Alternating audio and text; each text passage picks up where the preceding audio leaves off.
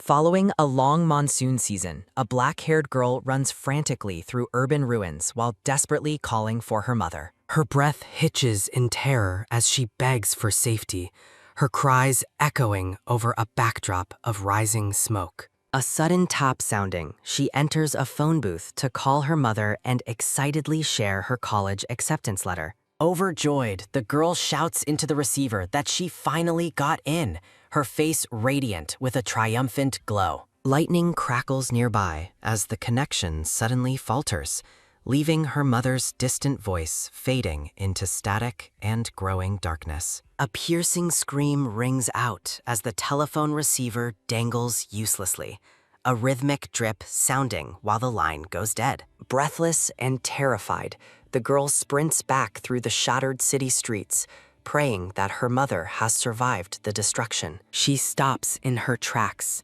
panting heavily as she stares ahead with a look of pure, hollow shock and exhaustion. Collapsing to her knees, she finds her mother's body pinned beneath the heavy wooden debris of their collapsed home. Nearby, a frantic man with a bloody sleeve tells a policeman about a giant monster that bit his arm. The world changes forever as red lightning strikes, and news reporters announce the arrival of mysterious gates across the globe. Terrifying monsters pour from the gates and overwhelm the military, plunging the entire world into a state of absolute chaos. At a crowded funeral, greedy relatives argue over property and refuse to take responsibility for the newly orphaned girl. Shrouded in grief, the girl sits alone on the floor, while her remaining family members bicker coldly in the foreground. Night falls over a makeshift camp, where the lonely sound of crickets chirping fills the air outside a solitary tent.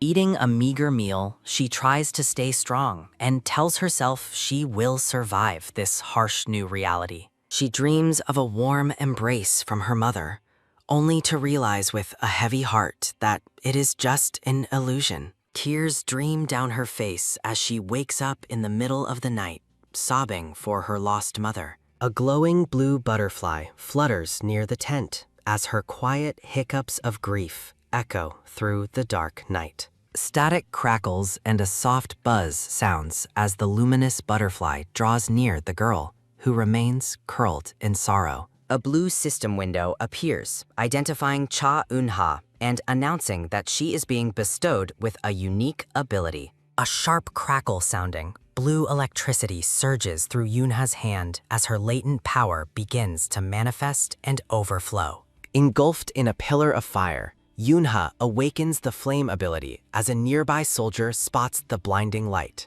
A static hiss sounding, a soldier reports via radio that a new awakened individual has appeared in the disaster zone. The scene shifts to the bright, clear sky of summer in 1998, years after the initial chaos began. A military truck rumbles down the road, carrying a group of awakened soldiers toward their next deployment. A blonde-haired boy gazes up at the sky, lost in thought as he travels with his squad. Yoonha speaks a firm rejection, her face partially obscured as she addresses her companion during the journey. Now older, Yoonha looks on with a stoic and indifferent expression, her long black hair blowing in the wind. The blonde boy and Yoonha sit awkwardly at opposite ends of a bench, surrounded by a tense, swirling energy. A purple-haired squad mate teases the flustered blonde boy, Lee Jun, about his innocent attempts at a pickup line. Lee Jun stammers and waves his hands, desperately trying to apologize to Yoonha for the uncomfortable situation.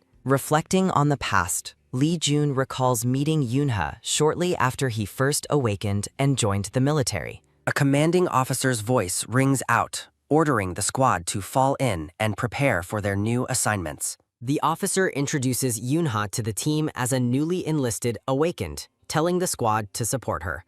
Standing before her new comrades, Yoonha introduces herself with a calm, steady gaze and a professional demeanor. The squad reacts with mixed emotions, ranging from excitement over a new female member to complaints about repeated failures. Lee Jun remembers how he struggled with his useless combat ability until Yoonha became the first person to support him. He thinks of her as a precious friend, despite the fact that she consistently forgets his actual name. Lee Jun asks Yoonha if she has formed a contract with a divine beast, noting her impressive strength. As they pass a sign for Gyeongju, Eunha admits she hasn't, while Lee Jun suggests a dragon would suit her perfectly. Looking at her curiously, Lee Jun asks if she is from the United States, sparking a personal conversation. He explains his mixed heritage and feels his heart race when Yoonha stares at him with unusual intensity. Eunha realizes Lee Jun is blonde for the first time, much to his shock after months of training together. Lee Jun mentions San Francisco and shares his old, peaceful dream of becoming a professional pet groomer. He starts to say the job would suit her too, but stops, feeling the weight of their current military lives. Realizing his slip, Lee Jun apologizes for being insensitive about their lost futures while they are drafted for war. Yoonha brushes it off, telling him not to worry, and noting that his words simply reminded her of something. With a shy expression, Lee Jun asks if she would be willing to groom his dog sometime in the future. He immediately panics about being weird, but Yoonha surprises him by calmly agreeing to his request. Yoonha smiles warmly as she leans on her hand, her long black hair framing her gentle expression. A chibi-style Baek Jun thanks Yoonha for caring for William while the squad approaches the looming gate. A sharp, rhythmic gasp sounding, young Baek Jun looks up in shock as Eunha calls out his name. Dressed in tactical gear, Yoonha scolds a distracted Baek Jun, urging him to focus as they enter the gate. Yoonha reflects on the 3 years since their promise, while lead hunters gather the squad for deployment. The black-haired woman recalls the grueling trials that forged her squad's strength over the past 3 years. Yoonha walks with determination, her tactical backpack ready as she prepares to lead her team into battle. Eunha questions Baek Jun's heavy gear, but the blonde boy insists on being overprepared for any gate scenario. A soft, amused hum sounding, Yoonha smiles at his diligence, making the flustered boy blush intensely behind her. Standing before the glowing portal, squad leader Yoona commands her team to maintain their guard despite the low rank. The hunters cheerfully discuss their post-mission plans, dreaming of vacations and academic success once they return home. A sudden, sharp gasp sounding, Baek Jun is jolted from his thoughts as the squad moves closer to the objective. Eunha turns her head as Baek Jun addresses her, his respectful tone marking her position as their squad leader. A soft, rushing wind sounding, the blonde boy stammers through his words, struggling to find the courage to speak. Blushing deeply, Baek Jun asks Eunha if she still remembers the promise they shared long ago. A sharp, rhythmic click sounding. The flustered boy reminds her of her vow to groom his pet, William. Baek Jun awkwardly invites her to his home after the mission, immediately fearing he has overstepped or caused pressure. Yoonha inquires about William's temperament, while Baek Jin quickly assures her that his pet is incredibly gentle. With a radiant and sincere smile, Yoonha accepts his invitation, expressing her genuine excitement for their post-mission plans. A system notification alerts the hunters that gate activation is in progress, signaling the beginning of their operation. Baek Jun remains flustered by her kindness as the final 30-second countdown for the gate's opening begins. A sharp, rhythmic throb sounding. A tearful eye reflects the blinding flash of light as the mission starts. Engulfed in a brilliant glow, Yoonha reaches out, urgently calling for Baek Jun to join the squad immediately. A grim narration confirms their deployment into a C-rank gate, which the elite squad initially expected to clear easily. A sudden, sharp swipe sounding. Blood spatters across papers and the floor as a violent ambush begins. Massive black monsters with glowing red eyes surround the survivors, turning their routine mission into a horrific nightmare. A series of guttural growls sounding. Yoonha screams for order while the beasts close in on the panicked hunters. A heavy, wet thud sounding. A pair of blood-slicked glasses falls to the ground as another comrade falls. Paralyzed by grief, a young hunter weeps over the loss of his friend as the slaughter continues unabated. A hand tightens its grip on a weapon while Yoonha shouts a desperate warning to avoid further provocation. Driven by blind rage, the survivor lunges at the red-eyed beasts with a final, defiant scream for revenge. A series of wet crunches sounding. 9 squad members are slaughtered in an instant, leaving the remaining pair isolated. Despair fills their thoughts as they realize the monsters are far too powerful for a mere C-rank gate. A sharp, rhythmic thumping sounding. Bak Yi-jin stands frozen in terror until Eunha's voice snaps him back to reality. Baek Yi-jun stammers an apology while Eunha notices a sudden, strange development across the darkened cavern. A sharp, rhythmic flutter sounding. The blonde boy's eye widens in shock as he spots a glimmer of hope. The gate suddenly reappears in the distance, offering a fleeting and unexpected chance for the survivors to escape. Eunha devises a plan to move slowly toward the gate, hoping to reach safety without provoking the monsters. A sense of foreboding lingers as the black-haired woman senses that something is fundamentally wrong with the gate. The pair creeps through the dark cave, their focused movements punctuated by the heavy silence of the stalking beasts.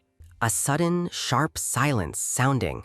The gate stops responding to their presence just as they reach the threshold. Eunha stares at the inactive portal in confusion, unable to understand why their only escape route has stalled. Baek Yi-jun voices a chilling theory, suggesting that the gate may only permit a single person to pass. A sharp, metallic chime sounding. The system confirms the gate's activation as the tragic choice becomes unavoidable. Eunha looks back in horror as Baek Yi-jun prepares to make a final, selfless sacrifice for her survival. Tears stream down the blonde boy's face as he faces the grim reality of staying behind as a plaything. Baek Yi-jun urges Eunha to leave her bag and flee, hoping to hold out just long enough for her. Eunha reveals her heartbreaking truth, declaring that, unlike him, she has no family or home to return to. She reasons with the weeping boy, reminding him of his waiting family and the weight of his own life. Baek Yi-jun stares back in utter devastation, unable to accept the profound loss of his friend and protector. Eunha tells her comrade to stop, but the blonde-haired boy refuses to leave her side during the crisis. Weeping in despair, the boy insists on staying as a blinding light begins to consume the battlefield around them. Eunha falls toward a pit of fire while a hand reaches out in a desperate, failed attempt to save her. A system window announces that the gate is activating and will close shortly, sealing the fate of those inside. As the gate closes, the boy's eye reflects Eunha's silhouette while he screams her name in absolute heartbreak. A static glitch sounding. Eunha is pulled into the closing portal, while a hand reaches into the empty air. Lying in the pouring rain, the blonde-haired boy sobs over the loss of his precious friend, Cha Eunha. Narration explains the mysterious dungeon phenomenon that began in 1997, unleashing monsters upon an unsuspecting and terrified world. The arrival of the gates led to the awakening of hunters who possess the unique powers to fight back.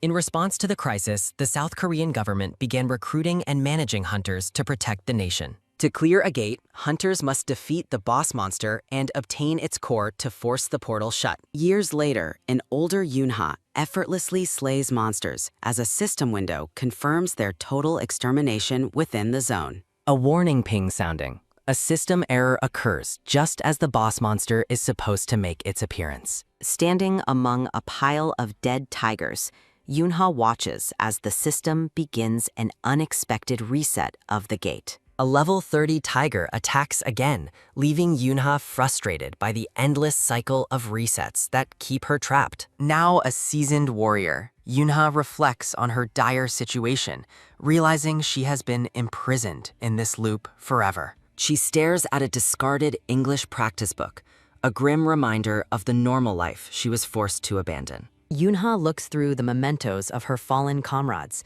including a photo, sunscreen, and a child's rabbit charm. A soft rustle sounding, Eunha admits she still cannot get used to collecting the personal belongings of deceased teammates. Having lost track of time and food, she has grown accustomed to the sickening necessity of eating monster meat. She finds a meager supply of hardtack and bandages, feeling a small sense of relief for the basic supplies. Wiping sweat from her brow, Eunha prepares to wrap up her scavenging and face the next inevitable battle. She discovers a first aid kit with a familiar name, her eyes widening in a moment of sharp, painful recognition. The gate reset completes, and system notifications warn Yunha that the tigers are once again tracking her scent. A low growl sounding, the tigers surround her as Yunha stands ready to repeat the grueling combat once more. Flames erupting from her hands, Yunha challenges the pack to attack her all at once to save her time. The ferocious black tigers pounce, their eyes glowing red as they launch a coordinated assault on the isolated hunter. A massive boom sounding, Yunha unleashes her fire ability, incinerating the beasts in a violent explosion of mana. She calmly counts the fallen monsters, but her focus shifts as she realizes the count is not yet complete. A faint whisper sounding, a shadow looms behind her as Yunha realizes one tiger managed to avoid her blast. Dismissing the threat, Yunha casually sits on a carcass and plans to butcher the meat before it can spoil. She reflects on the monotony of her life, where every day is a cycle of resets, battles, and gathering. Blood splatters across her face as Yunha senses a shift in the atmosphere, signaling that something is finally different. Bright red warning windows flash, announcing a massive disturbance and the arrival of a high-level mutated black tiger. Yunha looks on in shock as the system identifies a level 68 mutation that has found her location. A sharp gasp sounding, Yunha realizes that such a powerful monster might finally be her key to escaping. A terrifying, multi-eyed tiger beast emerges from the darkness, radiating an aura of overwhelming and lethal power. A heavy thud sounding, Yunha grips her knife tightly, recognizing the creature as a dangerous sub-boss class monster. Staring into the beast's glowing red eye, she resolves to risk everything for a single chance at freedom. Despite her low mana, Yunha questions her ability to take down a monster that is level 68. A thunderous roar sounding, she decides she has no choice but to face the beast in a final confrontation. The mutated tiger lunges with incredible speed, its roar echoing as Yunha narrowly avoids its massive, crushing paws. Panting heavily, she recognizes that a direct hit from the creature's immense power would result in instant death. Yunha ignites her mana, determined to end the fight quickly before her strength is completely depleted by the monster. A fierce crackle sounding, she thrusts her hand forward, unleashing a concentrated pillar of fire at the beast. The flames engulf the mutated tiger, illuminating the cavern in a blinding golden light of pure destructive energy. A roar of fire sounding, Yunha pours her remaining mana into the attack, hoping to incinerate the powerful threat. Her heart sinks in terror as the smoke clears, revealing that the monster remains completely unharmed by her fire. A violent explosion sounding, the tiger retaliates with a blast of dark energy that shatters the ground around her. A wet cough sounding, a bloodied Yunha collapses against the debris, severely wounded by the beast's overwhelming counterattack. Yunha gasps in disbelief, realizing her most powerful fire attack failed to even singe the mutated tiger's fur. Blood trickles down her face as the black-haired warrior glares at the beast with a look of pure, unyielding defiance. A thunderous roar sounding, Yunha spots a vulnerable wound inside the monster's gaping maw and prepares a final, desperate gamble. A violent surge sounding, the creature lunges forward with lethal intent as the atmosphere crackles with dark, overwhelming energy. A wet squelch sounding, the tiger bites down on Yunha's arm as she intentionally thrusts it deep into its throat. Smirking through the pain, Yunha taunts the beast, telling it to enjoy its meal while it still has the chance. Her eyes burn with intensity as she promises the monster that it won't be eating anything else for a long time. Fire begins to swirl within the beast's mouth as Yunha starts a grim countdown, her determination masking the immense agony. A low hum sounding, she completes her count as the internal fire reaches a critical, white-hot mass of destructive potential. A deafening boom sounding, A massive pillar of fire erupts from within the monster, incinerating it in a violent explosion. The force of the blast sends the bloodied and broken Yunha crashing into a wall as the cavern remains engulfed. A sharp hiss sounding, the black-haired girl gasps in shock as she stares at the bloody stump of her severed arm. A digital chime sounding, system windows appear through her fading vision, announcing a progress update and a final loading sequence. Yunha lies motionless in a growing pool of blood, her life force draining away as the battle finally falls silent. A soft glow sounding, an ethereal vision of a woman with dark, wavy hair appears before the dying girl's eyes. A faint whisper sounding, Yunha recognizes the figure as her mother, reaching out as she drifts closer toward the light. She recalls a cherished childhood memory of showing her mother a handmade gift,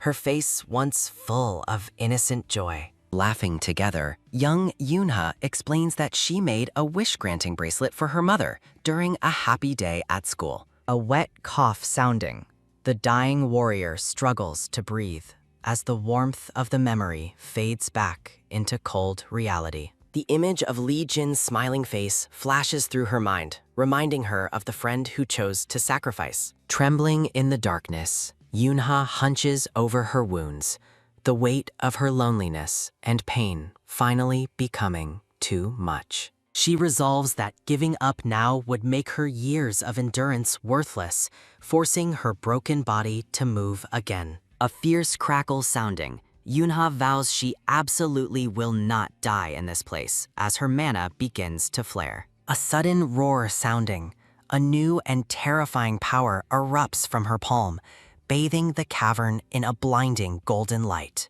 The flames take on a predatory, feline shape as Yunha's latent potential finally awakens in a display of overwhelming strength. A pained groan sounding, the black-haired girl collapses once more, her strength completely spent after the massive release of energy. A digital ping sounding, system windows congratulate her for obtaining the elegant parasol of the Dark Flare Princess as a reward. Dazed and confused, Yunha looks at the ground, unable to understand the strange message appearing before her blurred vision. She wonders what the weird object is as a soft, magical light begins to solidify into a physical form beside her. A soft rustle sounding, an ornate purple lace parasol materializes next to the bloodied girl, radiating a mysterious and calm energy. Years later, an older Li Jun stares into space with a hollow expression, still haunted by the ghosts of his past. A sharp gasp sounding, the blonde boy is startled back to reality as his mother places a hand on his shoulder. She tells him it is time to board their flight, hoping that moving to San Francisco will help him find peace. A soft chime sounding, the airport announcement confirms the flight to San Francisco is departing as the travelers prepare to leave. Li Jun remembers Yuna once mentioning her dream of attending university in that very city, a promise now lost forever.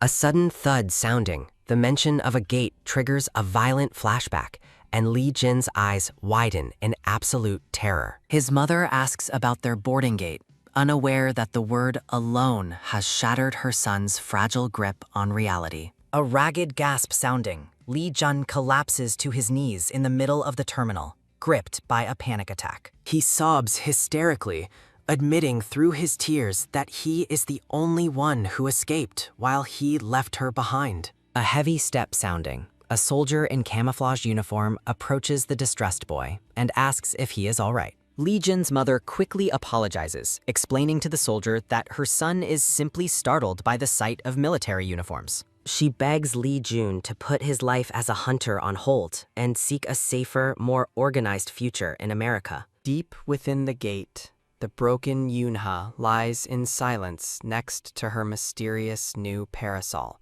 her breathing slow and shallow. A low growl sounding, a pair of glowing yellow eyes emerges from the shadows, watching the fallen warrior with intense curiosity. A digital chime sounding, the system identifies the creature as a sacred beast known as the cat wandering in darkness. The mysterious cat approaches the unconscious Yunha, its body radiating a warm, golden aura that pierces the oppressive gloom. A soft hum sounding, the sacred beast unleashes a wave of healing magic that begins to knit the girl's wounds together. A sharp gasp sounding, Yuna's eyes snap open as she feels the sudden surge of life-giving energy flowing through her body. Shivering from the cold, she realizes she is still trapped within the gate and must prepare for the next reset. A determined huff sounding, the battered Yunha forces herself to stand, ready to face the endless cycle of battle once more. Yunha realizes she has lost her arm, but notes her physical condition remains surprisingly stable despite the blood.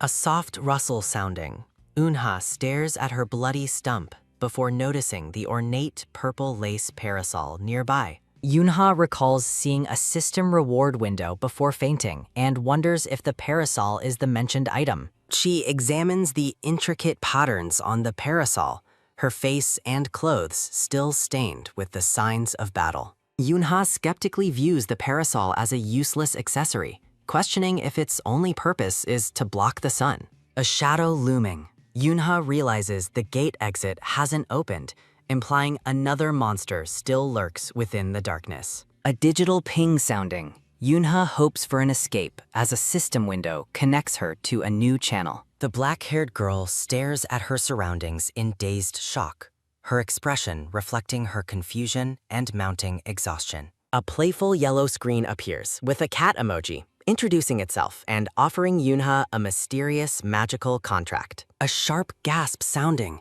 Yunha recoils in surprise as the system identifies the strange, talkative entity as a sacred beast. Unha experiences a vivid flashback, recalling Li Jun's stories about the 12 legendary divine animals that protect the East. An ancient-style painting depicts the 12 sacred beasts, illustrating their roles and the immense power they represent in lore. The narrative explains that those who form contracts with these beasts gain special skills and achieve a powerful embodiment. A blinding flare sounding, the cosmic image represents the incredible potential of an avatar chosen to host a beast's form. Yunha weighs the benefits of easier combat, while the cat window continues its cheerful dialogue with playful musical notes. Addressing the self-proclaimed sacred beast, the black-haired warrior asks a direct question about her current dire predicament. A golden glow sounding, Yunha gestures to her severed right arm,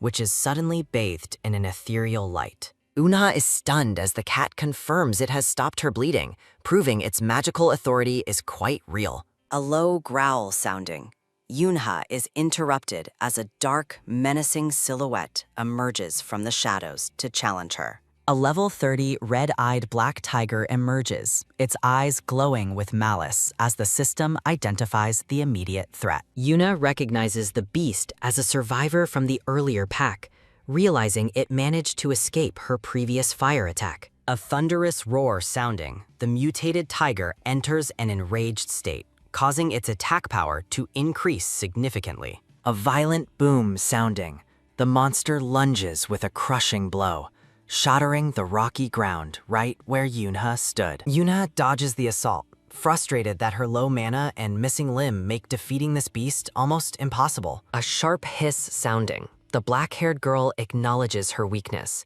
fearing there is no guarantee she can win today. A digital chime sounding, the cat offers Yunha its authority as a desperate solution to her life or death situation. Unha accuses the cat of being a scammer, but the entity warns her that she has nothing left to lose. A roar of fire sounding, the black-haired girl screams in frustration as the tiger prepares its final lethal charge. Desperate to survive, Yunha bellows for the cat to lend its authority as the monster closes in on her.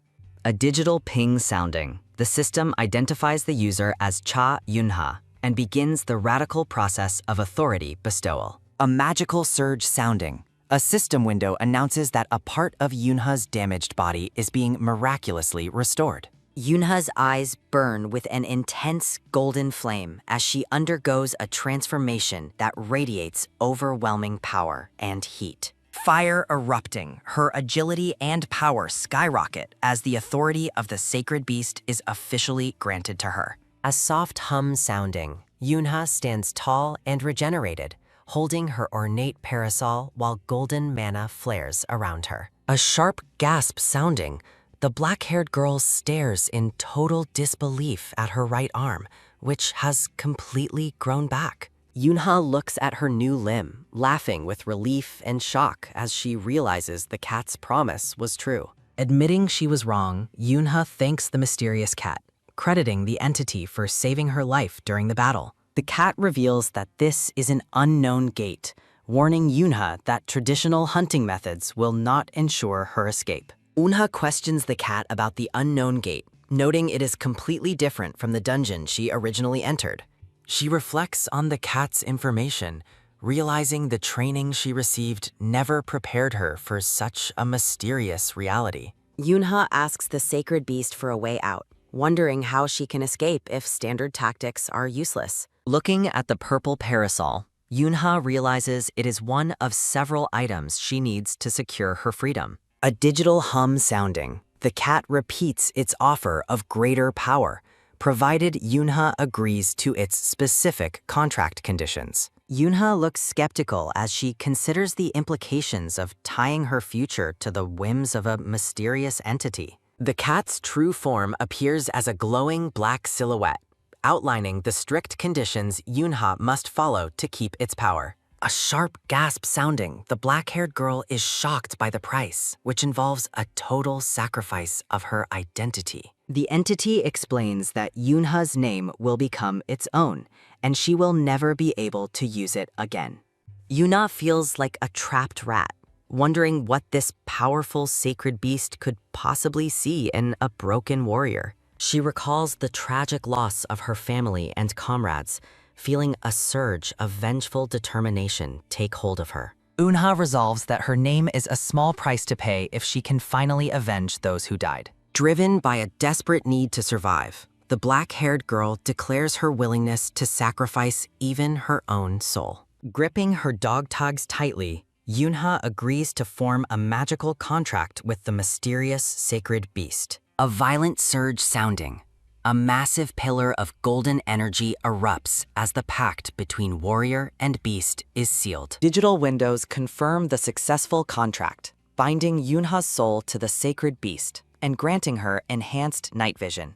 A soft chime sounding, the system announces that Yunha has officially acquired the powerful authority known as Cat's Claw. A sharp gasp sounding, the black-haired warrior feels a warm, radiant energy anchoring itself deep within her chest. The sacred beast manifests in a physical feline form, playfully asking Yunha to take care of it as its big sister. A thunderous crash sounding, a massive purple shockwave interrupts their conversation, signaling the arrival of a new, terrifying threat. A sharp gasp sounding, Yunha recoils as a level 78 mutant red-eyed black tiger emerges to hunt her down. Staring at the beast in shock, the black-haired girl realizes this predator is far more powerful than the previous one. A frantic shout sounding, Yunha despairs over the rapid boss spawn while the golden cat encourages her to stay strong. The massive tiger roars, leaving Yunha to wonder how she can possibly defeat such a high-level opponent. A soft hum sounding,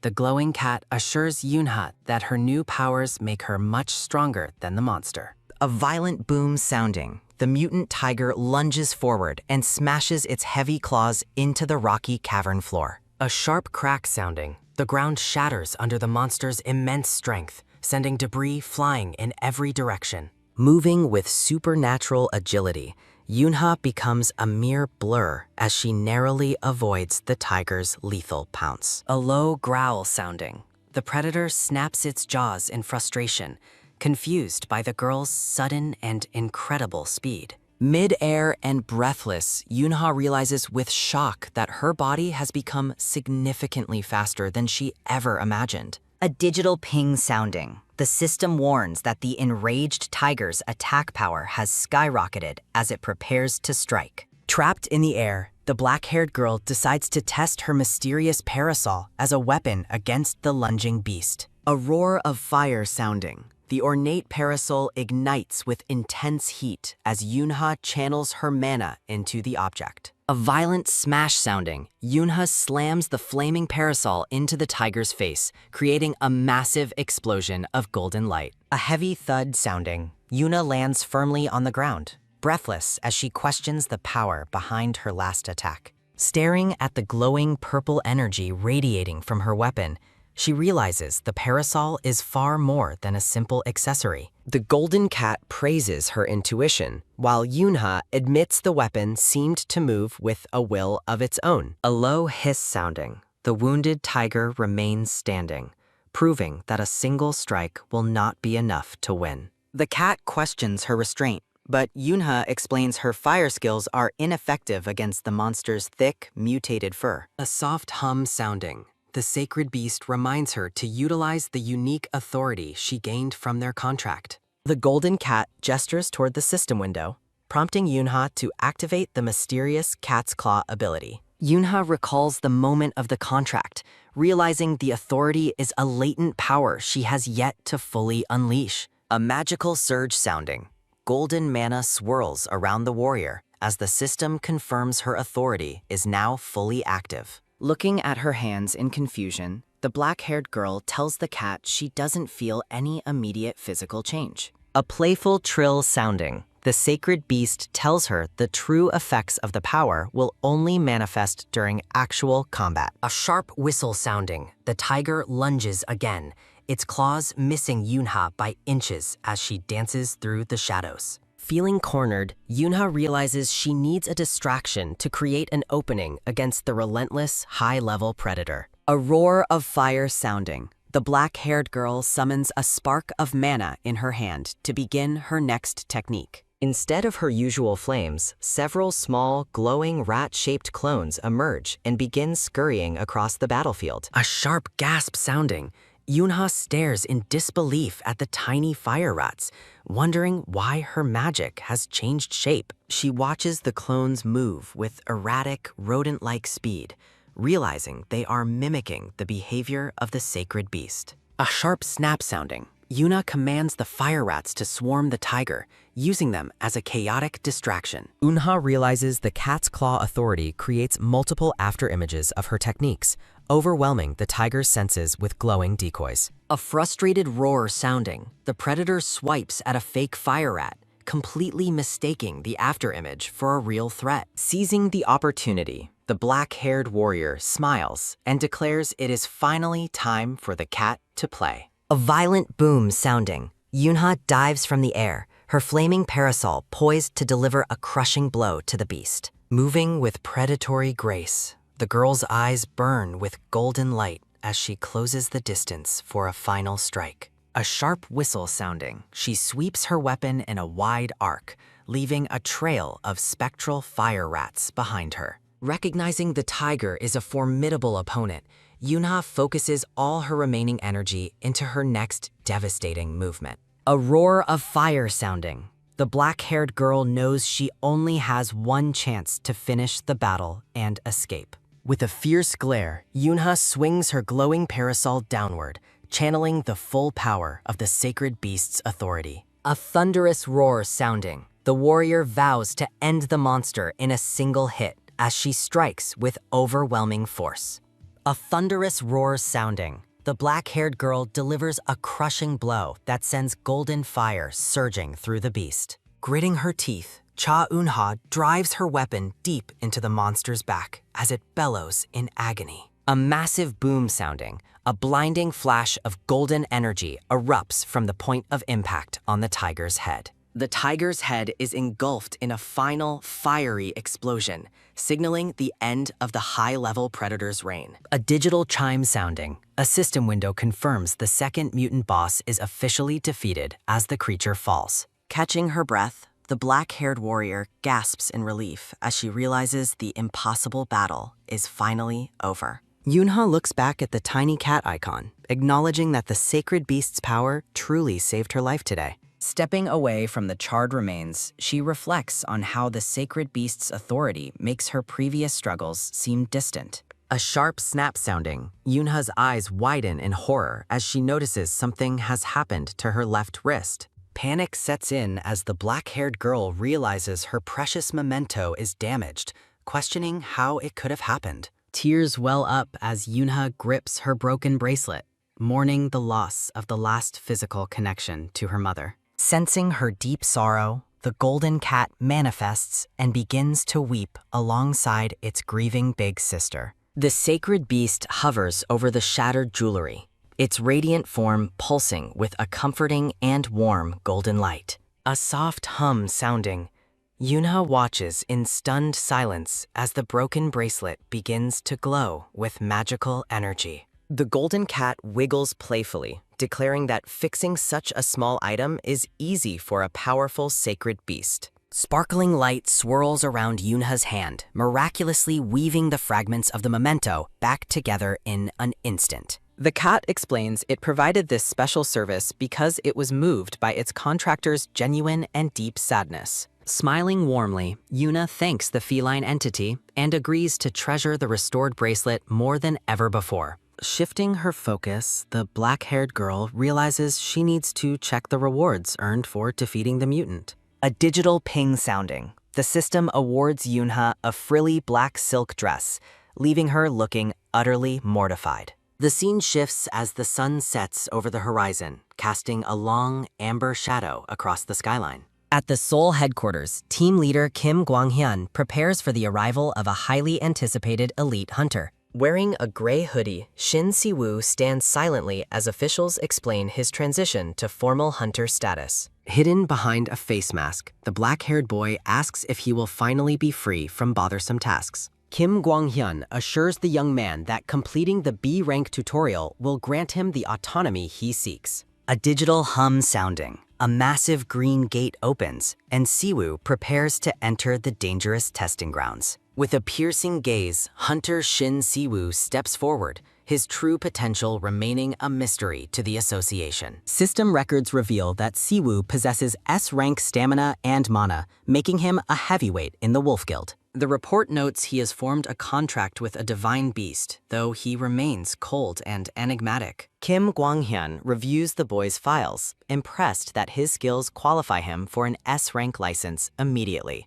The team leader plots a way to recruit the powerful youth into the association, seeking to manage his potential. A startled gasp sounding, Kim is pulled from his ambitious thoughts by an impatient subordinate as the operation starts. Looking toward the portal, the guard questions if the boy is truly the biological son of the prestigious leader. Inside a frozen cavern, rumors swirl about the boy's frailty, while Si-woo navigates the icy and monster-infested dungeon. Kim Kwang-hyun dismisses the gossip, preferring to let the results of the trial reveal the boy's true nature. A soft crunch sounding, a hand reaches out toward the jagged ice crystals lining the cavern's frozen walls. Si-woo stands surrounded by a swarm of giant mutated insects, his calm demeanor unfazed by the growing hive. A sharp whistle sounding, a massive winged beast lunges at the boy, who barely moves a finger to react. A violent squelch sounding, Si-woo effortlessly crushes the monster's head, sending green ichor spraying across the ice. Disgusted by the mess, the black-haired boy notes that the boss monster has a particularly foul and funky odor. A digital ping sounding, Si-woo acquires the gate core, triggering a system message that the exit is now active. Standing over the giant carcass, the boy realizes the tutorial is over and prepares to claim his victory proof. Checking his phone, Si-woo notes that only 30 minutes have passed since he entered the smelly frozen place. A low growl sounding, the black-haired boy pauses, sensing that something is wrong despite the system's confirmation. Looking at the unyielding rock wall, Si-woo wonders why the gate exit hasn't actually opened for him yet. He sighs in frustration, suspecting that this special dungeon might be hiding a second, even more annoying boss. A sharp gasp sounding, the boy clenches his scarred fist as a painful memory of his father's training resurfaces. In a dark flashback, a young Si-woo cries and rejects the brutal inheritance forced upon him by his family. The guild leader glares down at his trembling son, demanding to know if a weakling can bear their responsibility. A sharp snap sounding, the black-haired boy's glasses begin to fall as he is consumed by the weight of the past. Looking downward, The black-haired boy remains silent as he prepares for the next stage of his trial. Siwoo walks deeper into the icy cavern, determined to finish his task and return home as quickly as possible. Navigating the frozen dungeon, the boy reflects on how similar this real combat environment feels to his previous training sessions. He recalls an instructor's lecture, wondering if the strange atmosphere is linked to the legend of the unknown gates. His memory vividly describes the unpredictable nature of unknown gates, which ignore standard rules and possess variable difficulty levels. Siwoo considers the terrifying possibility that he has accidentally wandered into one of these high-risk, unmapped dimensional rifts. He dismisses the thought, reminding himself that he distinctly entered a standard B-rank gate with a normal green rift. A soft hum sounding, the black-haired boy examines a glowing purple shard found among the remains of the dungeon boss. His blue spirit wolf notes his distracted expression, but Siwoo claims he was merely thinking about his past training. Despite the victory, the boy senses something is wrong as the cavern remains eerily calm instead of dissolving after the boss's death. A sharp snap sounding, the stone wall suddenly cracks open, revealing a violent and glowing purple energy rift. A thunderous boom sounding, Siwoo stares in shock as the jagged rift begins to pulse with an overwhelming and unfamiliar power. Panicked, the boy realizes this rift is unlike anything in his records and prepares to retreat from the expanding anomaly. A violent roar sounding. The gravity in the room shifts as the purple void begins to pull Siwoo toward its center. Gritting his teeth, the black-haired boy cries out as the rift's irresistible force drags him into the blinding light. The scene shifts abruptly to a sunny canyon where a series of massive magical impacts echo through the rocky terrain. A thunderous boom sounding, a giant explosion of golden fire and dust fills the valley after a devastating attack lands. A low growl sounding. The wounded and mutated tiger attempts to limp away from the site of its defeat. A sharp snap sounding, a pair of elegant purple rose shoes land firmly on the rock as a figure intercepts the beast. Looking down with a cold gaze, the black-haired girl asks the predator where it thinks it is trying to escape to. A roar of fire sounding. Cha Yunha unleashes a massive wave of flame that completely incinerates the remaining monster. The charred remains of the high-level tiger slump to the ground, signaling the definitive end of the intense combat. A soft click sounding. Yunha walks away from the carcass, her elegant footwear leaving a trail across the scorched earth. Standing in her frilly black silk dress, the warrior surveys the empty canyon and wonders if the monsters have finally retreated. A playful trill sounding, the golden cat gushes over Yunha's appearance, finding her breathless and wonderful in her new outfit. The feline entity excitedly plans to archive photos of her every day, obsessed with the details of her dress and brooch. Mortified by the attention, Yunha admits she had briefly forgotten how embarrassing the frilly outfit was until the cat spoke. She notes that despite its appearance, the silk dress provided excellent defense and was surprisingly lightweight during the recent battle. A digital ping sounding. The system confirms she has also obtained the thorny shoes and black rose brooch of the princess set. Yunha realizes she only needs to defeat one more named monster to gather all the clues required to exit the gate. The golden cat wonders if the local monsters have finally learned their lesson after being defeated so many times by its contractor. Deciding there is nothing left to find today, the black-haired girl prepares to return to her makeshift hideout in the wilderness. A crackle sounding. A small campfire burns under the moonlight as the scene transitions to a quiet night in the canyon. A digital chime sounding. The system awards Yunha a bottle of finely ground Himalayan salt as a surprising mission reward. A series of pings sound as she further acquires black pepper, flavorful mustard, and tomato ketchup from the system. Yunha finds it ironic that a divine beast's power is being used to provide condiments for her survival meal. While grilling monster meat, the girl reflects on her circumstances and how she has adapted to surviving in this hostile world. Looking into the darkness, Yoonha's expression softens as she wonders if she will ever truly find a way back home. The golden cat asks if she truly wants to leave, prompting her to remind the beast of why she keeps fighting. The feline points out that staying was her choice, triggering a brief and somber memory of Yoonha's past life.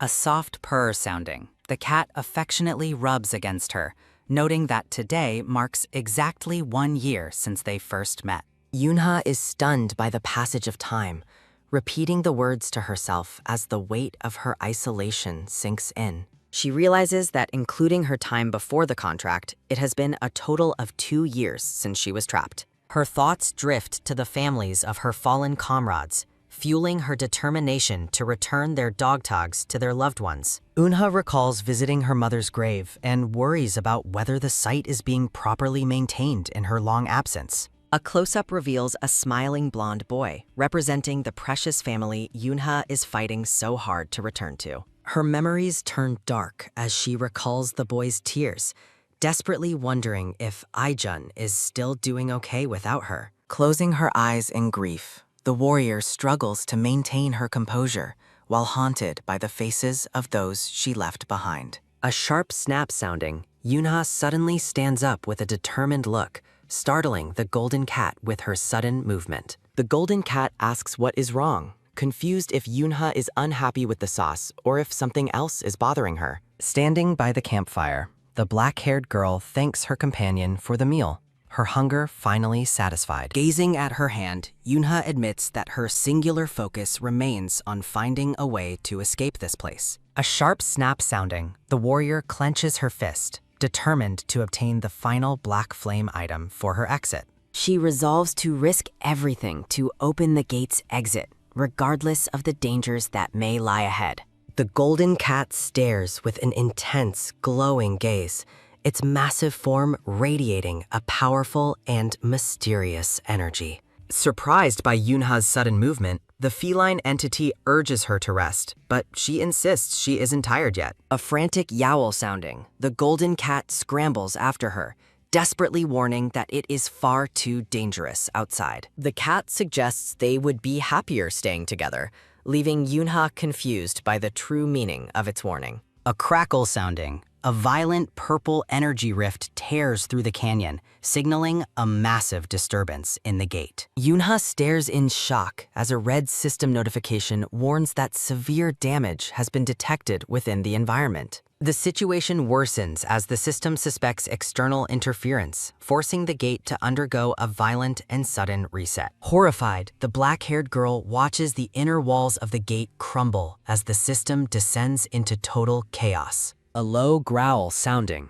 the golden cat bares its fangs, its eyes glowing with a feral and protective intensity. Yoonha demands to know what is happening, unnerved by the sudden and aggressive change in her companion's behavior. Looking toward the horizon, she wonders if the chaos signals the arrival of the final, most powerful mutant monster. Amidst the swirling energy, a blue-eyed youth appears, coldly identifying the black-haired girl as the dungeon's true boss. A sharp gasp sounding, Yuna's eyes widen in disbelief as she senses a powerful presence she didn't expect. Harnessing her power, the girl prepares to defend herself against the mysterious intruder and the crashing waves of energy. Ice! Narrowing her eyes, Yuna narrowly dodges a barrage of frozen shards, stunned that a monster is using ice skills. She realizes with a start that the intruder spoke, a trait never before seen in the monsters of this dungeon. Siwoo walks calmly through the frozen mist, concluding that the figure before him cannot possibly be a mere monster. The black-haired girl is equally stunned, realizing for the first time that the powerful entity before her is a person. Looking downward, Siwoo is surprised to find a woman in this desolate place, while Yoonha struggles to find her voice. A soft whisper sounding, the boy asks if she is truly human, his gaze searching for any sign of deception. The two warriors lock eyes in a tense standoff, each weighing the threat the other poses in this unstable gate. Siwoo remains hostile, refusing to speak with what he perceives as a monster despite the girl's plea to talk. A thunderous boom sounding, the boy unleashes a massive wave of blue energy, determined to eliminate the supposed threat immediately.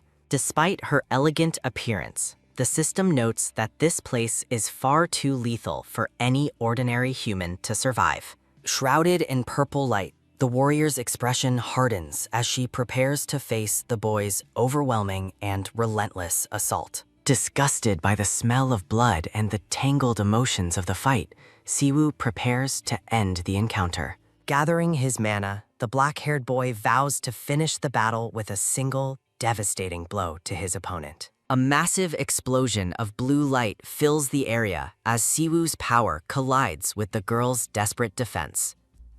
Gritting his teeth, the boy is pushed back by the impact, realizing the gate's rank was completely miscalculated. A B-rank gate?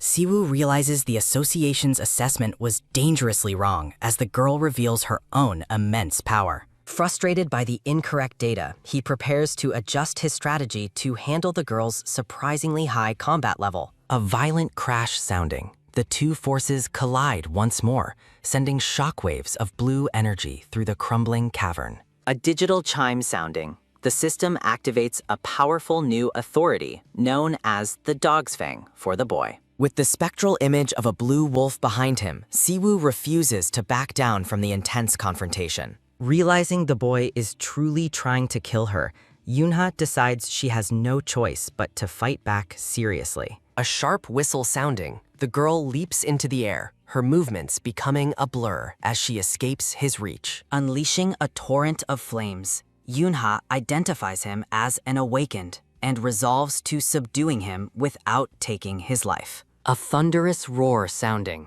a massive pillar of fire erupts, completely engulfing the area where the black-haired boy stands. Floating gracefully, the girl believes that such overwhelming firepower will be impossible for her opponent to block so easily. Siwoo remains calm behind a jagged wall of ice, unimpressed by the inferno as he assesses the girl's capabilities. A soft click sounding, the boy snaps his fingers, acknowledging that the black-haired girl is a formidable opponent. A sharp snap sounding, Yoonha cleaves through the frozen obstacles, her eyes fixed on the boy hidden within the mist. She taunts him for hiding behind an ice shield, claiming he will never defeat her with such defensive tactics. A sharp click sounding, Siwoo launches a localized burst of energy, catching the girl off guard with his rapid reaction. Sensing a shift in the atmosphere, Yoonha realizes this attack is far more dangerous than the boy's previous moves. A massive explosion of blue fire and spirit energy consumes the scene as the two titans finally clash with everything. A sudden, powerful gushing sounding, Yoonha is shocked as a massive torrent of water surges toward her. A wet, sputtering sound. Yoonha is submerged in the flood, blaming herself for letting her guard down. Gasping underwater, the girl realizes Siwoo can control water too, a threat she hadn't considered before. Yoonha sinks deeper into the dark abyss, haunted by the belief that she should have won this fight. As her vision fades, Yoonha sees Siwoo's silhouette through the water while her thoughts cry out for her mother. A somber memory surfaces as voices from her past life urge her to wake up for school. The scene shifts to a memorial portrait of her mother, with incense smoke drifting in a quiet room. A soft hum sounding, the golden cat appears in Yoonha's subconscious, its radiant form glowing with celestial energy. A desperate splash sounding, Yoonha struggles to breathe underwater while the cat's voice commands her not to die. The golden cat stands watch as Yoonha sinks further, its luminous fur casting a brilliant light in the darkness. A thunderous shout sounding, a memory of a boy's voice urges her to survive as a bright flash erupts. A powerful boom sounding, a pillar of golden energy consumes Yoonha, light surging as she regains her consciousness. Waking up, Yoonha finds herself with the golden cat and wonders if it saved her from Siwoo's assault. A series of pings sound as the system awards her the Tiara of Black Flame, the final required treasure. A soft chirp sounding. Yuna is annoyed to find the cat was hiding the tiara under its belly all along. A digital chime sounding, she acquires the title Princess of Black Flame and decides to activate it immediately. A violent spark sounding, Yuna is engulfed in white light, her resolve to survive manifesting as overwhelming power. A series of pings sound as the system confirms her title activation and the evolution of her flame ability. A sharp snap sounding, Siwoo stands amidst the ice, his attention drawn to a sudden, blinding flash of light. Staring into the mist, the boy is baffled, realizing the black-haired girl has completely vanished from his sight. A soft rustle sounding, Yunha reappears as the Princess of Black Flame, wreathed in beautiful, swirling purple energy. A digital ping sounding, the system confirms the successful activation of her new title as she stands ready. Siwoo frantically scans the area, his confusion growing as he searches for any sign of his formidable opponent. Yuna's gaze hardens, her golden eyes reflecting her new power as she prepares to end the confrontation. The warrior realizes that her flames are no longer just a skill, but a direct extension of her spirit. Unha looks toward her enemy with an intense expression, determined to bend the black flames to her will. A thunderous crash sounding, a massive bolt of purple fire descends upon Siwoo like a strike of judgment. A sharp gasp sounding, the boy looks up in horror as the purple flames threaten to consume him entirely. A jagged crack sounding, Siwoo desperately conjures a wall of ice shards to shield himself from the inferno. A massive explosion of purple fire rocks the canyon, overwhelming Siwoo's defenses as he struggles to stay upright. Gritting his teeth, the boy is terrified to see the purple flames continue to burn despite his ice. The scene shifts as a black-haired boy hears a mention of the legendary Princess of Black Flame. Two hunters explain the terrifying myth to the boy, warning him to run if he ever meets her. The boy is unimpressed, dismissing the story of soul-burning flames as a silly fairy tale for children. A soft laugh sounding, he mocks the hunters for using outdated ghost stories to try and scare him. A rhythmic click sounding, the boy puts on his headphones, choosing to ignore the legends as childish nonsense. Back in the gate, Siwoo faces the empowered Yuna, who floats gracefully within a whirlpool of violet fire. A sharp gasp sounding, Siwoo's eyes widen as he finally recognizes her as the princess from the legends. A nervous swallow sounding, the boy realizes he can no longer predict her moves through the thick mist. Overwhelmed by her presence and the smell of blood, Siwoo struggles against a wave of intense physical nausea. A sharp whoosh sounding, the boy manifests more ice, refusing to back down despite the crushing pressure of her power. Floating above the chaos, Yunha prepares her next move, while Siwoo vows to push through his limits. A deafening boom sounding, the opposing energies of fire and ice collide in a spectacular and violent display. The battle rages on with terrifying intensity as blue and purple light illuminate the crumbling walls of the canyon. A low growl sounding, Siwoo's spectral wolf warns him of a strange feline scent coming from the girl. The wolf spirit points toward Yunha, confirming that a powerful cat-like presence surrounds her very essence. Confused, the boy wonders if her humanoid appearance is just a disguise for a powerful beast-type monster. A sharp smack sounding, the wolf spirit urges him to stop analyzing and focus on killing her immediately. A thunderous thud sounding, Siwoo slams his palms down, resolving to eliminate the threat before worrying about her identity. A massive splash sounding, the boy unleashes a tidal wave, using the melted ice to douse her black flames. Siwoo's massive tidal wave crashes over the area, completely submerging the black-haired girl in a swirling vortex. Stunned, the boy watches the water subside, realizing that the formidable warrior has been swallowed by his attack. Siwoo's expression turns to horror as he suspects the girl intentionally allowed herself to be consumed by the flood. A sudden, violent boom sounding, a pillar of energy erupts from the water, sending the boy flying backward. Recovering from the shock, Siwoo stares into the mist, his body trembling from the crushing weight of her aura. The girl silently approaches from behind, her presence casting a long, intimidating shadow over the dazed and exhausted boy. A rhythmic thumping sounding, Siwoo's heart races in terror as the girl reaches out to touch his face. Whispering into his ear, the shadowy figure confesses she missed human company, her golden eye gleaming with hidden intent. Overwhelmed by her sheer power, the boy feels as though he is dying while the girl gazes down somberly. Suddenly, the intensity vanishes as the black-haired girl collapses forward, leaning her weight heavily against the confused boy. Panicking, Siwoo struggles to understand why his seemingly invincible opponent has suddenly lost consciousness in his arms. The boy realizes that her transformation must have reached its limit, leaving her completely vulnerable in this dangerous place. A sharp clatter sounding, Siwoo falls back, exhausted and bewildered by the sudden end to their life or death struggle. He admits to himself that he likely would have perished if the mysterious warrior hadn't collapsed when she did.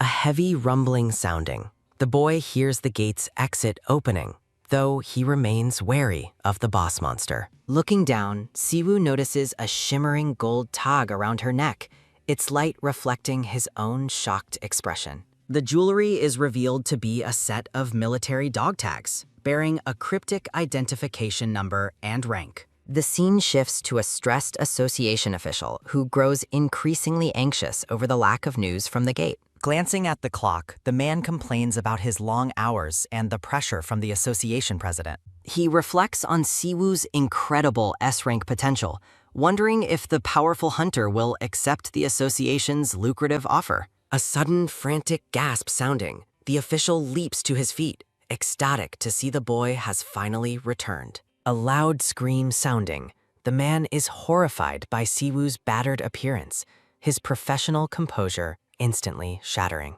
Ignoring the fuss, the boy holds out the glowing gate core, confirming his successful completion of the hazardous mission. The official is amazed he cleared the gate alone, but quickly offers medical assistance for the boy's apparent injuries. A sharp slap sounding, Siwoo grabs the man's hands, sternly directing his attention towards someone else who needs help. The Yunha lies quietly on a nearby sofa, her black dress and ornate parasol looking strangely out of place. The sun shines brightly over the city, a sharp contrast to the dark and freezing atmosphere inside the gate. Back in the office, the official frantically handles phone calls, trying to manage the fallout of the gate incident. Slumping into his chair, the man examines Yunha, noting that she appears to have no significant physical trauma. He explains to the concerned boy that the girl is likely suffering from extreme exhaustion rather than direct injuries. Siwoo offers a quiet thanks, his expression softening slightly as he confirms that his former opponent will recover. The official muses on her appearance,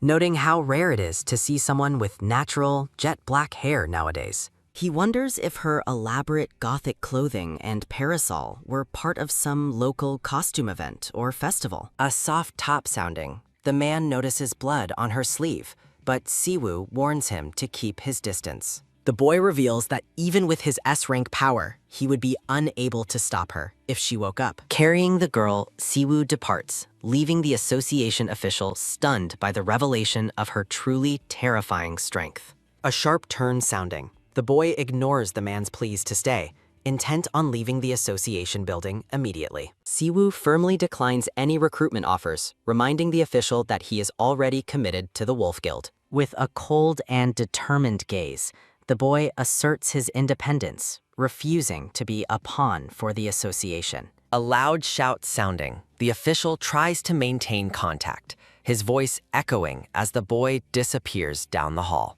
Exhausted by the corporate stress, the man wonders how a simple B-rank gate could result in such chaos. A sudden realization strikes him as he pieces together the visual evidence of the mysterious girl's identity. He recalls her black dress and parasol, comparing them to the descriptions found in dark modern folklore. The official identifies her as the legendary Princess of Black Flame, a figure of immense and soul-burning power. A steady thumping sounding, A warm memory of a mother cooking in a sunny kitchen surfaces in Yoonha's mind. Dreaming of a normal life, she hears familiar voices discussing morning meals and the simple act of waking up. A pained groan sounding, the girl's dream turns into a nightmare as dark, crackling energy begins to overwhelm her. Desperate voices call out to Yoonha, urging her to wake up as a sharp pain throbs through her head. Finally, the girl lies in a peaceful, modern bedroom, the morning light filtering through the windows as she rests. A rhythmic chirp sounding, Yoonha sleeps peacefully in a sunlit bedroom as birds sing outside the window. Waking up in the unfamiliar, luxurious bed, the black-haired girl questions where she has been taken. A sharp click sounding, Yoonha recoils in shock as the bedroom door suddenly opens from the outside. A woman wearing an apron enters the room, surprised to find that her guest is finally awake. Smiling warmly, the woman reassures Yoonha and offers to go fetch the master of the house immediately. Fearful and wary, Yoonha scrambles toward the edge of the bed, her movements frantic and defensive. The woman pauses, concerned by the girl's intense reaction, and asks if something is bothering her. Panicked, Yoonha reacts violently to the woman's approach, her wide eyes reflecting a deep-seated distrust. Una stares at a hand reaching toward her, her expression twisted in a mix of terror and confusion. The woman gently reaches out, asking Yoonha once more if she is truly feeling all right. Yoonha remains defensive, her sharp gaze fixed on the woman as she struggles to understand her situation. A rhythmic thumping sounding, Yoonha's heart races as she desperately wonders how she ended up in this place. A man's voice announces Yoonha's awakening, prompting the woman to address him respectfully as master. Shin Siwoo enters the room, dressed casually as he approaches the girl he rescued from the gate. Siwoo dismisses the woman, thanking her for her help and allowing her to leave them alone. Looking directly at Yoonha, the boy asks how her body is feeling after her prolonged period of unconsciousness. Memories of their violent confrontation resurface, fueling Yoonha's belief that Siwoo still intends to kill her. A sudden whoosh sounding, Yoonha instinctively manifests her purple flames, hovering defensively in the center of the room. Gritting her teeth, the girl glares at Siwoo, her golden eyes glowing with a mix of fear and hostility. Siwoo raises his hands peacefully, apologizing for startling her as he tries to de-escalate the tense situation. He ignores her aggression, calmly asking if she would like some rice porridge to help her recover. Yoonha remains silent, her flames subsiding slightly as she observes the boy's surprisingly gentle and non-threatening demeanor. Siwoo reassures her, telling her there is no longer any need to remain so cautious around him. He logically points out that if he intended to harm her, he would have done so while she slept. Eunha reflects on her condition, realizing that aside from a lingering headache, her body feels remarkably healthy. She demands to know what caused his sudden change of heart after their brutal struggle inside the gate. Siwoo admits he initially misunderstood her nature, citing her overwhelming aura and the smell of blood. Yoonha is offended by the comparison, asking if he truly mistook her for a rare, talking humanoid monster. Siwoo reiterates his point, asserting that he would have eliminated her already if she were a true threat. He reveals the shocking news that she has been unconscious for 2 full days since leaving the gate. Yoonha is stunned by the time skip, her mind reeling as she wonders how he managed her rescue. She questions why he calls her the Princess of Black Flame and what his true motivations were. Siwoo directs her attention toward a small white box sitting on the bed, urging her to look inside. Eunha hesitantly glances at the box, her expression turning to one of absolute shock and confusion. A soft rustle sounding, she pulls out a piece of dark fabric, recognizing it as her own school uniform. Siwoo explains that he found the uniform inside a human-made shelter hidden deep within the dangerous gate. He mentions finding a workbook as well, using these items to confirm her status as a human hunter. Siwoo notes that, unlike a monster, she chose not to attack him immediately upon waking up. A rhythmic thumping sounding, Siwoo prepares to present the final and most undeniable piece of evidence. Yoonha stares at the shimmering golden dog tags Siwoo holds, the metal catching the morning light. Siwoo drops a bombshell, welcoming her to a world that is now 30 years in the future. Completely shell-shocked, Yuna sits on the bed, her mind struggling to process the impossible reality of time travel. She echoes his words in disbelief, her eyes wide as she contemplates the loss of 3 decades. Siwoo stands before her, holding the tags as he watches her grapple with the weight of his revelation. He explains that her golden identification tags are no longer issued to hunters in this current era. Looking closely at the tags, Siwoo admits he was unable to identify her name on the worn metal. He notes that much information from the first generation of hunters was lost during years of global chaos. Siwoo mentions the difficulty of accessing old association records before deciding to introduce himself properly.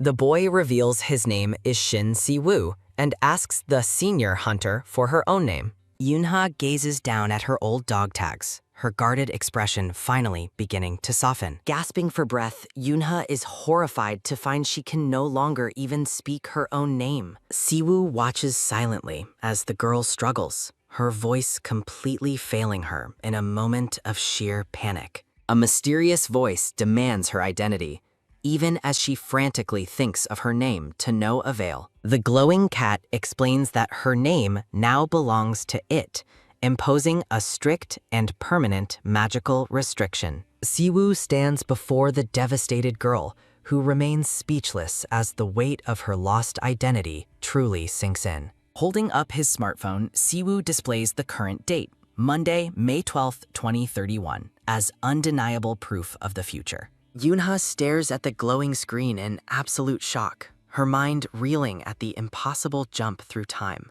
Confused by the unfamiliar technology, she questions what the device is, while Siwoo looks on with mild surprise. Siwoo awkwardly explains that the mysterious object is simply a smartphone, a common item in this advanced new era. Baffled by the lack of physical buttons, Yunha wonders how anyone could possibly make a call by just speaking. Looking at a modern newspaper, Yunha sees headlines about hunter registration systems and the year 2031. Clutching the paper in the middle of a modern city, she desperately questions if it truly is the future. A close-up of the date confirms that more than 30 years have passed since she first entered the gate. Yunha reflects on her long isolation, realizing that despite her internal struggle, decades have vanished in the outside world. She calculates her true age with horror, realizing she should technically be in her 50s by now. A memory of her younger self appears, showing a girl who hasn't aged a single day since the incident. Staring into a window,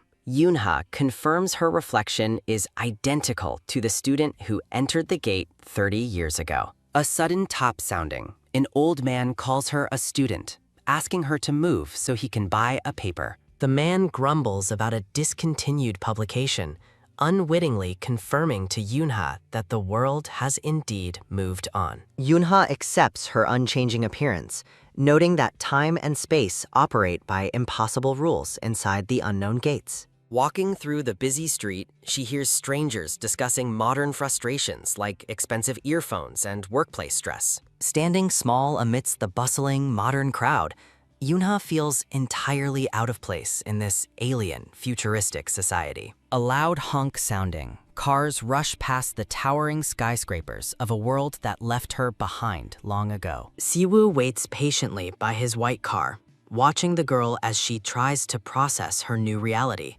Looking at the boy, Yunha declares there is one specific place she must see before she can believe him. The sun sets behind massive, gleaming office buildings as Yunha arrives at the location of her former home. Horrified, she realizes the area has been completely transformed, with every trace of her past life utterly erased. A flashback reveals the location was once a humble village of shacks, a refuge for those displaced by the gates. Yunha looks up at a massive, ancient tree, stunned by how much the small sapling has grown over time. In a warm memory, she touches the young tree, hoping it would one day grow to see a better world. Now standing before the giant tree of hope, she gazes at her only surviving connection to the past. Siwoo checks his phone and asks if they should return, noticing her deep sorrow at the sight. Night falls over the city,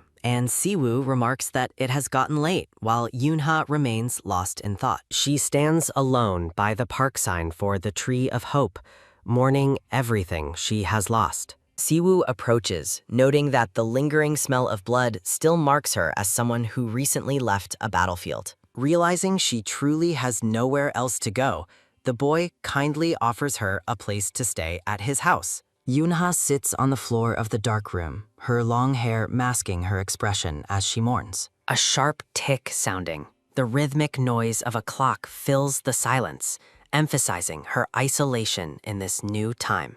Overwhelmed by grief, she clutches her head, struggling to cope with the loss of everyone she ever knew. A bright flash sounding, the glowing cat reappears, and Yoonha demands to know where it has been hiding. The golden cat playfully asks if she is feeling better, seemingly oblivious to her deep emotional pain. Eunha questions the cat about the meaning of taking her name, seeking clarity on her current condition. A sharp shout sounding, she realizes the cat was hiding something and demands it hand the item over. A bright light sounding, Yoonha holds up a glowing purple jeweled headpiece that the cat had been keeping secret.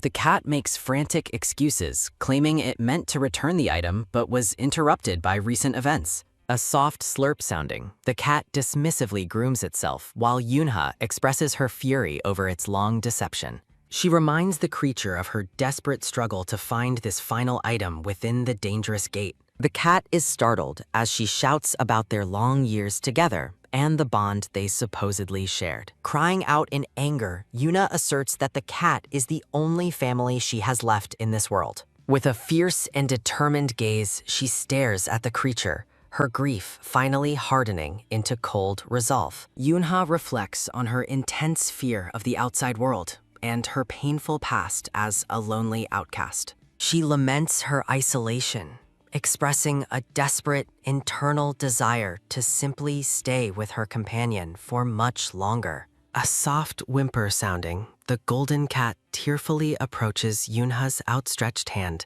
begging her not to be angry. A sharp peering sounding, the cat offers a massive coin donation as an apology, which Yoonha skeptically accepts. Eunha lies down and embraces the glowing creature, finding comfort in the realization that she is no longer alone. A rhythmic jack sounding, the scene shifts to the sunny exterior of Siwoo's modern multi-story urban residence. Siwoo presents Eunha with a folder containing a copy of the official roster for the first generation of hunters. Dressed in her dark gothic attire, Yoonha focuses her attention on the document to learn the fate of her peers. A soft pow-lang sounding, the roster reveals names of several former hunters who have since been recorded as deceased. Yoonha flips through the pages, her heart sinking as she sees name after name marked with the same grim status. Her eyes widen in shock as she discovers a single survivor on the list named Baek Yi-jun. Outside, Siwoo and Yoonha exchange questions about their unexpected and overlapping encounters with the mysterious unknown gate. Siwoo explains that the gate he entered appeared to be a standard B-rank rift upon his initial confirmation. Eunha questions his certainty, while Siwoo clarifies that he received no warnings about any hidden, unknown gate entrances. Learning her gate was C-rank, Siwoo hypothesizes that unknown gates can disguise their true nature and rank to entrance. Eunha frantically demands to know how he escaped, and Siwoo simply replies that he used the main exit. Eunha realizes the exit likely manifested only because she had successfully obtained all 5 required items within the gate. Shifting the conversation, Yoonha asks Siwoo why he specifically referred to her as the Princess of Black Flames. Yoonha remains silent, her intense purple eyes fixed on the boy as she waits for him to explain the title. Siwoo points toward her elaborate crown and gothic dress, noting that her current appearance makes the title seem obvious. Confused by the unfamiliar term, Yoonha asks for a definition of cosplay, while Siwoo looks on with mild surprise. Siwoo admits he initially mistook her costume for a real identity before realizing it was just an elaborate concept. Siwoo defines cosplay as imitating characters, prompting Yoonha to question the legendary origins of the Black Flame Princess. Narrative text describes a legendary figure from ghost stories passed down among generations of hunters over the years. A whoosh sounding. The legend describes a beautiful monster that hunters are strictly warned to flee from upon sight. Siwoo recounts the terrifying hunter legend, claiming the monster's black flames possess the power to burn a person's soul. Yuna admits she has never heard the story, but acknowledges that the legend strangely overlaps with her current self. Staring at her ornate lace parasol, she quietly contemplates if her life has truly become a modern ghost story. A soft thud sounding, Yunha turns back to the roster and asks Siwoo if he has read the entire list. Siwoo somberly confirms that, aside from one person, every other hunter from her era has passed away. Unha looks down at the folder, noting that there is still one survivor from her past left in the world. Siwoo offers his assistance, promising he can track down the survivor's current contact information and address for her. A sudden pwak sounding. Siwoo warns that finding the survivor would inevitably alert the entire world to her return. A faint smile appearing. Yunha looks at the roster folder, her guarded expression softening with a hint of melancholy. She decides that just knowing her former comrade is still alive is enough to satisfy her for the time being. A sharp crack sounding. Yunha remembers Baek Yi-jun as a young man, realizing he must now be much older. She recalls Yi-jen as a soft-hearted individual who was deeply affected by the traumatic incident they shared long ago. Yunha reflects on the heavy burden of trauma the survivor must have carried throughout the decades she was missing. Looking directly at Siwoo, the girl reassures him that she is fine and does not wish to see Yi-jin. Siwoo asks if there is anything else she desires, expressing his genuine willingness to help her in any way. Unha declines his offer, but Siwoo persists, urging her to ask for even the smallest or most trivial thing. Siwoo offers food, items, or meetings, prompting Yunha to question why he is going to such extreme lengths. Unha argues that his assistance is excessive, admitting she does not believe in receiving something for nothing. She demands to know his true intentions, questioning what he expects to gain from helping her so much. Siwoo admits he wants to support her simply because she is a surviving member of the first generation. Yunha stares at him in complete disbelief, her mind struggling to accept such a selfless offer of help. Siwoo explains the tragic reality that most early hunters are now deceased or left in permanent vegetative states. He gazes at her with profound respect, acknowledging the incredibly harsh and terrible era that she managed to survive. Siwoo asserts that her survival alone is a remarkable feat that makes her worthy of being revered as a hero. Yunha is bewildered by his intense praise, internally reflecting that her only real motivation was a desire for revenge. Siwoo reflects on the weakness of modern hunters, acknowledging that even as an S-rank, he stood no chance against Yunha. He admits that he only survived the gate because Yunha lost consciousness, recognizing her power as far beyond current standards. Staring at the purple-haired girl, Siwoo notes that her return will become a massive sensation across the entire world. He explains that very little is known about unknown gates, making her survival an unprecedented event for humanity. Siwoo emphasizes that academic circles will be desperate to study her, as a 30-year survivor has finally appeared. He declares that the whole world will reach out to her, granting her the freedom to do whatever she desires. Unha stares ahead with wide, trembling eyes, appearing visibly overwhelmed by the weight of Siwoo's world-shaking revelations. Noticing her distress, Siwoo softens his tone and suggests that she needs more time to sort out her thoughts. He mentions having a favor to ask, but decides to hold back for now while Yunha processes her situation. Siwoo presents a business card for Silver Moon Management, identifying himself as the CEO of the company. As Yunha takes the card, Siwoo explains that he has a serious request he intends to ask her later. Later, Yunha sits alone on the edge of a bed, her ornate lace parasol leaning nearby as she contemplates. Deep in thought, she questions her future in a world where her old neighborhood and identity no longer exist. She clutches her face in the quiet room, struggling with the realization that she is a ghost from the past. A flashback reveals a document for the strategic planning department, alongside a memory of her mother's selfless wishes. A younger Yoonha in a school uniform argues with her mother, offering to skip college to find work quickly. Her mother smiles warmly from the kitchen, reassuring her daughter that their financial struggles are not as bad as they seem. Looking at her daughter with love, the woman insists that Yoonha should live a life for herself, not for her mother.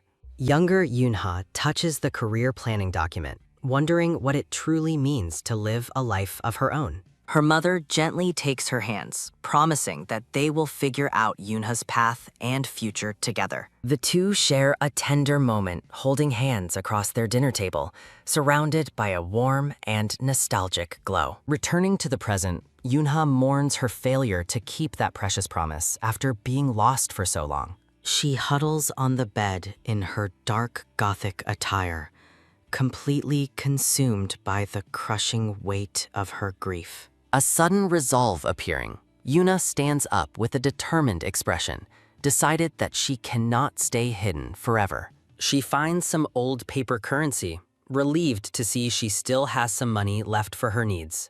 Yoonha notes that the cash is enough for transportation, assuming her old neighborhood hasn't changed its layout. With her parasol in hand, the purple-haired girl walks through a bright doorway, ready to face the modern world. Elsewhere, Siwoo is on his phone, sounding confused as someone claims to be his guardian at an unknown location. His eyes widen in shock as the person on the other end of the line mentions a police station. The scene shifts to the exterior of a bright, modern police station building under a clear blue sky. A loud yell sounding, Siwoo arrives to find a man screaming about someone trying to use a taxi with only 2,000 won. A bald taxi driver gestures wildly in rage while Siwoo tries to calm the man down amidst the chaos. The driver rants to an officer about Yoonha's strange Gothic clothes, questioning if she is even a proper human.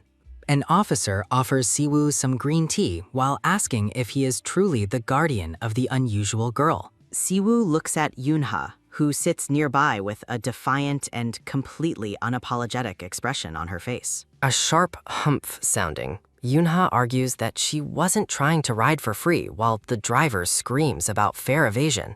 The taxi driver continues his tirade, mocking Yoonha for having no ID or card and carrying such a small amount. A fierce snarl sounding, the golden cat flares with rage, threatening to yank out the driver's remaining hair. Yoonha tells the glowing cat to be quiet while the driver and the creature continue their loud shouting match. A sharp shout sounding, the driver remains inconsolable as Siwoo stands between him and the defiant Yoonha. Siwoo stares at Ina in disbelief while the golden cat continues its verbal assault on the furious taxi driver. The driver demands a legal resolution, but his anger is interrupted when Siwoo holds out a document for him. Siwoo apologizes for Yoonha being out of touch with the world and offers his card for any additional compensation. A firm grab sounding, Siwoo hands the driver a high-value bank check, effectively silencing the man's complaints. The driver's eyes bulge as he realizes the check is for 1 million won,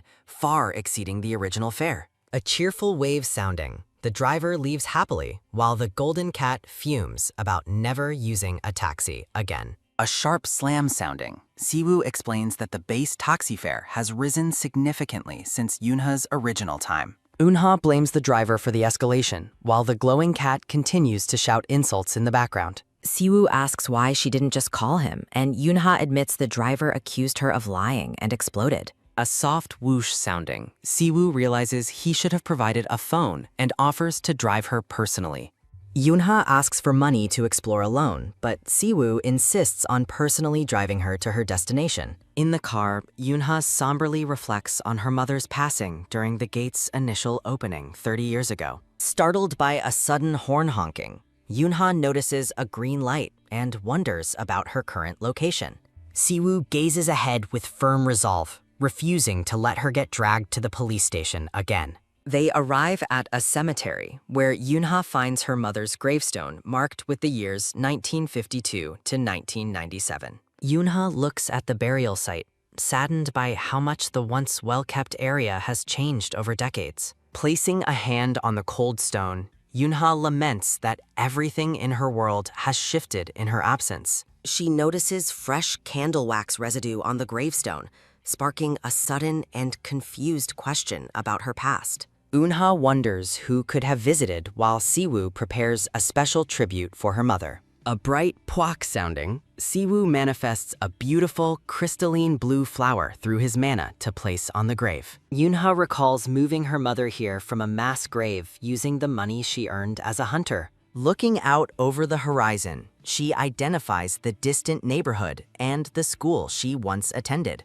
Eunha observes the modern skyline, noting that a familiar park has been replaced by a row of shops. She reminisces about watching sunsets while hanging laundry with her mother, a memory she still holds vividly. A nostalgic glow appearing, she remembers a simpler life spent with her mother before everything changed. Yunha points toward a large apartment complex, confirming it was the site of the Tree of Hope.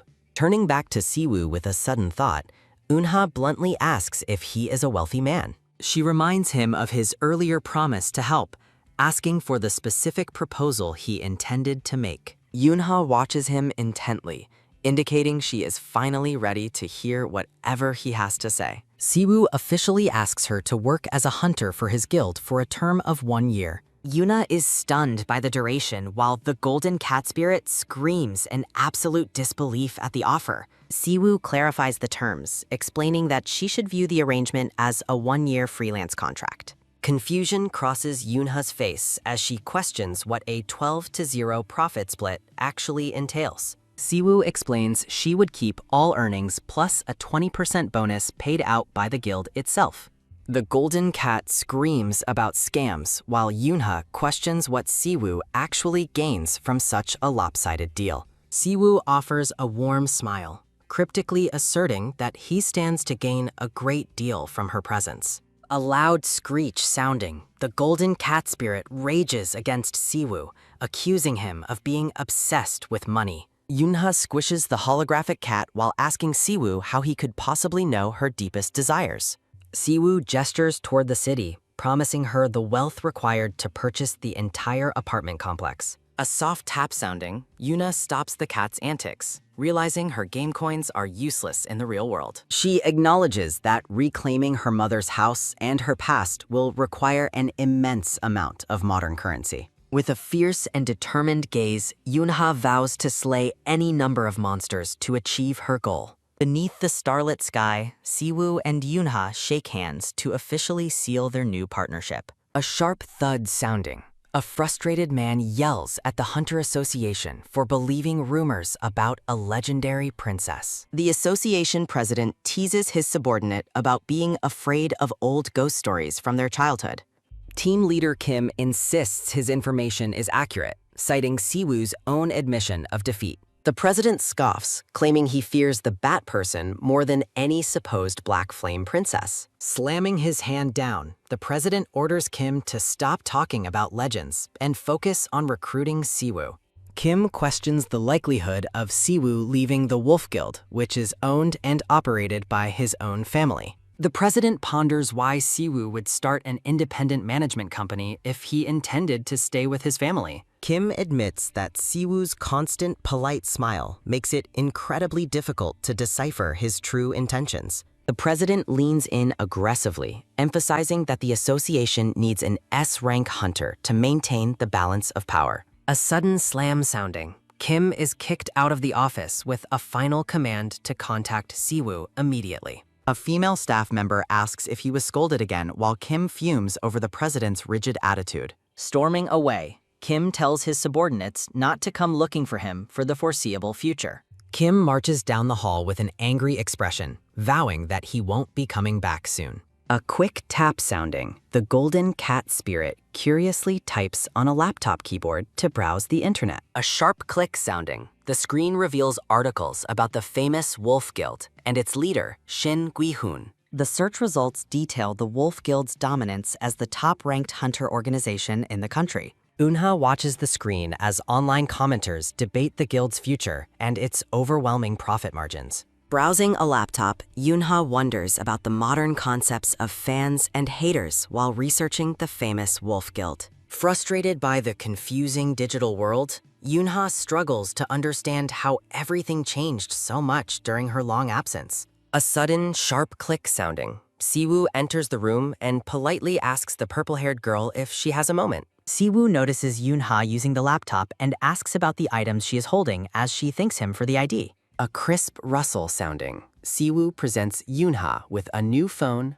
passport, bank book, and credit card for her use. Siwoo explains that Lee Yura is an alias hunters frequently use to protect their real identities from the public eye. Looking out the window, Siwoo points out that he still doesn't even know Yoonha's real name despite their current partnership. Siwoo turns back to the purple-haired girl, asking if she still isn't planning to reveal her true identity to him. Eunha admits she isn't hiding it on purpose, but simply doesn't know how to explain her complicated past to him. A soft tisk sounding. Siwoo offers a gentle smile and says he would love to hear her story whenever she's ready. Shifting the mood, Siwoo brings over a tablet and asks to use the laptop to show her something very important. A bright pwak sounding. The screen displays an educational video about the history of hunters, hosted by colorful internet personalities. Siwoo insists she needs modern knowledge, though Yoonha looks skeptical and asks if the childish video is actually for adults. Siwoo explains that the video is educational for everyone and suggests they watch it together to catch her up on history. A quick click sounding. They begin an episode about the past as Yoonha wonders what a long YouTube video even is. The video explains a grim time when awakened individuals were forcibly drafted into military service against their will after gates appeared. Narration describes how hunters were treated as living weapons and thrown into deadly battles, resulting in countless casualties among them. A somber view reveals a large memorial monument dedicated to the many hunters and civilians who perished during those dark years. The video shifts to show modern, flashy hunters who are treated like beloved celebrities that the entire world cheers for. A hearty laugh sounding, the video host explains that beyond his own fame, special rank hunters are the true icons. Siwoo watches intently as the host begins to discuss the elite S-rank hunters who dominate the current power structure. A fierce snarl sounding. The golden cat spirit calls the S-ranks trash, while Siwoo reveals he is one of them. Siwoo asserts that Yoonha is a far stronger first-generation hunter whose appearance would be massive news to the entire world. Eunha asks if he wants that kind of attention, while the golden cat spirit fumes about how annoying Siwoo is. Eunha points out a major issue with going public, and Siwoo immediately offers to revise her contract to suit her. Eunha reflects on the dangers of revealing her past or her connection to the unknown gate and the golden cat spirit. She decides she would rather keep her origins a secret to avoid being put in a difficult or exploitative position again. Siwoo looks down sadly, understanding how she must feel after being used as a living weapon for so many years. A soft nod sounding, Siwoo promises she can live quietly under the name Lee Yura once their one-year contract is finished. Siwoo looks at her with absolute confidence, certain that her incredible skills alone will inevitably make her the center of attention. Siwoo suggests they step out immediately, claiming he has the quickest and easiest method to prove her legendary hunter skills. With a calm and determined expression, Siwoo explains that they are going to get her official hunter rank measured.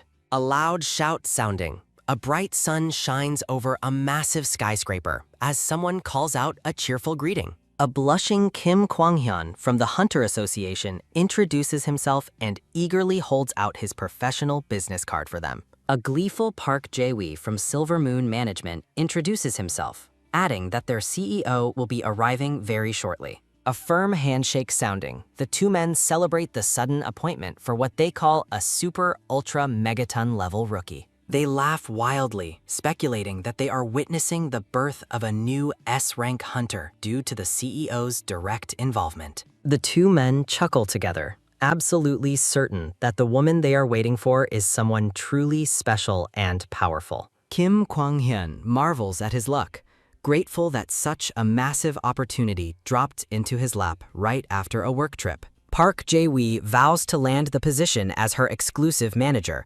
recognizing the potential of this mysterious new monster rookie. Both men realize that a manager being sent to a rank measurement is a sign of massive backing for the girl. Park Jae-wee notes that the president is currently parking and suggests they head up to wait for him and the rookie. The two men stand nervously in the elevator, their faces flushed with anticipation for the meeting that could change their careers. A sharp ding sounding, the elevator doors slide open, and the two men shout that they have been waiting eagerly. A bright glow appearing, Yoonha steps out in her gothic dress as the men shout her new name, Miss Lee Yura. Eunha is startled by the loud outburst, while the golden cat spirit is pleased that someone finally recognizes her sister's greatness. Reaching out with excitement, Park Jae-wee tells the purple-haired girl that it is a profound pleasure to finally meet her.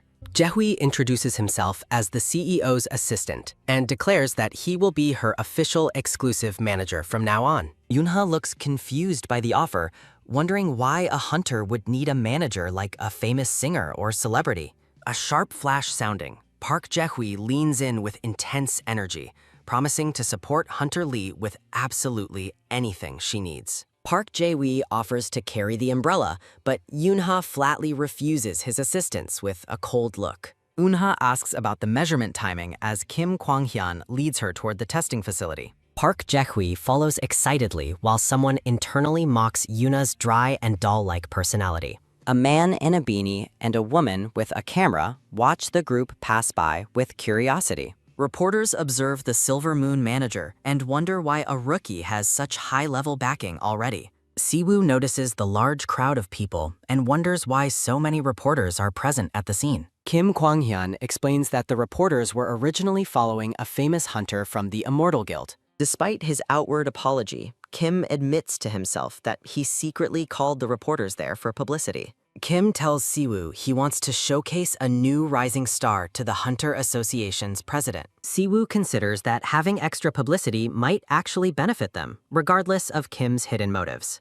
Siwoo notes Yoonha's desire to hide her past as they walk together toward the testing chamber. Approaching a glowing glass cylinder, Yoonha asks if it is the measuring device, while Kim confirms. Siwoo reassures Eunha that ability is more important than identity while she holds a futuristic helmet. Kim asks Eunha to select an alias for her license, leaving her confused by the modern term. Eunha recalls simple animal names she used before, but the cat spirit suggests a much grander title. The golden cat spirit insists that she use her legendary title, Burning Flame Princess, for her registration. Repeating the suggested name, Yoonha catches Kim off guard with the intensity of her chosen alias. With a serious expression, Yoonha officially declares that her hunter alias will be Burning Flame Princess. Kim agrees to the name immediately, while privately wondering if she is the figure from the legends. Onlooking reporters decide that her actual skills are the only thing that will ultimately matter in the end. The machine activates as everyone anticipates the birth of a powerful new S-rank hunter. The screen reveals a shocking result, evaluating Yoonha as a lowly F-rank with minimal physical and mana stats. A collective silence falls over the group as Yoonha stares at the paper in complete and total confusion. A bright sun shines over the modern city skyline, marking the end of the disastrous measurement session. A bright ping sounding, the golden cat spirit is frozen in a state of absolute wide-eyed disbelief. Park Jae-wee is equally stunned, staring forward with a shocked expression while driving the car away. A heavy silence fills the car as Yoonha and Siwoo sit in the back, processing the failure. Both men are haunted by the F-rank result, unable to understand how her power could be measured so low. The golden cat spirit finds the result bizarre, while Yoonha admits the machine's evaluation is very strange. Eunha recalls her past as a powerful squad leader whose flames were feared by countless monsters. The cat spirit fumes, wondering how a contractor of a divine beast could possibly be ranked so low. Yoonha realizes the measuring device completely failed to detect her contract with the powerful golden spirit. The cat spirit weeps in frustration as Yoonha wonders if the machine simply malfunctioned during the test. Park Jae-wee breaks the tense silence by informing the group that they have finally arrived at their destination. Siwoo asks Yoonha to wait in the car while he leaves for another prearranged appointment. Presenting a small box, Siwoo gives Yoonha a hunter terminal device to track her experience and progress. Yoonha compares the device to an old pager as Siwoo explains its function for modern rookie hunters. Siwoo explains how the terminal tracks experience and notifies the hunter when it is time for re-evaluation. Yoonha questions why she would bother with re-evaluation since the machine already labeled her an F rank. Siwoo looks at her with a gentle expression, asserting his confidence that her true power exceeds any measurement. Siwoo notes that this is the first system error he's seen. Certain an F rank could never fight him. The golden cat spirit rages against the S rank hunters and the broken junk machine that gave the result. Siwoo tells Yoonha to rest while assigning Manager Park to assist her with any future terminal questions. Siwoo tells her to ignore the contract terms, claiming her low rank gives her massive growth potential. With a steady gaze, Siwoo promises that she will eventually crush the system's low expectations with her strength. Yoonha looks out the window with a thoughtful expression, skeptical about ever getting a chance to prove herself. The golden cat spirit screams about the disrespect, insisting that Yoonha is far more than an F-rank hunter. While the cat rages on the sofa, Yoonha uses a laptop to learn more about modern society. A sharp click sounding, Yoonha finds online articles mocking her as a fake rookie with a concept alias. Yoonha reads through a wave of malicious comments, realizing what it truly means to be a lowly F rank. Yoonha navigates a laptop to research herself, her attention taken by a sudden, quick knock-knock sounding. Park Jae-wee greets her cheerfully through the doorway, offering a fresh cup of coffee to start their morning. Entering the room with treats, Jae-wee notes her internet usage while Yoonha calmly confirms her activity. A yellow sticky note reveals the login details Jae-wee provided to help the newcomer navigate modern technology.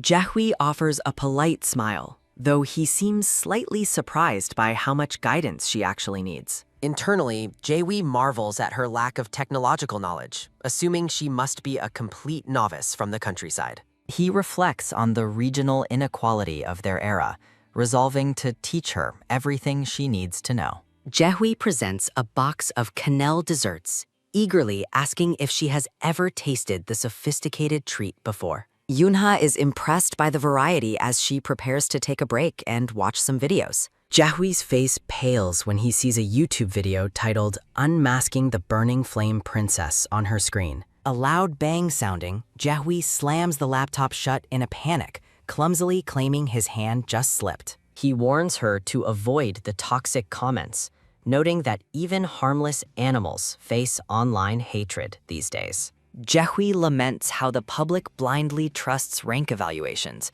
admitting that he often falls for it himself. While Yoonha enjoys the dessert, Jae-wee explains that high-ranking hunters are worshipped like celebrities for their immense power. Jae-wee asserts his belief that hunter ranks are not the final measure of a person's true worth. He argues that some lower-ranked hunters possess specialized skills that far outshine their higher-ranked counterparts. Jae-wee suggests her provocative outfit might be the real reason she is trending, rather than her F-rank status. Yoonha firmly rejects any changes, explaining that her gothic attire is essential equipment rather than a mere concept. Jae-wee quickly backpedals to avoid offense, while Yoonha acknowledges that her choice of clothing certainly stands out. A digital interface displays the Burning Flame set, confirming that a powerful bonus activates when all pieces are worn. Jae-wee offers a sincere apology, clarifying that his comments about her outfit were not meant as criticism. He reassures her that having the support of major guilds like Wolf and Silver Moon is a massive advantage. With a confident fist pump, Jae-wee promises that she will soon prove the rumors and ranks entirely wrong. Arriving at the site, they find workers shouting warnings as they perform a final check on a fluctuating gate. Yoonha gazes at the swirling energy in surprise, while Jae-wee playfully teases her for doubting his legitimacy. Jaehui shows her the registration form, proudly revealing that she is participating as a hunter, not a laborer. He explains that entering as a hunter guarantees her a share of the profits from the C-rank gate. Unha questions why a powerful organization like the Wolf Guild would even bother with such a low-level license. Jaehui explains that the Wolf Guild usually ignores minor gates because they possess their own private training facilities. Jaehui brags about his efforts to secure her debut as the Golden Cat Spirit mocks his excessive talking. Just as she prepares to depart, Jaehui stops her to hand over a bag full of essential supplies. He explains that he packed first aid and rations out of genuine concern for her safety during the raid. Yunha and the Golden Cat Spirit stare at the bag,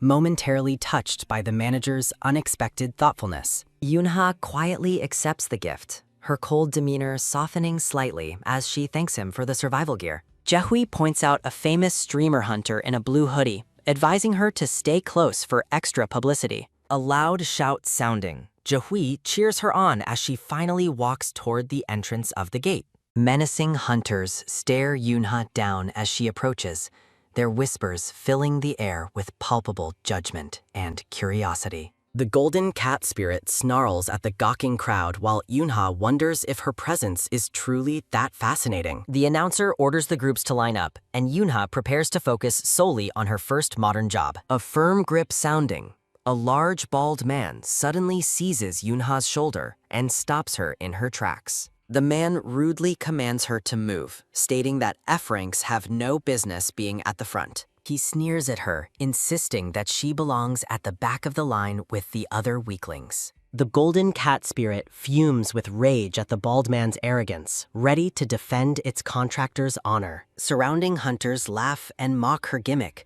assuming the Wolf Guild is simply playing a tasteless joke. The Cat Spirit demands to smash his face in, but Yunha remains calm amidst the insults. Yunha simply notes that she was unaware of the hierarchy before stepping aside to let the man pass. The workers shout a final warning for everyone to step back as the dungeon gate begins to open.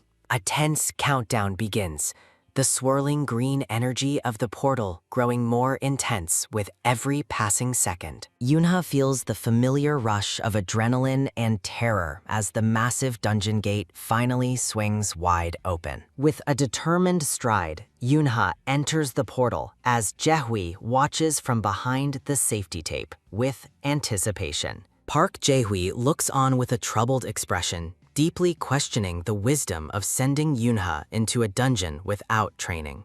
A vibrant, swirling blue portal pulses with intense energy, signaling the official start of the high-stakes dungeon raid. A digital interface flickers to life, displaying King Godsu's livestream profile as a flurry of excited viewer comments begins appearing. A digital ping sounding, King Godsu officially launches his live broadcast, greeting his audience before diving into the dungeon raid. Standing amidst the swampy trees, King Godsu introduces himself to his viewers while preparing for the Roar Guild's scheduled exploration. King Godsu highlights the other participating hunters while explaining that his signal lights are currently set for maximum visibility. Happily acknowledging a donation, the blonde streamer notes that this C-rank dungeon is the perfect playground for a D-rank hunter. Nearby hunters whisper among themselves, discussing how King Godsu's massive streaming popularity likely led to his recruitment by the Roar Guild. Yunha watches the streamer with a skeptical gaze, while the Golden Cat Spirit questions who he is talking to so casually.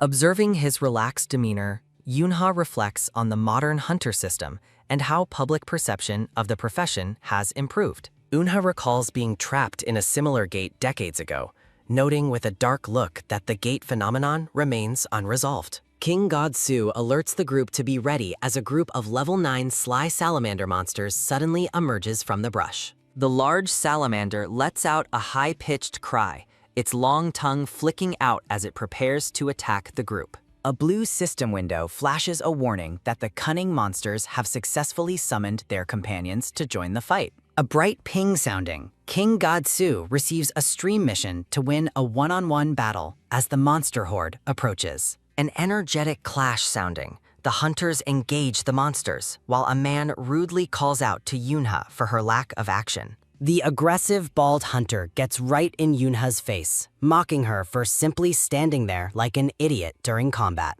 A monster leaps toward Yunha, but is intercepted as the bald man orders her to move to the back. A sharp slice sounding, a salamander's tail is severed, and the wounded monster cries out in pain as it flees. Yunha watches the retreating monster, noting that it intentionally cut off its own tail to ensure a quick escape. King Godsu commands the hunters not to kill everything, explaining that intact salamander tails are actually very valuable loot. A friendly male hunter and an orange-haired woman tell Yunha not to worry since it is her first raid experience. They advise her to stay in the rear and focus on landing a single hit to start earning experience points. Yunha checks her hunter terminal, which confirms her F-rank status and reveals she has earned 0 experience points so far. Realizing she needs to contribute to rank up, Yunha resolves to work harder for her share of the rewards. While continuing his live broadcast, King Godsu excitedly informs his viewers that 5 more monsters are currently closing in. A series of impacts sounding. The hunters continue their harvesting, as Yunha prepares to finally join the fray with her parasol. A low hum sounding. Yunha focuses her power, her hands glowing with a faint purple light as she assesses the battlefield. Yunha notices a severed tail moving strangely and realizes it is being drawn away as the bald hunter watches her. A sharp snap sounding. A bolt strikes a monster near Yunha as the bald man continues to mock her presence. The bald hunter sneers at Yunha, condescendingly asking if an F rank like her is truly scared of a level 9 monster. Yunha walks away from the verbal abuse while the golden cat spirit fumes with rage at the man's constant disrespect. Staring at the empty ground, Yunha is shocked to find that the monster tail she was watching has completely vanished. Yunha asks the curly-haired hunter about the missing tail, but he denies taking it or seeing anything unusual in the area. A soft bubbling sounding. Yunha stares at the murky swamp water, certain that something strange is happening with the monster loot. A crackling sounding. The group sets up a campfire as night falls, and the cat spirit loudly complains about the conditions. Frustrated by her empty stat screen, Yunha hopes for another chance to prove herself before the raid session officially ends. King Godsu approaches Yunha with a friendly smile, telling her not to feel discouraged by her lack of early success. A loud screech sounding, the golden cat spirit demands that the streamer stop hitting on Yuna while he confirms her alias. King Godsu offers patronizing advice as a senior hunter, gesturing toward the camera while talking down to the purple-haired newcomer. A low growl sounding. Yunha bluntly rejects his help while the cat spirit continues to rage at the streamer's immense audacity. King Godsu dismisses her refusal, claiming that everyone starts out weak and telling her to keep his fighting tips in mind.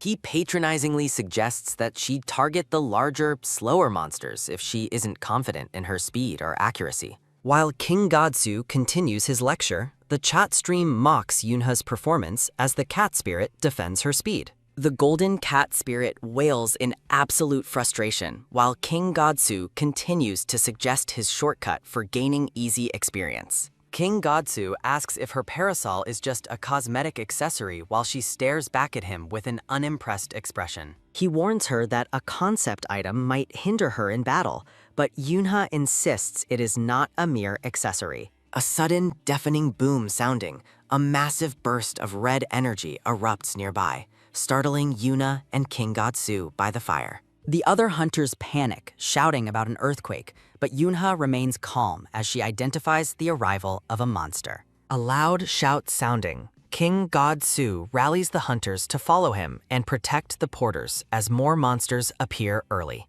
Blonde streamer King Godsu patronizingly tells Yunha to stay back, claiming he'll handle any monsters that slip through. He continues his unsolicited advice, winking as he suggests she only target large, slow monsters for easy experience. A blue system window warns of a level 13 sly salamander flicking its poison-coated tongue nearby. An energetic screech sounding. A salamander leaps at a gray-haired hunter who alerts the group to the threat. The gray-haired hunter swiftly intercepts the beast, reassuring Yunha that he has the situation under control. Yunha looks on with a skeptical expression, feeling a sense of unease despite the dungeon's supposed C-rank status. The bald hunter mocks Yunha's perceived fear while the golden cat spirit seethes with rage at his insults. A loud shout sounding, the cat spirit demands the riffraff leave Yunha alone as she notes its fury. The bald man snaps at Yunha for smiling, rudely ordering her to go protect the gatherers instead. He continues to belittle the F-rank gatherers, who look on with growing anxiety as the atmosphere tenses. Yuna ignores the bald man's nagging and prepares for action as a sudden shout alerts the hunters. A gatherer freezes in terror as a massive, dark silhouette with glowing red eyes looms directly behind him. A terrifying cry sounding, a colossal monster erupts from the darkness, sending the panicked gatherers running for cover. The hunters gape in shock as they realize they are facing the formidable boss of the dungeon. A blue notification confirms the arrival of the level 20 Queen of the Swamp, signaling a high-stakes encounter. A deafening screech sounding, the massive queen lets out a roar that shakes the very ground beneath them. Two hunters stare up in paralyzed silence, unable to even finish their sentence as the threat looms. The massive swamp queen towers over the camp, her presence terrifying the hunters who realize the team is split. The orange-haired hunter panics about the high level, realizing they are outnumbered and vulnerable without the full squad. The bald hunter tries to maintain order, commanding the group not to provoke the beast until reinforcements arrive. He points out the monster's strange behavior, noting that it hasn't made an aggressive move toward them yet. A low hum sounding, the queen of the swamp remains stationary, weeping while the confused hunters watch warily. The bald man harshly warns Yunha to stay back and avoid doing anything that might provoke the monster. Yunha agrees to follow orders for now, while her golden cat spirit continues to mock the bald man's arrogance. Though she plays her role as a support hunter, Yunha feels deep down that something is very wrong. A soft sob sounding, the monster continues to cry, leading Yunha to reflect on its hidden, purposeful nature. The bald man shouts at the gatherers to retreat immediately as the boss monster's aura begins to shift. Panic erupts as the gatherers realize their heavy bags are being dragged toward the massive queen of the swamp. Desperate cries for help fill the air as the invisible force pulls the struggling men toward the creature. Yunha realizes the monster isn't targeting the people, but the lizard tails they are carrying as loot. Inside the bag, the severed tails twitch and pulse, supernaturally drawn back to their powerful mother. Yunha commands the gatherer to drop the bag before he is pulled into the swamp's deadly depths. A loud wham sounding, the gatherer stubbornly refuses to lose the valuable loot from their hard day's work. The other gatherers agree with him, prioritizing the day's profits over the immediate and terrifying danger they face. The bag continues to thrash violently, pulling the gatherer closer to the queen as reinforcements remain far away. Yunha stares at the grieving beast, questioning if this behavior is merely a mindless reaction or something deeper. She recalls that some monsters form bonds, feeling a grim realization as she watches them treat their kin as loot. A blue system window announces that the Swamp Queen is now completely overcome with intense, vengeful grief. A mournful roar sounding, the queen enters a state of rage, dramatically increasing her already formidable attack power. The mother's call skill activates, violently dragging the gatherer as Yunha screams for him to drop the bag. The bald hunter argues that the bag makes any rescue attempt futile as the pull grows even stronger. Terror strikes as the gatherer realizes his belt is jammed, trapping him with the bag being pulled away. Unha desperately orders him to use his dagger to cut the belt and free himself from the deadly tether. A sharp slice sounding, the gatherer frees himself just as the hunters watch the bag disappear into the swamp. The blue-haired hunter warns that the monster has spotted them, its glowing red eyes fixed on the group. A blood-curdling scream sounding, the gatherer is pulled away as the colossal queen looms over her recovered tails. A system alert reveals the Swamp Queen is merging with the recovered tails, her power level beginning to rise. The monster's level continues to skyrocket as she absorbs each tail, her energy pulsating with terrifying intensity. The hunters stare in absolute horror as they realize the threat is far beyond what they initially anticipated. Unha looks on with a grim resolve, noting that the monster's level is still climbing toward a deadly peak. A deafening roar sounding, the massive Swamp Queen erupts from the murky depths to challenge the hunters. A blue notification confirms the level 25 monster is searching for its missing tails, terrifying the gatherer. A piercing scream sounding, the colossal beast lunges toward the group with its jaws wide open. Unha pulls the panicked gatherer to safety just as a massive impact narrowly misses him. Within the bag, the severed monster tails thrash violently, supernaturally drawn back to their master. Multiple system windows announce the Swamp Queen's rapid level increase as she reclaims her children's remains. The hunters freeze in terror as the monster looms over them, reaching a terrifying level of power. The group realizes the level 30 boss is far beyond the expected difficulty of a C-rank dungeon.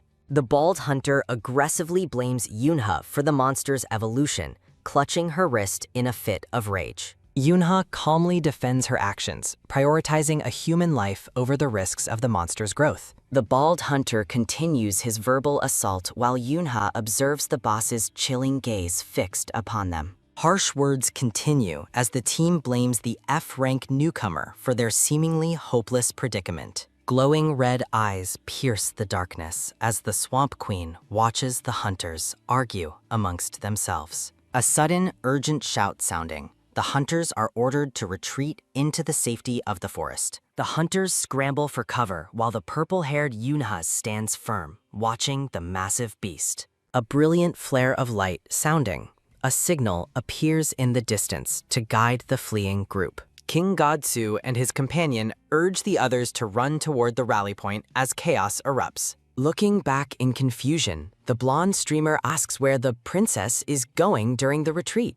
Yunha ignores the frantic calls for her return, walking toward the colossal boss with her parasol ready. As King Godsu warns about the darkness, a system notification announces that Yuna's night vision passive has activated. He scoffs at her seemingly useless parasol, but Yunha's steady grip reveals her true, hidden confidence. The blonde streamer's face contorts in terror as he realizes Yunha actually intends to face the boss alone. A low hum sounding. Yunha leaps high into the air, her parasol glowing with concentrated purple power. A thunderous boom sounding, a massive purple energy strike impacts the Swamp Queen with devastating force. A blinding light sounding, a vertical pillar of energy obliterates the monster, ending the battle in one hit. Back at his desk, King Godsu reviews his recording while chatters debate the incredible one-shot victory. His viewers flood the stream with theories, questioning if a scanner error hid her true rank.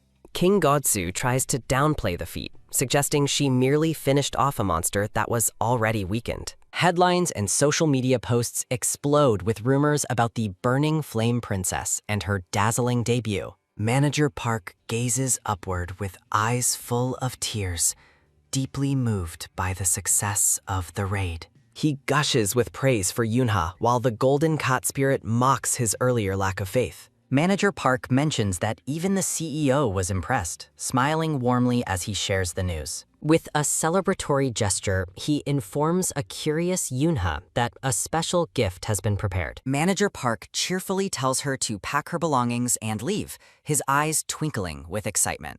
A soft breeze sounding. Yunha stands on the sidewalk with her luggage, bewildered by her sudden eviction. The golden cat spirit wails about the perceived betrayal, while Yunha notes she has very few belongings. Manager Park waves goodbye, promising to return soon with documents related to her new housing situation. The cat spirit screams in fury as a black car pulls up, suspecting a scam against Yunha. Han Si-woo rolls down his window, asking why Yunha is standing alone without her manager present. The golden cat spirit rages about the manager's betrayal, certain he has run off with her deed. Han Si-woo explains that he told Manager Park to leave early so they could visit the gift together. While the cat spirit continues to fume, Yunha asks about the house deed Han Si-woo mentioned earlier. Han Si-woo realizes there was a misunderstanding and clarifies that the house deed is actually for her. He looks slightly surprised that Yoonha was kept in the dark about the true nature of the surprise. Scratching his head, Han Si-woo admits he has a special gift to personally deliver to his senior. He turns to her with a sincere expression, confirming that her new home is officially prepared. Arriving at the destination, Han Si-woo points out the prestigious skyscraper where she will now reside. Eunha gazes up at the towering, luxurious building in stunned silence as the city lights shimmer around it. The cat spirit is awestruck by the building's scale, while Eunha realizes how high-end her accommodations are.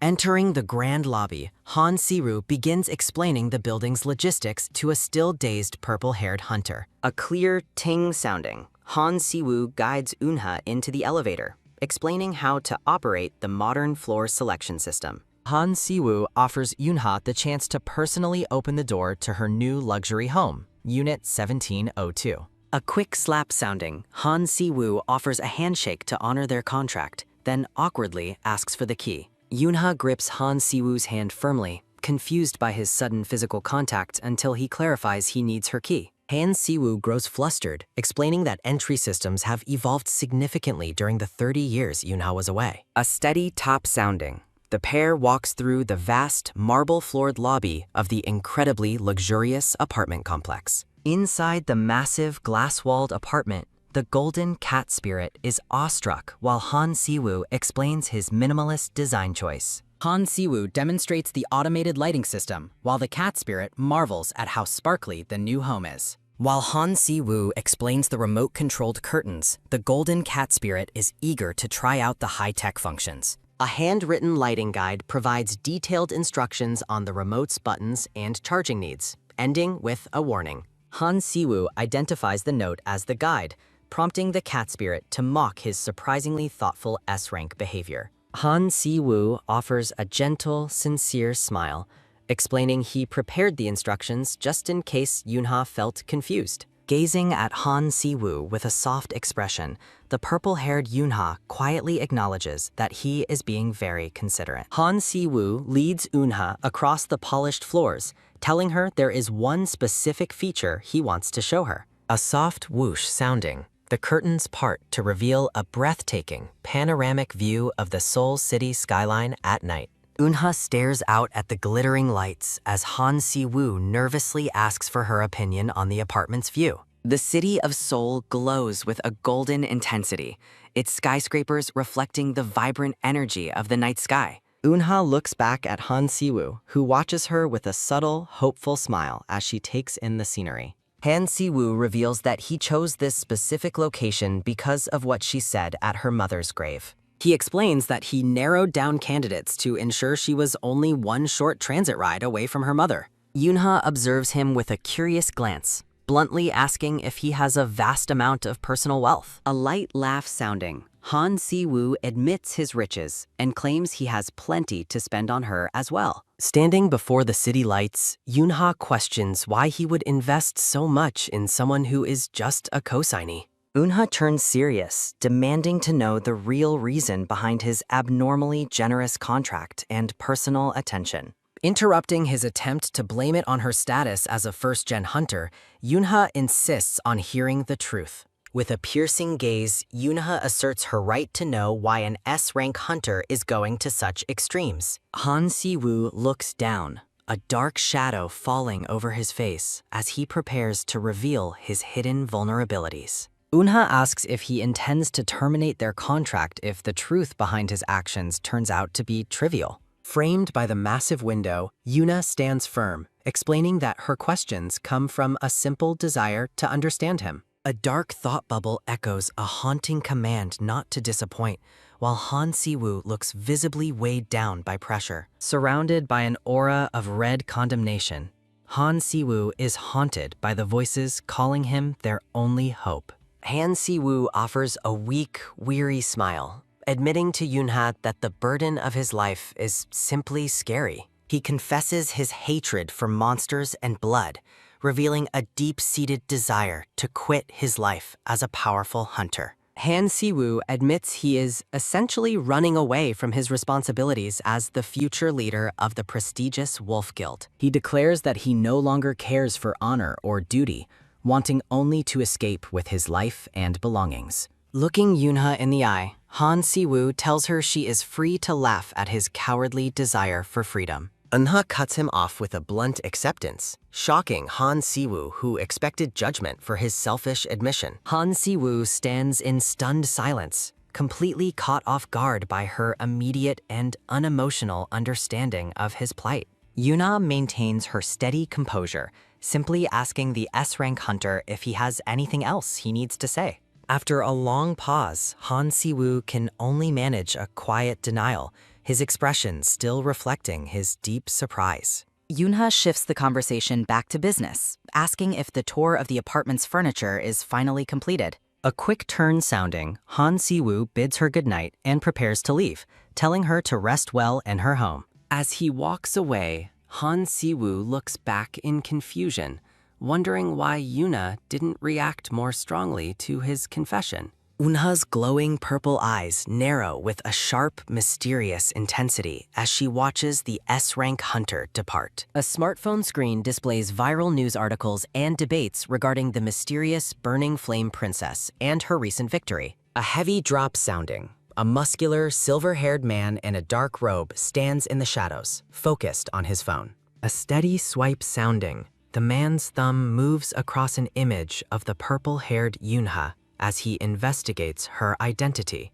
A blonde woman in a suit briefs the man on his packed schedule, including high-level meetings with international hunter associations. She continues detailing his upcoming appointments in NYC and Mexico, unaware of the man's preoccupation with the viral hunter. The secretary finishes her briefing and prepares to leave, but the silver-haired man abruptly commands her to book a flight. Han Si-woo orders an immediate flight to Korea, leaving his blonde-haired secretary stunned by the sudden schedule change. The secretary voices concerns about his appointments and public perception in Korea, but the S-rank remains resolute. Han Si-woo offers a tired, faint smile while beads of sweat roll down his face under the pressure. He questions if he is even in a position to care about others' opinions as he prepares to depart. Back at the apartment, Manager Park salutes with a joyful expression, clearly thrilled by the new living arrangements. Manager Park gushes over the comfy furniture, while Yoonha admits she loves how the place has come together.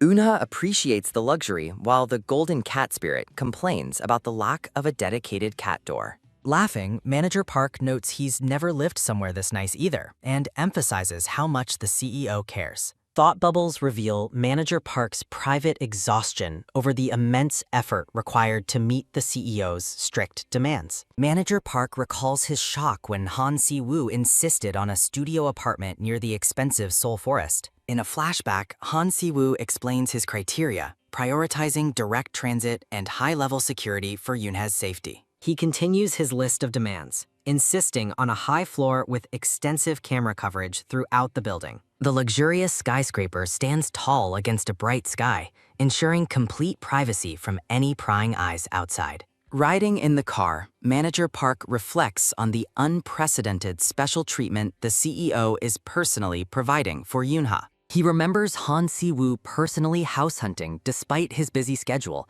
questioning the deep motivation behind such dedication. Eunha breaks his train of thought, asking if their current destination is indeed a B-rank gate raid. Manager Park confirms it's a B-rank gate at a popular shopping mall, describing the last-minute nature of the request. He explains that the gate opened in a crowded area where families wait in line for the aquarium. Eunha expresses concern for the children present, but Manager Park reassures her that everyone was evacuated without casualties. Manager Park asks if she's curious about entering a B-rank gate as an F-rank. Yoonha cites her boss kill. He reveals that many people doubt her feat, suspecting she didn't actually finish off the level 30 boss alone. Manager Park explains the public theory that she merely took the last hit after others did the hard work. He notes the dungeon is officially under prestigious guild names, while the cat spirit fumes at the perceived disrespect. Narrating over a simple background, Manager Park clarifies that he doesn't personally doubt her incredible skills as a hunter. He stammers through his explanation, trying to convey his concerns without making Yoonha feel like she did something wrong. He bluntly states people think she pulled strings to get in, causing the cat spirit to explode in rage. Manager Park warns her that other hunters may be hostile due to perceived favoritism regarding her rank. A thunderous strike sounding. A massive brown tentacle whips through the air with immense speed as the battle begins. Yuna effortlessly dodges the strike, her calm demeanor contrasting with the chaotic debris flying around the mall raid. A group of arrogant hunters mocks her speed and sarcastically calls her the Black Flame Princess in her dress. The brown-haired hunter insults her by suggesting her only job is wiping mud, while the cat spirit yells back. Unha coolly asks what happens if she stops cleaning, prompting a condescending response from the three arrogant hunters. Looking at her dirty cloth, Yoonha retorts that they are the ones who actually look like they need cleaning. The hunters are infuriated by the F-rank's arrogance, their faces contorted with anger at her sharp verbal jab. The brown-haired man grit his teeth, claiming the hunters here don't need advice from a weak, string-pulling F-rank. A heavy splash sounding, he grabs her collar and tells her to huddle in a corner and stay quiet. Turning his back, the leader calls for a battle formation as the group prepares to engage the looming threat. A system notification warns of a monster's presence amidst a flurry of water and blue energy effects. Massive blue shark-like monsters and giant jellyfish emerge, filling the flooded battlefield with their terrifying predatory presence. A loud grrr sounding, the system identifies the great white shark monster as it swims forward with predatory intent. The arrogant hunter snaps at Yoonha to stay out of the way as he prepares to lead the charge. The cat spirit urges Yoonha to fight back, but she decides to remain a passive observer for this raid. Yoonha watches the other hunters struggle, noting they are far more skilled than her previous allies. Eunha realizes she can earn her share without effort when the blonde streamer King God Su suddenly appears behind her. A loud gasp sounding, King God Su waves a friendly greeting while the golden cat spirit reacts with pure terror. Yoonha recites King God Su's entire professional biography with creepy accuracy, much to the blonde streamer's confused delight.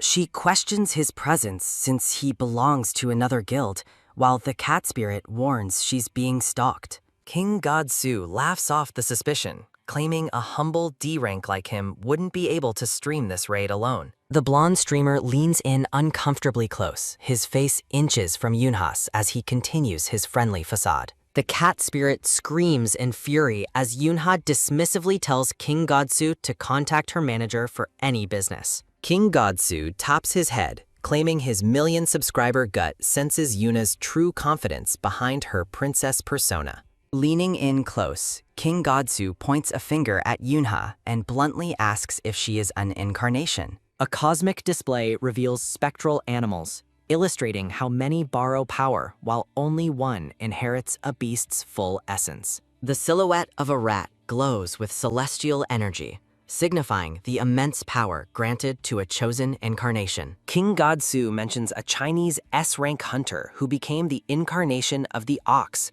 possessing the strength to lift buses. Yuna listens stoically as King Godsu explains that even an F-rank can gain godlike power through a divine beast. While the golden cat spirit fumes over perceived insults, King Godsu excitedly wonders which powerful beast Yunha contracted with. A panicked shout sounding. The hunters are startled by the sudden discovery of civilians trapped within the active gate. Deep within the dungeon, more civilians are discovered, contradicting earlier radar readings that showed the area was clear. King Godsu notices the equipment malfunctioning again as Yunha stands amidst the chaotic blue energy of the flooded mall. Yunha insists they continue searching for survivors, but the other hunters seem hesitant to venture further into danger. King Godsu watches Yunha with growing unease, wondering if he is the only one sensing something strange about her. A hunter informs the leader, Mobius, that they have secured exactly 10 civilians and suggests they halt the search. Mobius, a C-rank hunter, commands the group to stop the raid and maintain a defensive formation until backup arrives. King Godsu praises the leader's competence, but Yoonha abruptly interrupts, claiming she can hear a small child crying nearby. A faint echo sounding, Yoonha focuses her senses on the heartbreaking sound of a child's sobs coming from the darkness. Startled by Yoonha's glowing eyes, King Godsu asks if she is possessed as she ignores his warnings and walks away. Mobius and King Godsu try to restrain her, warning that they must stay together for the civilians' safety. Unha points toward a distant corner, and Mobius apologizes but dismisses her claim, asserting that as the highest-ranking hunter, he would have sensed any presence. Ignoring the command to sit down, Yoonha quickly disappears into the shadows, leaving the frustrated search party behind. Sighing deeply, Mobius realizes they must follow her to prevent a scandal involving the prestigious Wolf Guild. A soft sniff sounding, the scene reveals a young, brown-haired girl in a red dress weeping in a dark corner. Yuna approaches the cowering child as Mobius and the rest of the group catch up, appearing stunned by the find. Mobius and his companion stare in disbelief, shocked that there truly was a child left behind in the dungeon. Kneeling before the crying girl, Yoonha offers a rare, gentle smile and asks if the little one is okay. A loud shriek sounding, the terrified girl recoils, screaming that Yoonha is a smiling ghost as she clings to her doll.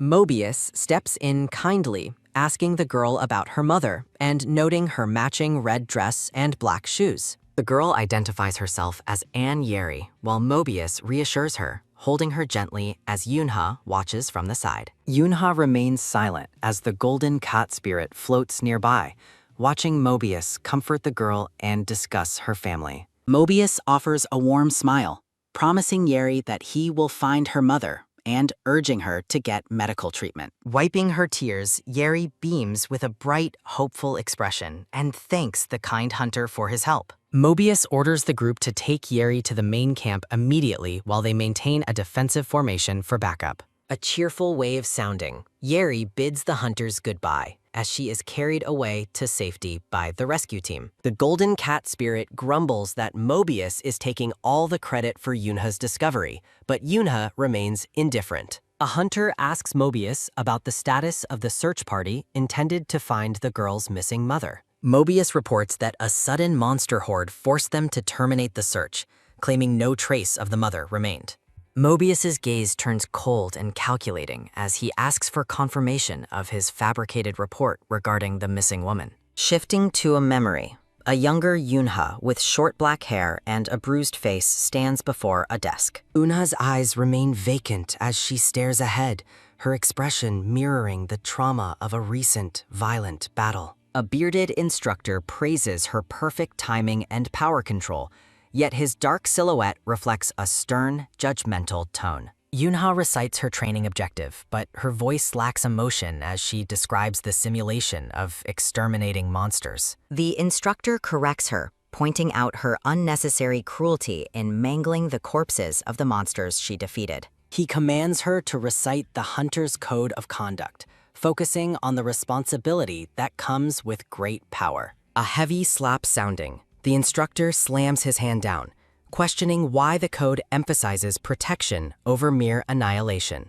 Standing tall, the instructor lectures the young Yoonha on the importance of honor and integrity over mindless killing. The man reveals his own tragic past, sharing that everyone there, including himself, has lost family to the monsters. A frantic plea sounding, people from Yoonha's past scream at her for her unnecessary violence against a dead beast. Surrounded by an aura of condemnation, Yoonha stands over a mangled monster, while voices remind her that killing brings nothing back. The instructor stares into Yoonha's eyes, asking if she finally understands the hollow nature of her vengeful hatred. An ominous message lingers, suggesting the weight of the lives waiting to be saved far outweighs their numbers. Looking back, Yoonha recalls a moment of comfort from a kind, bearded instructor during her difficult training days. Mobius, the blonde leader with glasses, argues that searching further based only on a child's word is reckless. The gray-haired and green-haired hunters listen as Mobius explains that the payout remains the same regardless of numbers.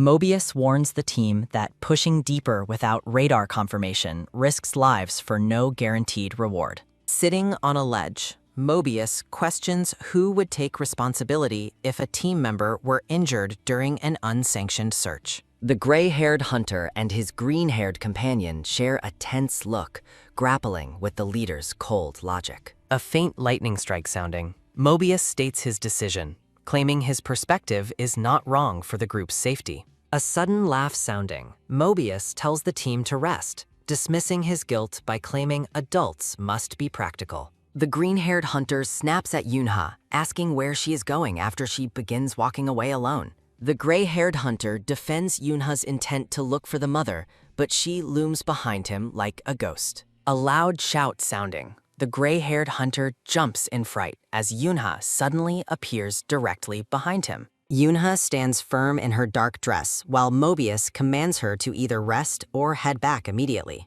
Ignoring the warnings that she is heading the wrong way, Yunha disappears into the dark, flooded corridor. A quick click sounding, Mobius watches her depart, frustrated by the F-Rank's refusal to follow his direct commands. The green-haired hunter attempts to stop her, but Yunha remains focused on continuing the search for the missing mother. Determined to find the truth, Yunha declares her intention to check deeper areas since the core has already been cleared. Mobius mocks her isolation, questioning what a lone F-Rank could possibly hope to achieve in such a dangerous zone. Mobius outlines the 2 reasons hunters perish, accusing Yunha of being both reckless and overestimating her own power. A snap sounding, Mobius holds up one finger, identifying the first cause of death as an unexpected accident. Holding up 2 fingers, he explains the second cause is entering a dungeon far above a hunter's actual skill level. Mobius bluntly tells Yunha she fits both categories, yet she stares back with a cold, unwavering gaze. The atmosphere turns heavy as Mobius realizes Yunha is genuinely serious about defying him to find the mother. A sharp growl sounding, the green-haired hunter fumes over her disobedience while Mobius decides to let her go. A crack sounding, Mobius tells Yunha to bring back evidence of the mother, even if it is just cloth. Mobius questions her hesitation, pointing out that she doesn't actually know where the mother is located. The green-haired hunter warns that her rogue actions will bring shame and damage to the prestigious Wolf Guild. Mobius commands her to find a body or a scrap of fabric to justify her foolish defiance. The green-haired hunter glares at the silent princess, his face twisted in a mixture of anger and disbelief. A thunderous roar sounding, the green-haired hunter loses his temper, shouting at Yunha for her perceived arrogance. Mobius sits quietly while the gray-haired hunter watches Yunha, noting her complete disregard for her senior's safety advice. Grabbing her shoulder, the green-haired man demands to know her training class, trying to assert his seniority. A dark aura emanates as Yunha looks back over her shoulder with a sharp, terrifyingly confident smile. A quick rustle sounding, Yunha leans into the green-haired hunter's personal space, causing him to recoil in shock. A soft tap sounding, Yunha whispers that she was the first in her class, leaving the hunter completely speechless. Heavy, ragged breaths sounding, the scene shifts to the dark, flooded ruins where a lone survivor is struggling. A frantic call sounding, a brown-haired woman in a red dress runs through the shadows, calling for Yeri. A sharp gasp sounding, the woman trips over the debris, her desperation growing as she searches the dark mall. A quick beep sounding, she checks her phone, realizing with horror that the screen is broken and battery is low. A soft sniff sounding, she gazes at a happy photo of Yeri, her heart breaking for her missing child. A heavy splash sounding, her phone drops into the water as she nearly loses hope of finding her daughter alive. Looking back, the mother remembers apologizing to Yeri for the accident on what was supposed to be her birthday. A joyful giggle sounding, Yeri beams in the memory, claiming she was just happy to spend time with her mother. A loud shout sounding, the memory fades as the mother hears a warning about an incoming tidal wave. A thunderous crash sounding, the memory reveals a massive wave sweeping through the mall, tearing civilians apart. A desperate splash sounding, the mother's hand slips away from Yeri as the violent current pulls them in different directions.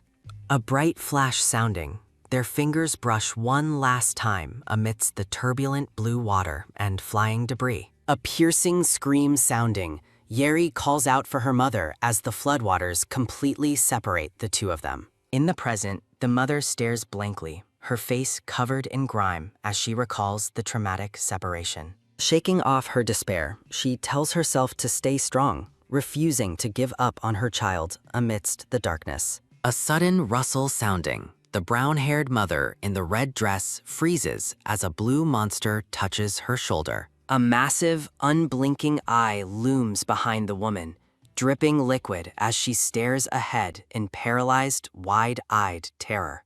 Trembling violently, the woman looks at her glowing phone while the monstrous blue creature hovers directly beside her head. A piercing scream sounding.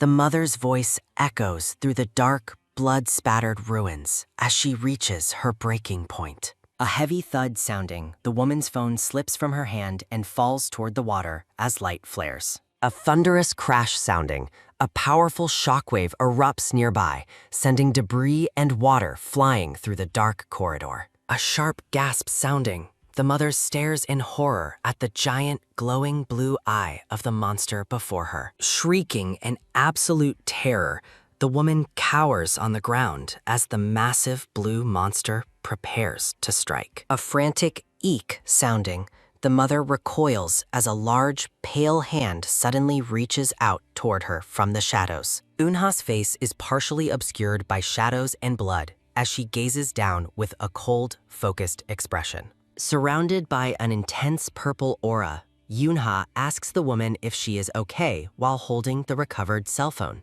A loud shriek sounding, the woman continues to scream in terror as Eunha stands amidst the swirling magical energy. The golden cat spirit gleefully identifies the woman as Yeri's mother, noting her matching red dress and appearance. Startled and confused, the mother gazes up at the dark-clothed hunter, unable to comprehend the sudden rescue. The woman screams that a monster is smiling at her, while the cat mocks her talent for quiet shrieking. Wailing about her daughter, the mother begs for safety, while Eunha commands her to keep her eyes shut tight. A soft ha sounding. The woman looks up as Eunha reassures her, preparing to eliminate the surrounding threat. Encircled by a horde of giant-eyed monsters, Eunha calmly promises the mother that the ordeal will be over soon. A massive explosion sounding. Eunha unleashes a violent burst of purple energy, obliterating the monsters in a single strike. As the magical light fades, Eunha gently informs the survivor that she can finally open her eyes now. Standing amidst the shattered remains of the blue monsters, Eunha holds the woman's phone while the cat watches nearby. The mother stares back in stunned silence as Eunha prepares to return the device and lead her to safety.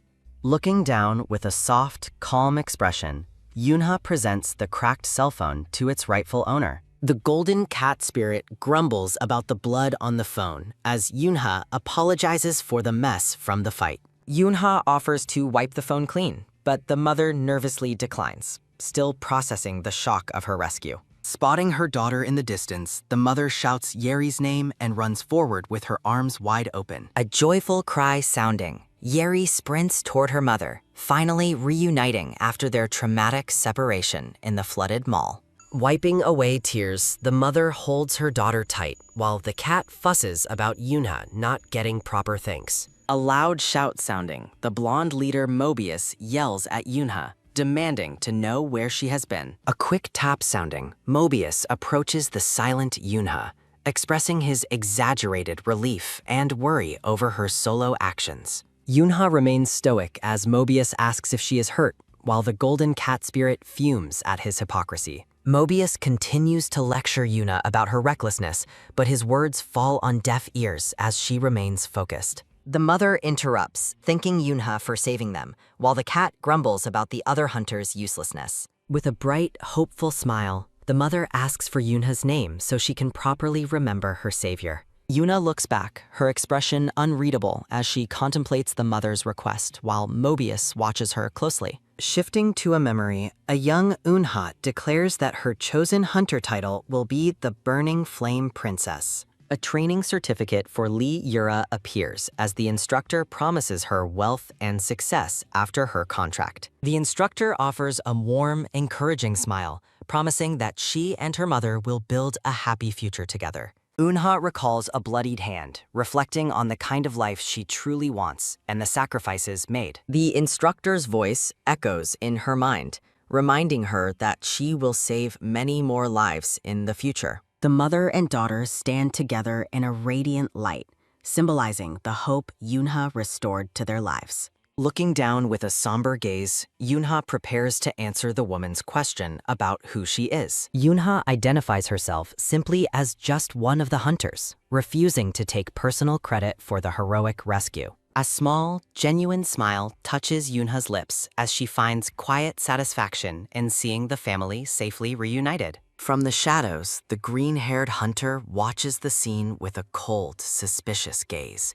wary of Yunha's actions. Mobius asks the green-haired hunter if he is worried about Yunha reporting their decision to abandon the search. Mobius confidently claims Yunha won't talk, as her solo actions were a breach of contract that would only hurt her. The gray-haired hunter urges the group to stay calm until reinforcements arrive, but his companion remains deep in thought. Mobius asks for details on what Yunha said earlier, prompting the green-haired hunter to wave it off as nonsense. The green-haired hunter prepares to recount Yunha's claim about being the top of her training class to the skeptical Mobius. The gray-haired hunter adjusts his glasses, his expression turning cold as he reflects on the recent events. A slap sounding, the gray-haired hunter laughs off the green-haired man's concerns, dismissing Yunha's claims as mere training center basics. Yunha gazes into the distance, pondering whether her rescuer is truly insane or if the impossible has occurred. The gray-haired hunter remains skeptical of her talent, while Yunha offers a faint, knowing smile in the shadows. A piercing shriek sounding, a brown-haired man screams in absolute horror at the sight of Yunha's blood-spattered face. Yunha dismisses her injuries as minor while the brown-haired man panics, his frantic reaction amusing the golden cat spirit. Blood dripping, Yunha calmly suggests heading home while her manager frets over the trail of crimson she leaves behind. Raising her bloodied palm, Yunha stoically insists she is fine, much to the growing distress of her worried companion. The brown-haired man gazes back in shock, unable to believe her casual dismissal of such a visible injury. A heavy silence falls as Yunha looks down at her hand, a flicker of a deep, distant memory surfacing. In a hazy memory, a young Yunha shows a cut hand to her mother, explaining her clumsiness in the kitchen. Her mother's concerned voice echoes through time, insisting on treating the wound with medicine and a protective bandage. A soft sigh sounding, the manager relents in the present, though he still firmly insists on treating her wounds. A quick nod sounding, Yuna is told to wait in the car while her manager retrieves a first aid kit. The manager searches the trunk while the cat notes his fussing is far better than the previous hunter's rudeness. Inside a dark room, Bakrang monitors his tablet, receiving instructions to report any issues regarding his senior, Yunha. A soft ping sounding.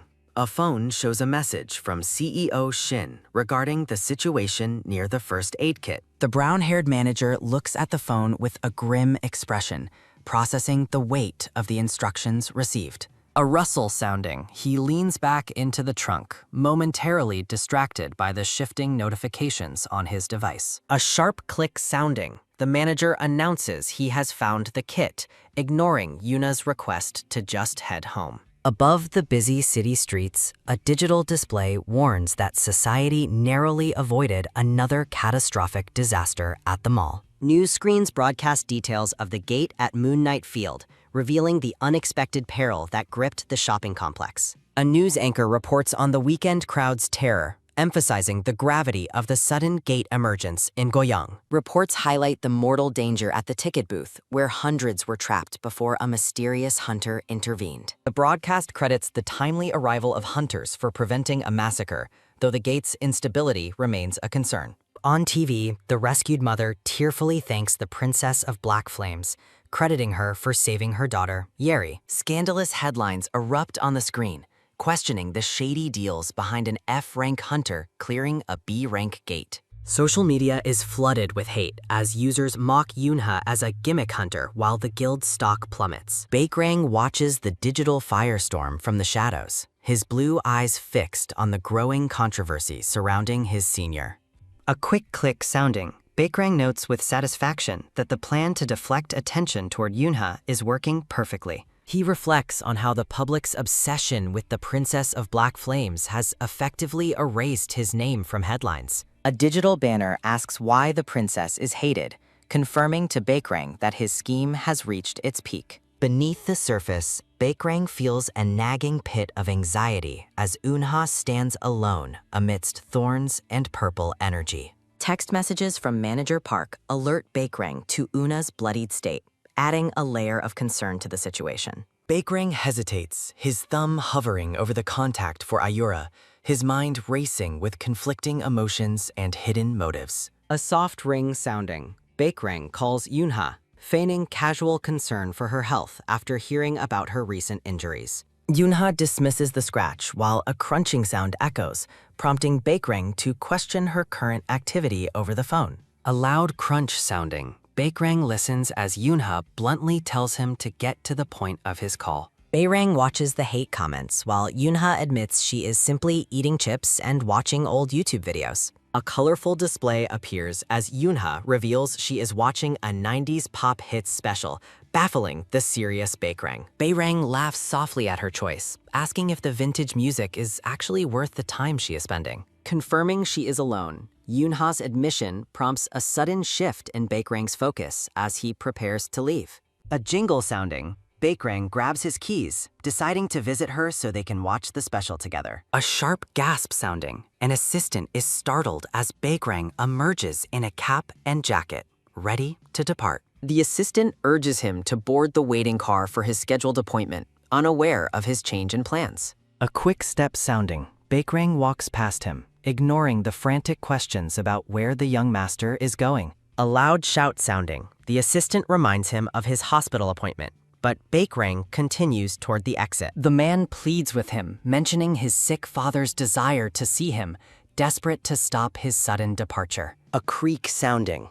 Baekrang clenches his fist as the assistant questions what could possibly be more important than family. Surging with a dark blue aura, Baekrang glares back, commanding the man to move because his mission is far more critical. Eunha expresses surprise at Siwoo's music taste, while Tita argues that her black dress is much more modern. Siwoo arrives home looking damp and weary, prompting Yoonha to ask if it has started raining outside. Yoonha notes Siwoo's lack of injuries, while Tita complains that people don't appreciate her sister's incredible skill set. Yoonha offers a towel and a beverage, but the dark-haired man politely declines as they head inside. Yoonha asks for technical help with the TV, explaining she accidentally stopped a recording meant for her manager. Siwoo sits at the table, asking if he should play the last video Yoonha was recently viewing. Siwoo is horrified to discover the viewing history is full of malicious videos attacking Yoonha's public reputation. Eunha returns with snacks, and Siwoo asks if she truly watched all the hateful content on the screen. Yoonha calmly inquires about the definition of a concept hunter, a term she encountered during her confusing research. The black-haired woman admits that even after searching, she couldn't understand the insults being directed at her. Siwoo hangs his head in deep shame, apologizing to Yoonha for the toxic situation he has caused. Siwoo feels responsible for the damage to her image, knowing how critical a hunter's reputation is in society. A flash of light sounding, Siwoo's inner monologue reveals his guilt for using Eunha as a protective shield. Siwoo laments throwing a hero from another era into a world that doesn't respect her legendary history. A series of sharp, rhythmic clicks sounding.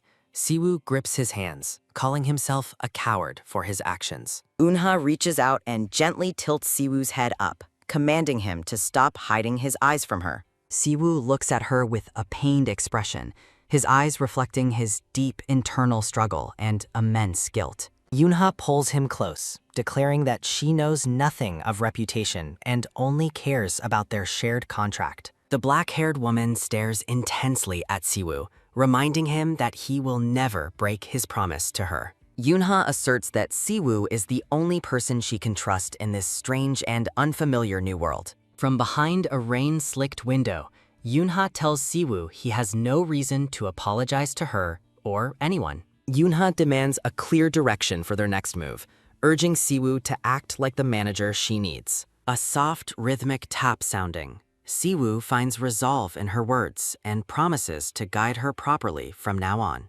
A heavy, rushing wind sounding. Siwoo gazes out at the rainy city, still feeling a lingering sense of guilt. From the rain-streaked window, Siwoo begins explaining that gimmick hunters are awakened individuals who avoid actual monster combat. Siwoo notes that these hunters either fear danger or simply lack the desire to fight in gate raids. Siwoo explains that these hunters adopt specific personas or gimmicks to build their brand instead of fighting. Eunha likens the concept to cosplay, while her internal thoughts note she is learning modern terminology quickly. Siwoo clarifies that gimmick hunters are essentially TV celebrities who prioritize broadcasting over actual dungeon-clearing missions. A soft, rhythmic hum sounding.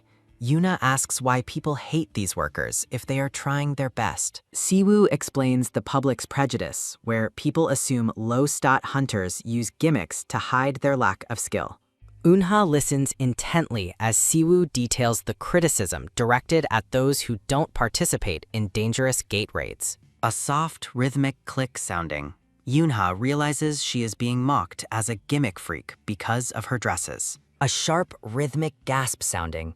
Eunha recalls a conversation with Manager Park about the reasons behind her popularity. A soft, thoughtful hum sounding. Eunha considers her appearance and how it affects the way the world sees her. Eunha asks about TV offers, and Siwoo mentions a variety show that frequently features famous hunters. Siwoo mentions a horror special offer, but plans to decline it to protect her from the gimmick label. With a determined look, Eunha shocks Siwoo by accepting the offer, deciding to face the public head-on. Siwoo warns about the risks of mainstream recognition, but Eunha argues her dresses make the misunderstanding unavoidable. A sharp, rhythmic pop sounding. Eunha vows to shatter the public's prejudice against gimmick hunters once and for all. A soft, surprised gasp sounding. Siwoo is stunned by the fiery resolve burning in the black-haired woman's eyes. Eunha stares forward with absolute focus, her mind already working on a plan to change her public image. Siwoo remains speechless, his blue eyes wide as he processes Eunha's sudden shift in attitude and strategy. Siwoo takes Eunha shopping, suggesting she buy casual clothes to help differentiate her daily life from her hunting. A loud, frantic scream sounding. Tita panics as Eunha admits her formal dresses are becoming physically uncomfortable. Eunha tries on a baggy outfit, causing Tita to beg Siwoo to tell her how terrible she looks. A soft, rhythmic ruffling sounding. Siwoo suggests they try another store after seeing Eunha's questionable taste in fashion. A brilliant, shimmering gleam sounding. Tita excitedly discovers a rack of elegant clothes that would actually suit her sister. A series of soft, metallic clicks sounding.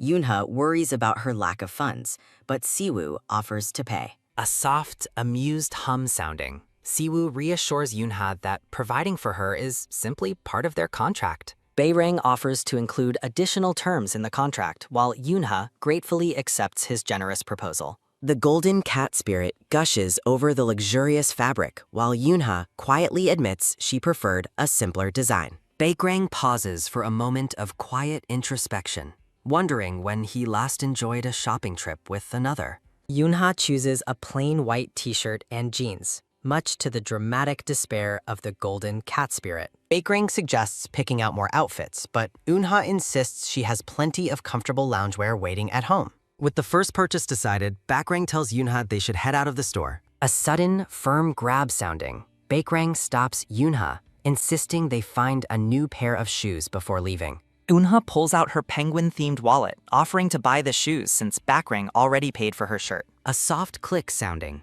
Yuna hesitates as the golden cat spirit mocks her for only carrying 2 small coins. Bangrang smiles warmly, assuring her that he has plenty of money and can easily afford to buy her shoes. Eunha looks back at him with a skeptical gaze, still processing his insistence on paying for everything. A quick swish sounding, Bakrang tells her to save her coins for a piggy bank and accept his gift. Talking about money triggers a memory for Yunha, while the golden cat spirit celebrates their sudden financial fortune. A glowing system window reveals that the Wandering Cat of Darkness sponsored 100,000 coins, bringing Yunha's balance to 300,000. Eunha turns to Bakrang, curiously asking what one can actually do with a balance of 300,000 coins. Yuna stands frozen in shock, her eyes wide as she awaits an explanation for the value of her currency. Bayrang warns her about the dangers of internet addiction, suggesting she only watch online videos with him or her manager.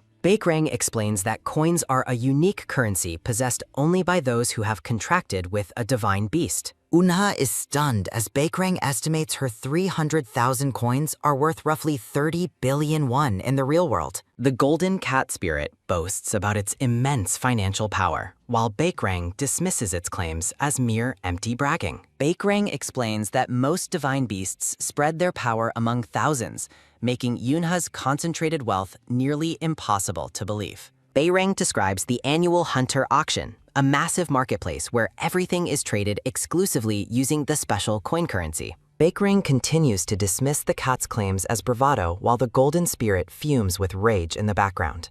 Bayrang notes that contracting with a divine beast would be easy for someone of her skill, but Yunha refuses. The golden cat spirit's voice booms through the air, declaring that Yunha has already formed a contract with it. Laden with shopping bags, Bakrang reflects on the long walk and muses that he should have parked the car closer. Yunha frets over the mounting debt from their haul, while the golden cat spirit celebrates their successful shopping spree.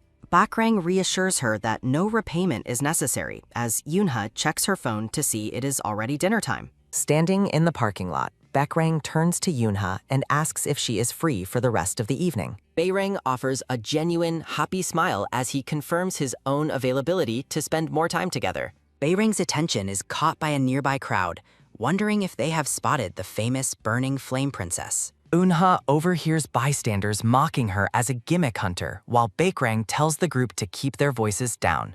Bayrang realizes that Eunha's face is recognizable from the news, even without her signature princess dress and accessories. Bayrang gently places a hat on Yunha's head, noting that the purchase was a wise choice for a disguise. Yunha adjusts the new cap as a sudden, loud shout from the distance breaks the quiet of the evening. A young child's balloon floats away into the sky, prompting a cry of despair that catches Yunha's attention. A sudden, powerful whoosh sounding, Yunha sprints toward the floating balloon while the golden cat spirit laughs at the chaos. A series of heavy thuds sounding, Yunha uses her incredible agility to leap high into the air and catch the balloon. Yunha returns the pink balloon to the stunned and grateful family, offering them a quiet, helpful word. Bayrang watches Eunha from a distance, the golden light of the setting sun illuminating her simple, heroic act. Memory of past words about contract terms surface, yet Bakrang cannot shake a lingering sense of deep unease. Masked by her new casual clothes and cap,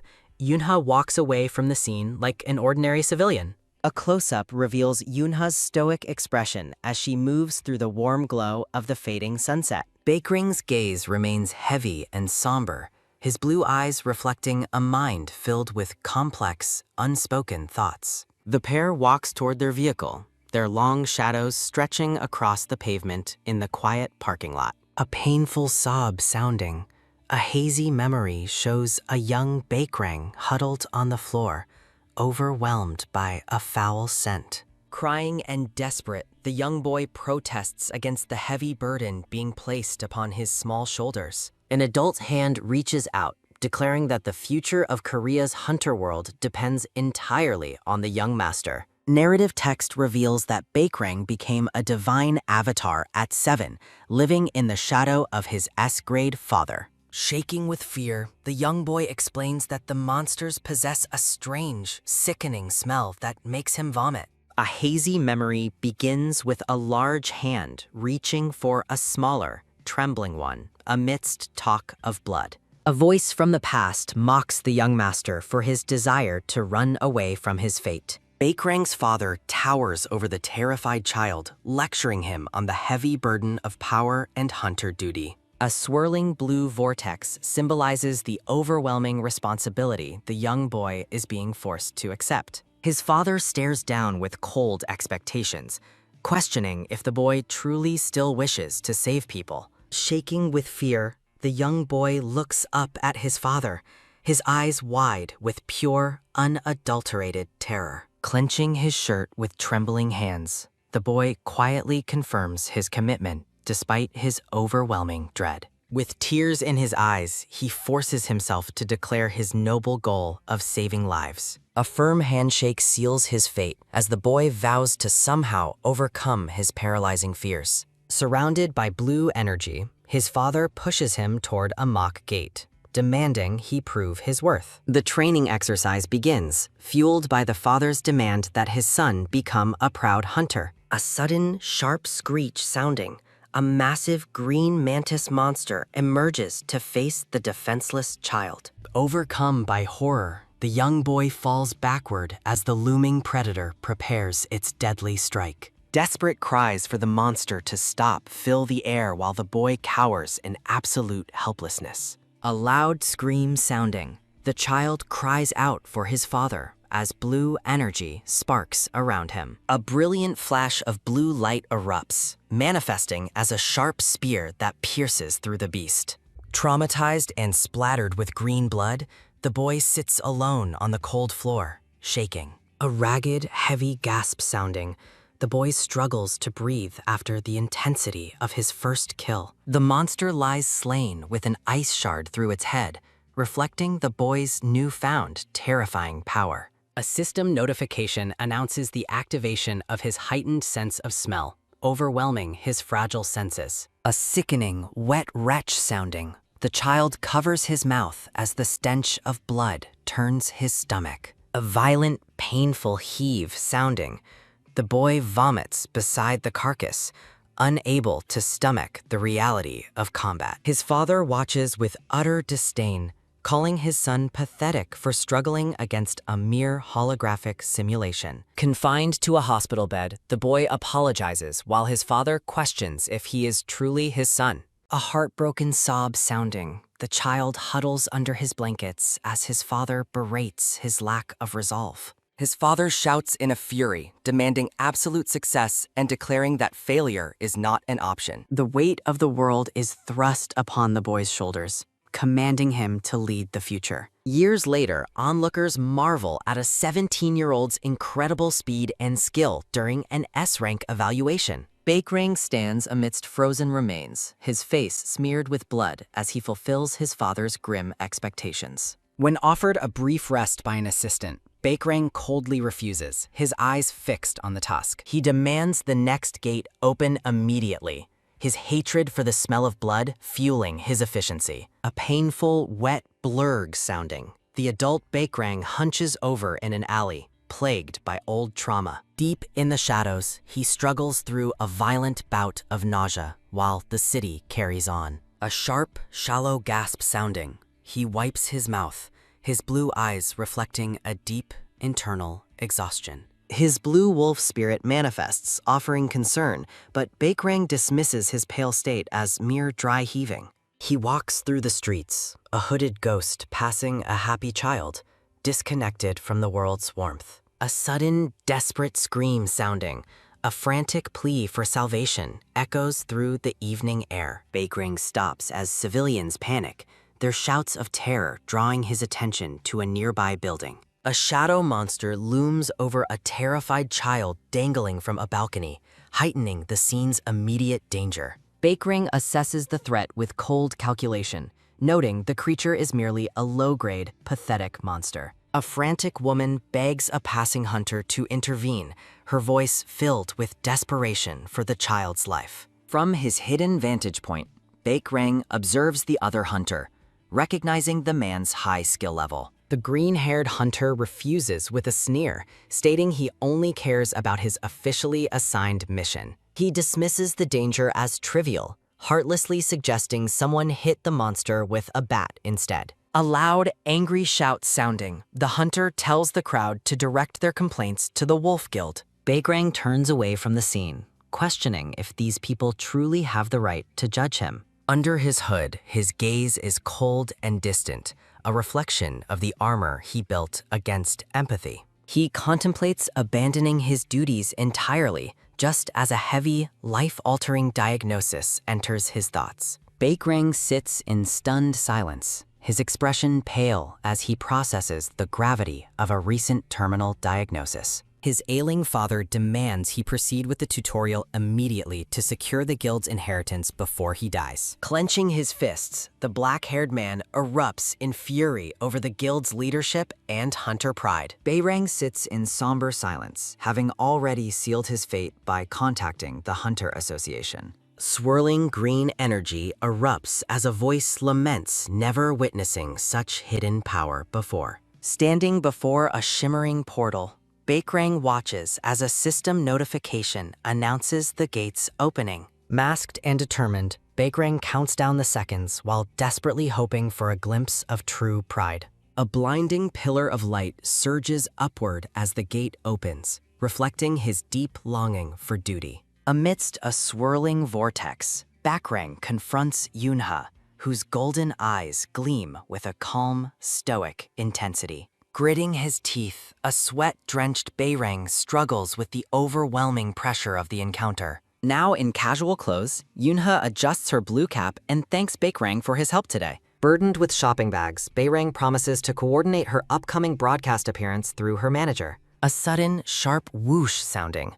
Baekrang stops Yunha to mention a special show he remembered. Looking slightly sheepish, Baekrang explains he'll watch the program separately now that he recalls its title. A quick metallic click sounding as the door opens. Baekrang bids Yunha a warm, helpful farewell. A sharp, echoing snap sounding. Baekrang's wave vanishes into a look of deep, somber contemplation. Manager Park accompanies the costumed Yunha while a voice questions her relationship with the hunter Siwoo. Manager Park confirms her status as a concept hunter, while Baekrang's father observes with a stern expression. Baekrang's father stares at his phone, his face twisted in a mask of severe, silent disapproval. A heavy, muffled thud sounding. A grimy room reveals a group of hunters in eccentric, bizarre costumes. Entering the gloomy waiting area, Manager Park finds the concept hunters gathered around a simple table. Yunha spots a discarded notice on the floor, identifying the room as the designated waiting area for filming. A rude staff member adjusts his glasses and dismissively orders the group to stay out of the way. Manager Park watches in stunned silence as the staff member turns his back and walks away. Though her manager is incensed by the disrespect,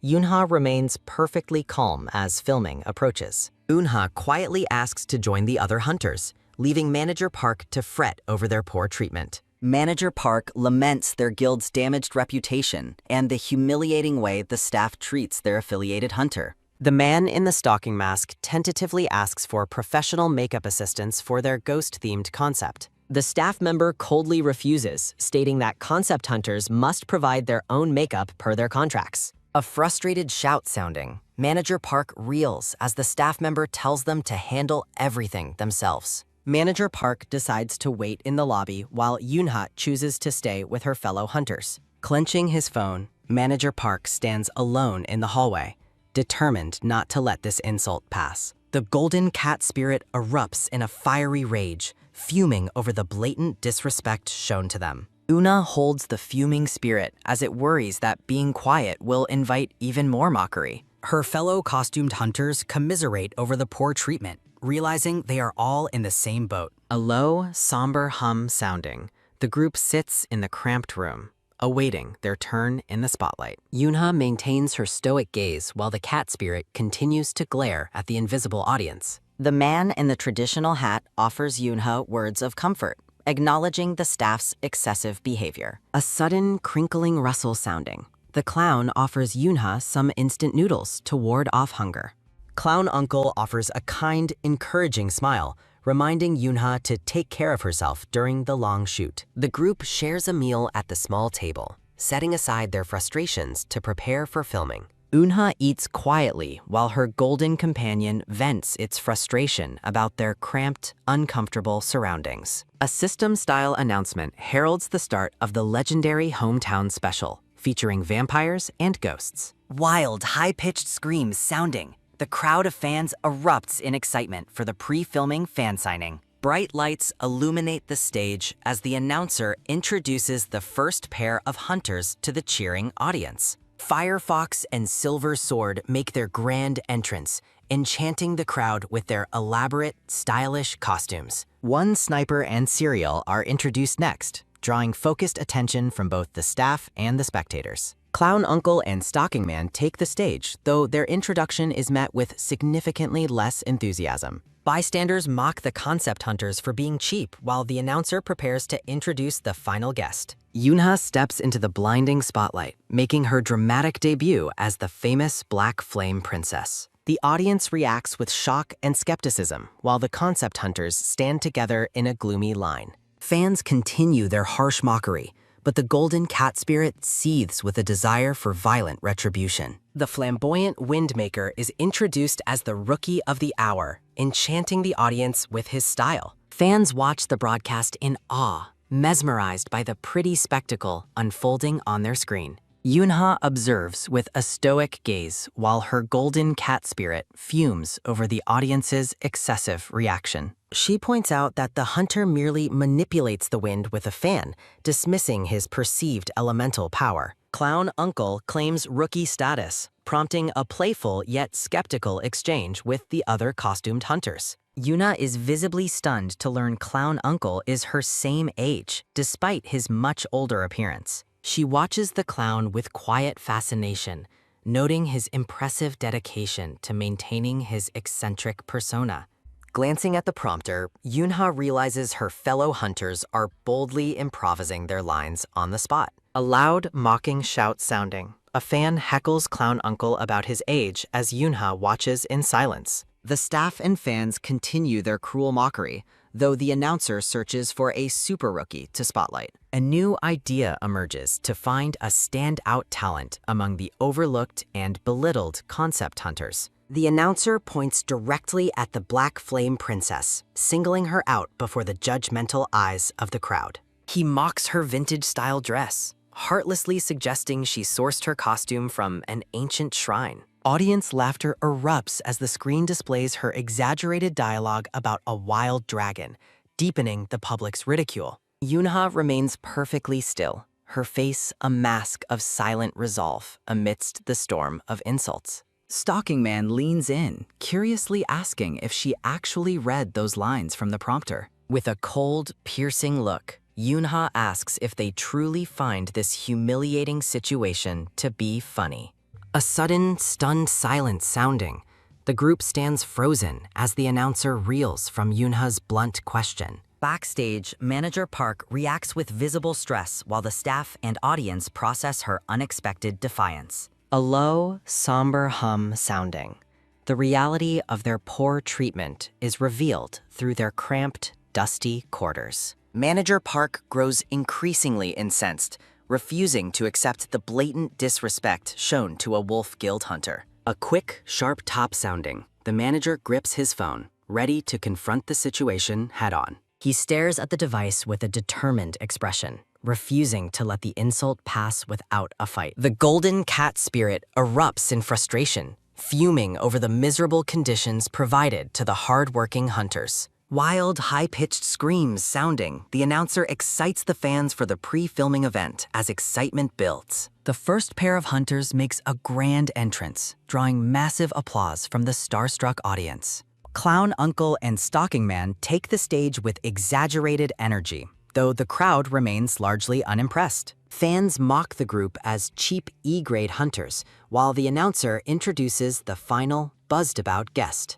Yoonha steps into the spotlight as the Black Flame Princess, drawing skeptical whispers about her true rank. The audience continues their harsh mockery, but the golden cat spirit seethes with a desire for violent retribution. Watching the broadcast, the children are once again captivated by the refreshing breeze and pretty visual effects. Yoonha's internal monologue repeats her observation that the hunter is simply using a fan to move air. The cat spirit agrees, finding the entire nature-type display to be nothing more than a shallow trick. Eunha reflects on the professional spirit of the clown, admiring how well he embodies his difficult role. The heckler's cruel question about Clown Uncle's age echoes through the arena, highlighting the crowd's hostility. Audience laughter fills the space as Yoonha listens to the relentless ridicule directed at her fellow hunters. The staff dismissively explains why concept hunters are never called rookies, citing their lack of potential. A mocking boo-boo sounding, the clown's antics are met with laughter as the hierarchy is established.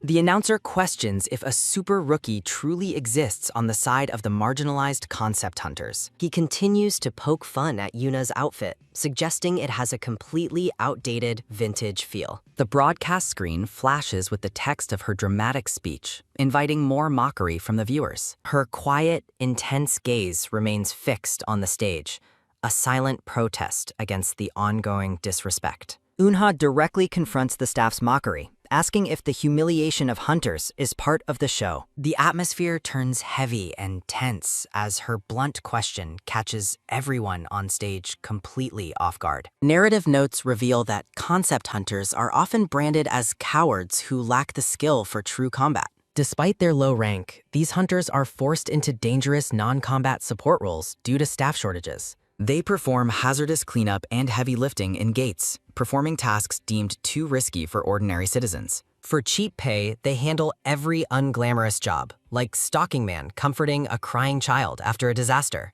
A sharp, angry shout sounding, Yoonha's stance is described as a refreshing challenge to the hunter's poor status. Standing tall with her seething spirit, Yoonha prepares to change the narrative of the disparaged concept hunters. Someone defends Yoonha's decision to speak up for the ignored concept hunters who were being mistreated. The group discusses the program's popularity while their golden cat spirit fumes over their blatant disrespect. The braided girl expresses her deep frustration, confirming they don't find the humiliating situation amusing either. Stalking Man shares his gratitude toward Yoonha for challenging the staff's arrogant and dismissive behavior. The hat-wearing hunter agrees, expressing his desire to stop filming under such dehumanizing and unfair conditions. He rants about the unfair focus on old celebrity achievements while their current hunter activities are ignored. He reveals his frequent recent dungeon visits as the golden cat spirit cheers for his assertive stance. A quick, heavy footfall sounding,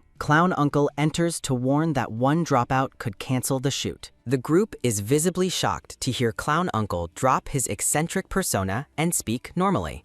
Clown Uncle prioritizes earning money for his daughter's jacket over their bruised egos and collective pride. He explains the harsh financial reality, noting that one broadcast pays as much as 10 gate raids. The frustrated hunters fall silent, unable to argue with the practical logic of surviving in their industry. Clown Uncle tries to lighten the heavy atmosphere by inviting Yoonha for a cool, refreshing drink. He approaches Yoonha kindly, offering to buy her the most delicious coffee available in the area. Yoonha stares stoically while her golden cat spirit mocks the clown's terrible attempts at being smooth. Sitting on a bench together, Clown Uncle hands Yoonha a drink to help her cool down. Eunha thanks him for the elaborate, sweet latte he carefully chose based on modern popular tastes. Clown Uncle curiously asks her age, guessing 22, but Yoonha remains silent and focused on her drink. A quick, sharp tap sounding,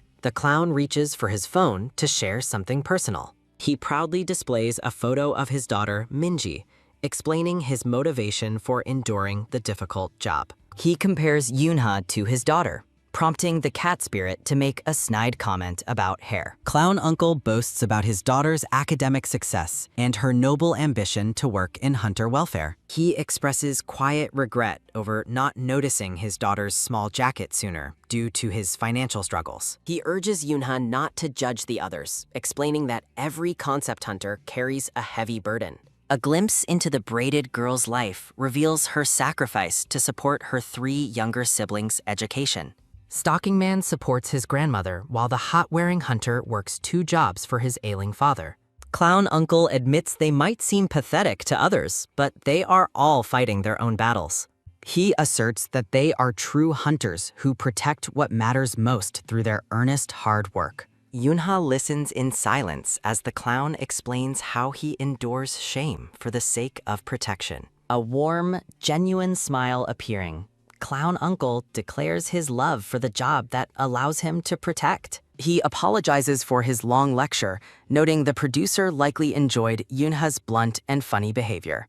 Clown Uncle walks away, assuring her that the producer is lenient as long as nobody quits. Unha watches him depart, the clown's sincerity leaving a lasting impression on her stoic heart. A small, subtle smile touches Yunha's face as she finally begins to understand her fellow hunters. Filming resumes with a high-energy quiz, challenging the contestants to identify a hunter from a keyword. A loud, echoing slap sounding, Stalking Man desperately hits the buzzer to try and score a point. Firefox correctly identifies Windmaker, earning praise from the announcer as her team takes the lead. The concept hunters feel defeated by the C-grade hunter's superior reaction speeds and professional experience. Windmaker basks in the spotlight, recounting a 5-year-old story about the legendary hunter, Dr. Plant. Wild, high-pitched screams sounding, the fans are mesmerized by the romanticized tales of elite S-grade hunters. The announcer turns his attention to Yunha, asking about her experience with a famous internet personality. Serial mocks Yunha's princess concept, suggesting she switch to internet streaming to fit her low rank. The celebrity hunters laugh at Yunha's low earning potential compared to their own broadcast success. A sharp, angry shout sounding, the concept hunters are incensed by the blatant disrespect toward their companion. Yunha looks up with a cold, piercing gaze, ready to turn the table on the arrogant celebrities. She asks Windmaker a blunt question about when he last actually stepped into a dangerous gate. Windmaker stammers, dismissively claiming they earn more money through broadcasting than through actual hunting work. Unha points out that her pathetic companions went to a gate just yesterday, unlike the celebrity hunters. With ice-cold intensity, she asks the flamboyant hunter exactly how many people he has saved this year. Yunha taunts the celebrity hunters for their silence, while the concept hunters watch the tense standoff unfold. Clown Uncle urges the announcer to continue the quiz, cutting through the heavy silence following Yunha's blunt provocation. A cold smirk playing on her lips, Yunha disparages the celebrity hunters as people who only hunt in name. A wild, high-pitched scream sounding, the concept hunters panic as Yunha declares their team will destroy the arrogant celebrities. Windmaker maintains his composure while the production staff watches the unfolding drama with genuine, growing interest. Manager Park reels from the stress of the chaotic filming as the announcer screams in disbelief at Yunha's behavior. Braided Girl and Stalking Man spiral into despair, imagining a future ruined by massive public backlash and hate comments. They envision their tragic downfall at a remote gate, while the hat-wearing hunter tells them to stop overthinking. The group bickers over Yunha's previous quiz failures, contrasting her current bold confidence with her earlier dismal performance. A quick, sharp smack sounding, the announcer penalizes the concept hunters after Yunha fails yet another simple abbreviation question. The hat-wearing hunter explodes in frustration, furious that Yunha's confidence isn't backed by a functional game plan. Clown Uncle tries to stay positive, but his companion remains convinced that their public image is being permanently damaged. Manager Park trembles with anxiety, recalling his CEO's reckless order to let Yunha do whatever she wants. A heavy, sudden thud sounding, Manager Park begs Yunha to behave, while the golden cat spirit mocks his desperation. He explains the show's cruel script, where concept hunters are only meant to serve as stepping stones for celebrities. Manager Park warns that the broadcast will be edited to favor regular hunters regardless of the actual outcome. He pleads with Yunha to act moderately to avoid a backlash, but she remains stoic under his frantic gaze. A subtle, calculating smile appearing, Yunha agrees to be moderate, though her eyes suggest a different, more intense plan. A loud, echoing slam sounding, Yoonha dominates the next round, leaving her teammates and the audience completely stunned. The announcer heralds the Black Flame Princess's shocking victory as Manager Park and the staff watch in total disbelief. With a triumphant fist raised, Yoonha secures a 5-0 lead, dealing a crushing blow to the regular hunter team. The celebrity hunters seethe with rage, accusing the Wolf Guild of deceiving everyone about Yoonha's true F-grade rank. Firefox and her teammates grow increasingly frustrated, dismissing Yoonha's overwhelming success as a simple measurement error. A flurry of quick, rhythmic taps sounding, Yoonha single-handedly crushes every game, from Squid Game to complex rhythm challenges. The blue-clad hunter complains about being toyed with, pinning his final hopes on using abilities in the last round. The celebrity team panics over their potential loss of reputation if an F-grade hunter truly defeats them on screen. The staff praises Windmaker for his professionalism, though they worry about the broadcast's increasingly strange and unpredictable flow. A loud, jolly laugh sounding.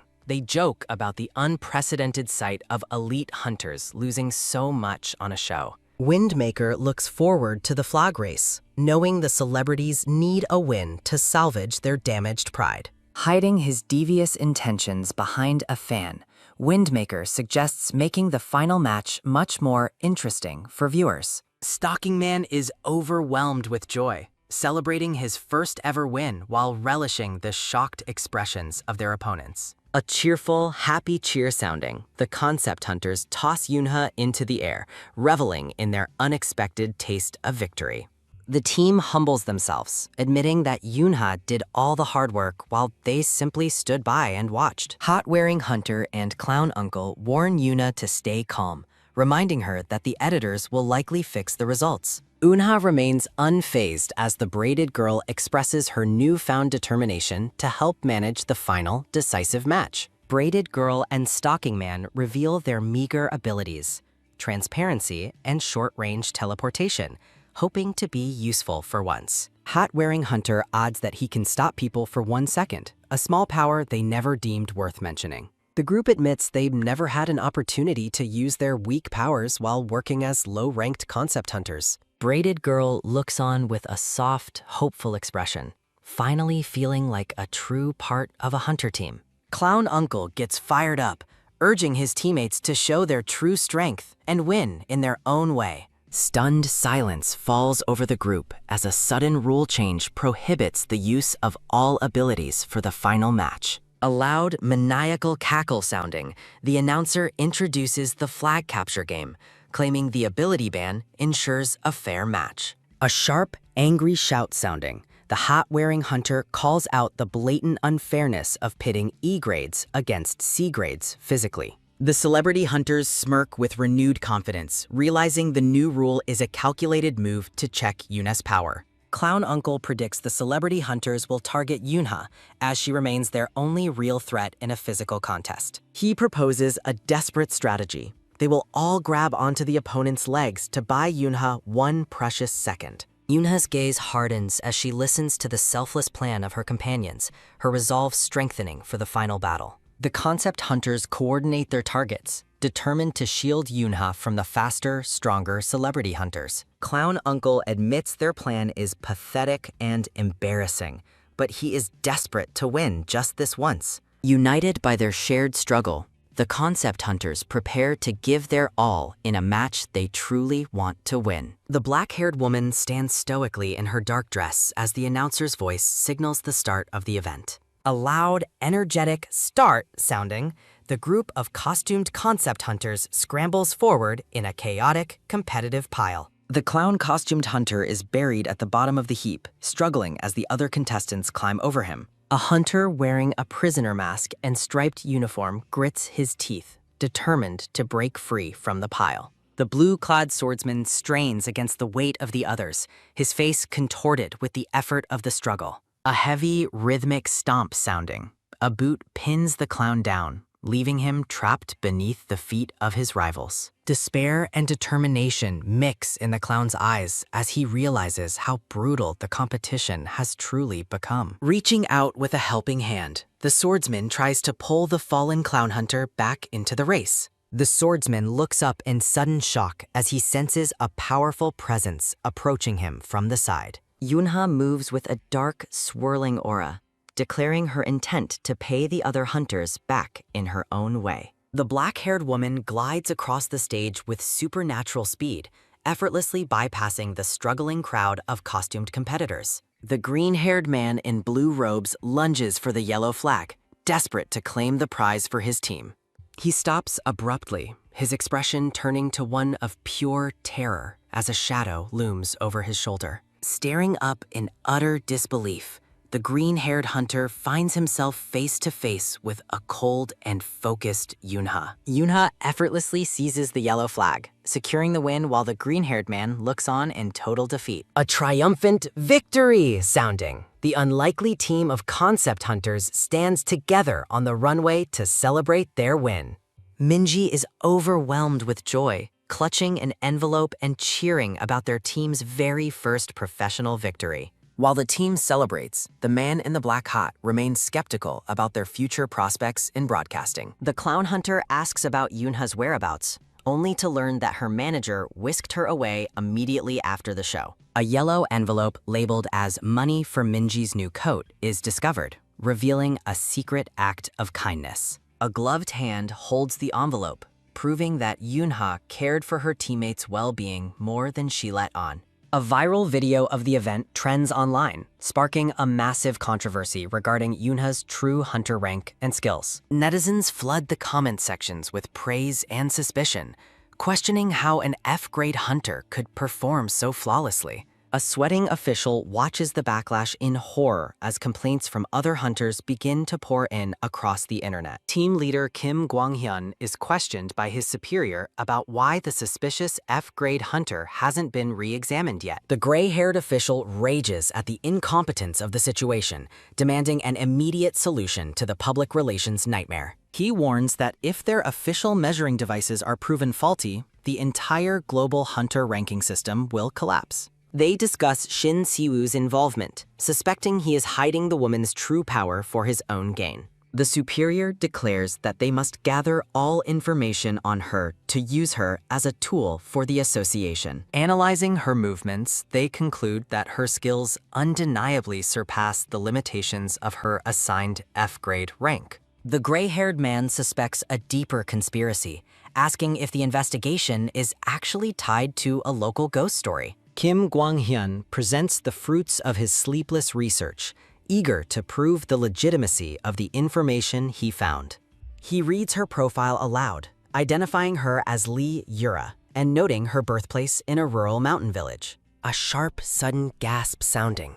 The official freezes when he notices her listed graduation from the Pochan Training Center. He recalls that the Pochan Center was closed years ago following a mysterious and disaster-level fatal accident. Kim Gwang-hyun confirms that all physical and digital records from that facility were supposedly destroyed in a massive fire. The official realizes that the training center is a common cover used by guilds to register hunters with fake identities. He orders a hunt for any surviving instructors from that era who might be able to identify her face. A sense of looming dread fills the room as they wonder what dangerous secrets the woman is truly hiding. Relaxing at a barbecue restaurant, the black-haired woman offers to grill the meat for her friends with casual confidence. A loud, frantic yell sounding. Tita berates Siwoo for not showing enough respect to Yunha's legendary grilling abilities.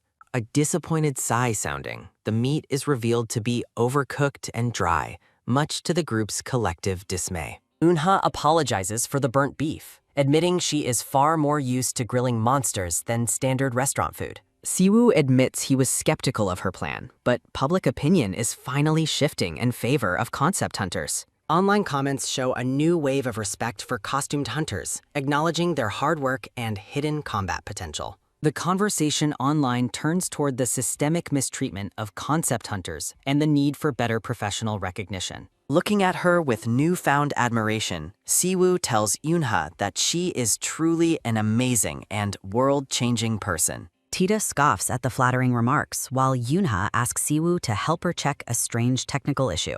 A soft, rhythmic beep sounding, Yunha shows her device, worried that her experience points haven't increased at all. The man in the black hat remains puzzled, wondering how her rank can still be F grade after catching monsters. The black-haired man suggests that Yunha request a grade adjustment since her actual power far exceeds her current rank. He explains the quarterly update system and suspects her rank should really be at least D grade based on recent boss fights. Back in casual clothes, Yunha checks her device and assumes it must be broken because her information hasn't updated. The black-haired man contemplates the human-defined standards of hunter rankings while looking concerned about her data lack. He finds it improbable that no data was recorded, given he thoroughly tested the terminal before giving it to her. At a barbecue joint, the golden cat spirit scolds Yunha for being petty regarding the quality of her grilled fish. A panicked cry sounding, the group realizes the meat is burning while they were distracted by their technical discussion. The cat spirit urges her to flip it quickly while the man explains the arbitrary nature of high rank limits. Yunha looks stressed over the grill as the man explains that her previous identity's experience cannot be transferred over. Taking the tongs, the man offers to grill the beef properly, noting it only needs a very light touch. He asks if she prefers well-done meat while the golden cat spirit watches them with an annoyed, judgmental stare. Yunha stares forward with her typical stoic gaze, reflecting on the conversation amidst the warmth of the restaurant. A low sizzle sounding. The beef cooks on the grill, while Yunha questions if she ever made such a statement. The man asks if she has any dislikes, causing the jealous golden cat spirit to demand she stop responding. Blushing slightly, the man admits he simply wants to remember her preferences, creating a momentary, soft tension between them. Yunha remains silent while the golden cat spirit expresses total confusion at the suddenly serious atmosphere of the meal. The cat spirit continues its colorful reactions as they discuss kimchi with oysters and a famous grandmother's local soup. they talk about a crowded, small soup shop near a school, leaving the neglected cat spirit fuming in the background. On a phone call, Yunha hears that the shop has expanded under the grandson's management over 3 generations. Her interest piqued, Yunha hears that the soup is so famous that patrons typically wait over an hour in line. The scene shifts to a cemetery where Yunha sits by a grave,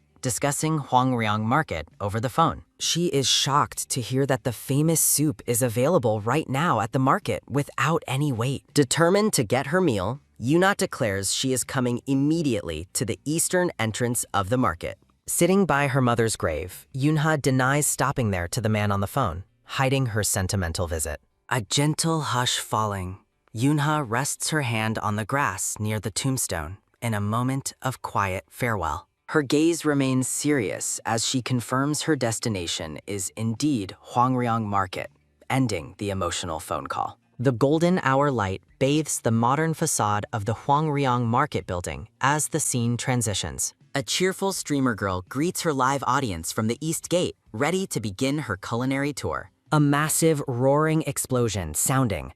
A nearby hotel erupts in fire and debris, horrifying the streamer and her viewers. Thick smoke and bright orange flames engulf the building, prompting panicked shouts about a fire at the hotel. A sharp crackling sounding. The intense heat shatters windows as the core of the hotel is ravaged by fire. A disaster alert warning flashes, informing the public that a sudden burst gate has opened within the hotel. A firefighter notes that the hotel was closed and empty, which likely prevented an immediate mass casualty event.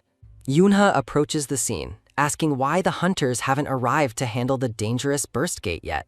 A worker explains that the gate auction is still ongoing, even though fire is actively leaking into the surroundings. The cat spirit complains about the unfriendly staff, while Yunha learns guilds have 7 days to enter dungeons. Manager Park explains the common practice of letting gates age to increase the value of the magic stones inside. He clarifies that burst gates are unpredicted and dangerous, necessitating quick intervention due to their unstable nature. With the golden cat spirit perched on her head, Yoonha processes the technical dangers of the shopping mall incident. The worker confirms that the Legion Guild won the bid and plans to enter the dungeon immediately to stabilize it. A deafening, thunderous blast sounding. Another explosion rocks the site, forcing the firefighters to push everyone back. Panicked shouts echo as the fire accelerates unnaturally, signaling that the gate is beginning to manifest more dangerously. A heavy, rushing roar sounding. Firefighters struggle to increase water pressure against the magical, expanding heat of the gate. Paralyzed by shock, a firefighter watches as the flames take on a more intense, magical glow during the burst. Amidst the chaos, a rescuer falls as a civilian is seen being swept directly into the heart of the blaze. Unha lunges forward with incredible speed, ignoring the warnings as she races into the burning building to save them. Her face set in cold determination, Yoonha plunges through the smoke, her focus entirely on the person trapped inside. A desperate cry for the civilian sounding. The surrounding crowd watches in terror as Yoonha disappears into the inferno. Warnings flash about a civilian casualty, stating that someone was swept up and lost within the raging flames. Emerging from the smoke completely unharmed, Yoonha calmly confirms she is fine, leaving the cat spirit in total disbelief. Looking out at the thick, swirling smoke, Yoonha realizes the air has become dangerously heavy within the fire-ravaged room. Coughing from the ash, Yoonha concludes the hotel has transformed into a fire attribute dungeon, much to her companion's distress. Yoonha checks her phone only to find a complete lack of signal, cutting off her communication with the man outside. Regretting her cheap data plan, Yoonha ignores the Golden Cat's complaints about her obsession with soup while exploring the gate. Yoonha remains remarkably calm, deducing that the surrounding inferno matches the intensity of a mid-level B-grade dungeon. A small, flaming fairy manifests from the blaze, its high-pitched singing signaling the start of a magical monster encounter. Yoonha prepares to fight, noting that her current casual clothes prevent her from using her most powerful black flames. The fire fairies intensify their eerie song, sending out glowing musical notes that hum with lethal, concentrated heat. With a fierce glare, Yoonha declares that her basic flames are enough, readying her hand to unleash a counterattack. A massive eruption of fire consumes the hallway, incinerating everything in a blinding display of overwhelming magical power. More singing fairies appear as Yoonha advances, their constant, high-pitched alerts highlighting the increasing number of nearby enemies. Outside, a hunter watches the gate entrance in shock as a constant stream of monsters begins to crawl out. The Legion Guild members observe the monsters' strange behavior, noting they seem to split and multiply unless struck simultaneously. The soldiers suspect a hidden hunter is already inside the gate, given how many monsters appear previously damaged or divided. One hunter dismisses the mystery, suggesting they simply slaughter every infinite monster that comes their way with brute force. The red-haired soldier turns to consult his leader, only to realize the orange-haired master has completely vanished once again. A stunned silence falls over the group as they find only a transparent, empty space where their master just stood. Looking down at the burning debris, the hunters remain frozen and speechless, baffled by their master's habitual disappearing act. A frantic shout sounding, the red-haired man rages at his teammates for failing to watch their master more carefully. The purple-haired girl tries to calm the group, guessing their master went ahead to test his new experimental bazooka. She reminds them that their master is an elite S-grade hunter, far too powerful to ever worry about being injured. The team recalls their master's terrifying lectures on efficiency, desperately fearing his disappointment if they don't produce results quickly. Motivated by pure terror, the hunters decide to focus on mining magic stones to satisfy their guild's strict policies. A sudden, quick dash sounding, the team charges into the dungeon, desperate to prove their worth to their missing master. Meanwhile, the orange-haired master pauses in the smoke, his attention caught by a small, metallic glint on the floor. He discovers a set of gold dog tags, realizing they are an exclusive relic reserved for legendary first-generation hunters. Looking closely at the date, he wonders why such a prestigious and potentially fake artifact is lying in the rubble. His face lighting up with excitement, the master celebrates his find, convinced he has stumbled upon a truly incredible treasure. At a nearby restaurant, Siwoo looks concerned while reading local news reports about the dangerous fire at the hotel. Chatter fills the room as patrons discuss the fire leaking from the gate, though the situation appears to be stabilizing. Siwoo checks his messages to Senior Yura, growing increasingly anxious as his texts about the soup remain completely unread. He stares at the empty table, hoping traffic control is the only reason for Yunha's delay as the soup cools. Deep within the gate, Yunha suddenly gasps in shock, realizing that something of immense personal value has gone missing. A low hiss sounding, the golden cat spirit mocks the heat while Yunha searches frantically through the smoking debris. The cat spirit comments on the unusually high monster count, its casual tone contrasting with Yunha's growing sense of urgency. The cat urges a quick exit for the sake of the soup, but Yunha insists they return to search the entrance. Yunha refuses to leave, declaring that they cannot exit the dungeon until she retrieves the item she lost inside. Her expression is unusually heavy with emotion as she explains that the lost object is far too important to abandon. A soft metal jingle sounding, the orange-haired master toys with the gold dog tags he found, relishing his good fortune. He hums a cheerful tune while walking away, entirely unaware of the sentimental weight the lost tags carry for Yunha. A terrifying, guttural roar sounding.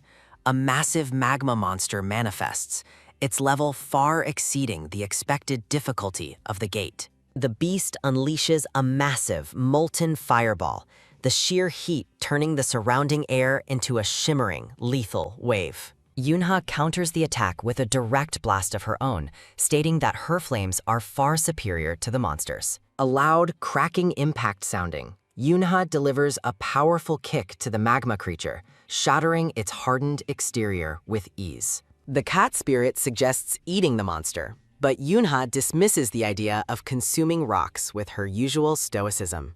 Yunha finds a bottle of ketchup amidst the rubble, while the cat spirit continues to joke about her diet. A sharp, disgusted sigh sounding, Yunha rejects the monster meat, ordering her companion to help her find the lost tags. The cat spirit expresses doubt about finding anything in the chaos, while Yunha continues her search through the ashes. Yunha looks back with a determined gaze, confirming that the missing dog tag is the only thing that matters right now. Digging through the burning ruins, Yunha resolves to find her treasure before the gate boss falls and the exit closes. Yunha searches for her lost item, while her cat spirit suggests returning to the entrance to find it. A sudden blast startles Yunha, who realizes that a person is actually present within the burning ruins. Una wonders who could have possibly ventured this far into the heart of the dangerous fire dungeon. The orange-haired man steps onto the rubble, celebrating a lucky find he describes as a total jackpot. He gleefully admires his massive bazooka, glad he brought the heavy weapon despite its weight for this hunt. The orange-haired master laughs, convinced that such immense firepower is necessary for efficiently clearing out monsters today. He kisses the gold dog tags he found, claiming them as his new treasure and a legendary relic. A massive monster looms behind the hunter as he prepares to quickly finish the fight and go brag. A system notification identifies the level 40 giant fire moth as the orange-haired hunter readies his heavy weapon. Looking through his goggles, the orange-haired hunter tells Yunha to move aside so he can test his weapon. A series of thunderous blasts echo through the chamber as the hunter unleashes his heavy bazooka upon the beast. A massive roaring explosion sounding. The boss monster is engulfed in a blinding display of the hunter's destructive power. The hunter laughs joyfully, completely unaware of the girl's incredible feat occurring right behind him in the smoke. Unha lunges at the monster, and the hunter confusedly asks who she is as she engages the boss. A loud bone crunch. The orange-haired hunter watches in stunned silence as the girl effortlessly tears the wings off the boss monster. He marvels at her sheer physical strength, noting that even a high-level monster cannot move under her power. He wonders about her affiliation, suspecting she is a high-level physical enhancement hunter he has never seen before. A warning notification flashes as the giant fire moth attempts to summon its final ember in a desperate counterattack. A searing heat wave erupts from the boss, but Yunha remains calm as she stares down the dying monster. The orange-haired hunter shouts for her to stand back,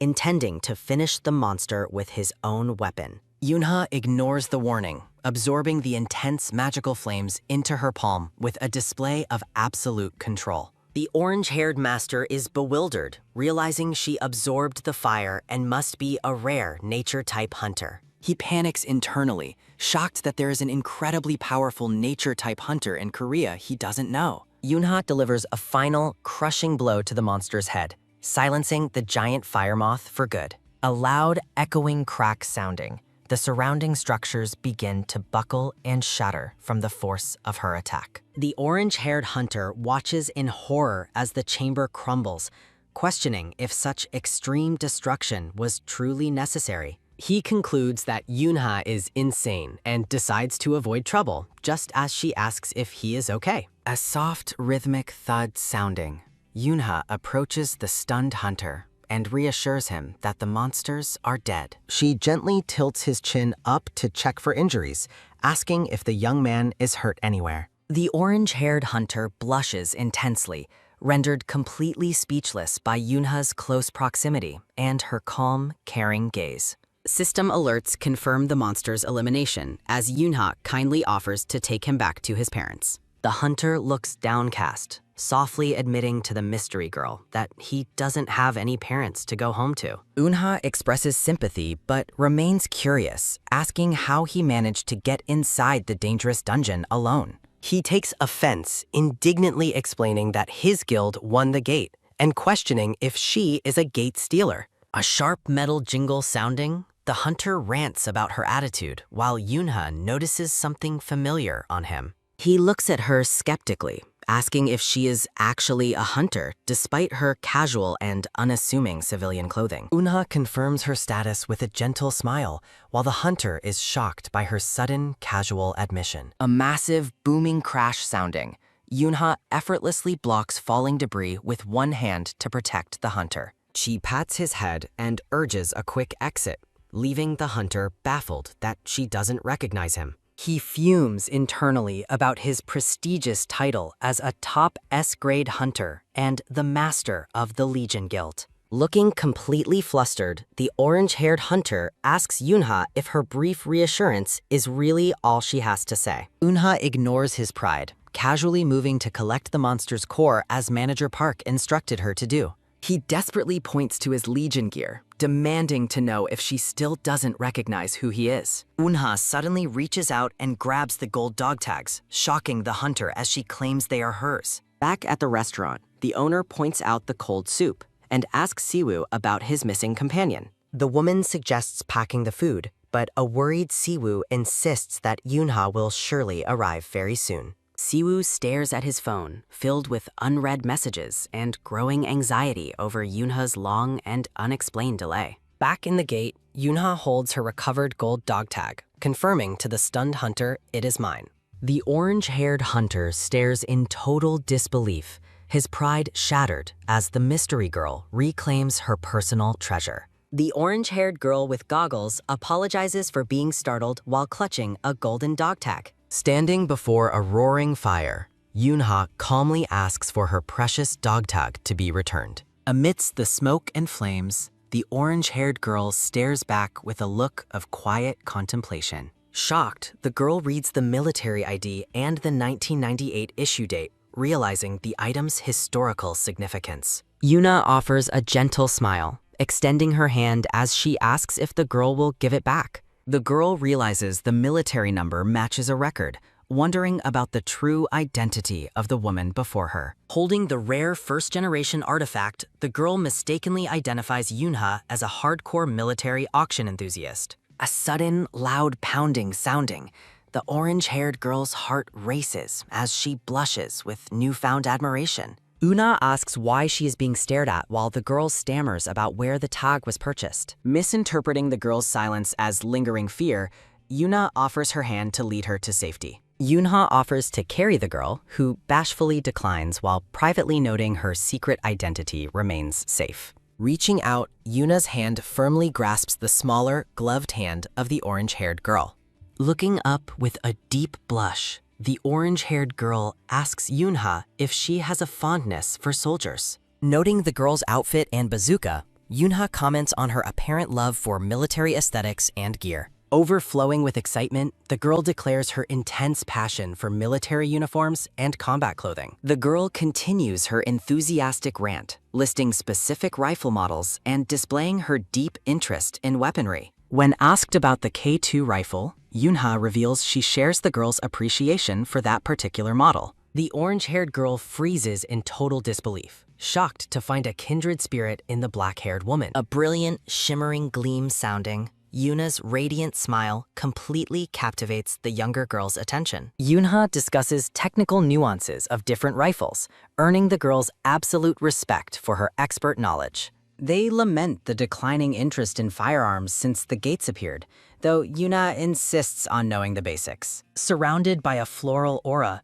the girl excitedly asks if Yunha is truly familiar with the K1. Yunha details her preference for mobility, explaining the maintenance benefits of gas piston systems and weight reduction. A thought bubble highlights the tactical advantage of being able to indestructible with a folded stock. Walking through the fire, they bond over the masterpiece engineering of domestic firearms from a previous era. Their conversation is interrupted by the arrival of other hunters who shout out in sudden recognition. The orange-haired girl glances back warily as the new group approaches them from behind. The group of hunters is visibly shaken to see their leader clinging to a total stranger. Yunha asks if the group is familiar, but the orange-haired girl ignores them to stay by Yunha's side. The group is stunned, shouting in confusion as their master continues to disregard their presence entirely. Yunha mistakes the group for soldiers, prompting the man in the eye patch to identify them as hunters. Looking completely confused, Yuna asks what a stealer is, baffling everyone with her lack of hunter knowledge. An official-looking hunter points a finger, outraged that someone holding a cord doesn't know basic terminology. A sharp, rhythmic tap sounding, the orange-haired girl silences her guildmate with a firm order. The man in the eye patch is devastated, interpreting the master's behavior as a declaration of war. The orange-haired girl laughs joyfully, her face glowing with happiness as she remains close to Yunha. A small fox spirit watches as the group trails behind the pair while they navigate the corridor. Unha questions the persistence of the frowning group following them, unaware of the girl's status. A soft, rhythmic ruffling sounding. Yunha pats the girl's head and promises to guide her home safely. The hunters watch in absolute horror as their respected leader allows a stranger to pat her head. Yunha suggests they head to a nearby soup restaurant, assuming everyone is hungry after the ordeal. The girl happily agrees while the guild members worry about the consequences if her identity is discovered. Despite the use of a facial recognition trick, the guild members continue to follow closely behind. The scene focuses on Yunha leading the orange-haired girl by the hand through the brightly lit hall. The girl reflects on how long it has been since she held hands, feeling a warm sensation. The red-haired hunter stares at Yunha, convinced he recognizes her from some previous encounter. His companion dismisses the idea, telling him to stop watching so many internet broadcasts and focus. The Legion members continue to whisper among themselves, confused by their master's attachment to Yunha. The purple-haired girl and the man with the eye patch discuss their next moves while observing the pair. Red and purple-haired guild members doubt Yunha's motives, jokingly wondering if her kindness is love at first sight. Siwoo waves frantically from his table, demanding to know where Unha has been during her long silence. Unha offers a casual apology, suggesting they replace the cold soup with a fresh order of food. Siwoo dismisses the delay and urges her to sit down immediately so they can finally begin their meal. Unha orders a children's pork cutlet, while Siwoo is left speechless by the mysterious boy clinging to her side. Siwoo stands frozen, staring in total shock at the massive heavy weapon carried by the orange-haired youth. Yunha asks if they already know each other, oblivious to the intense tension radiating from the black-haired man.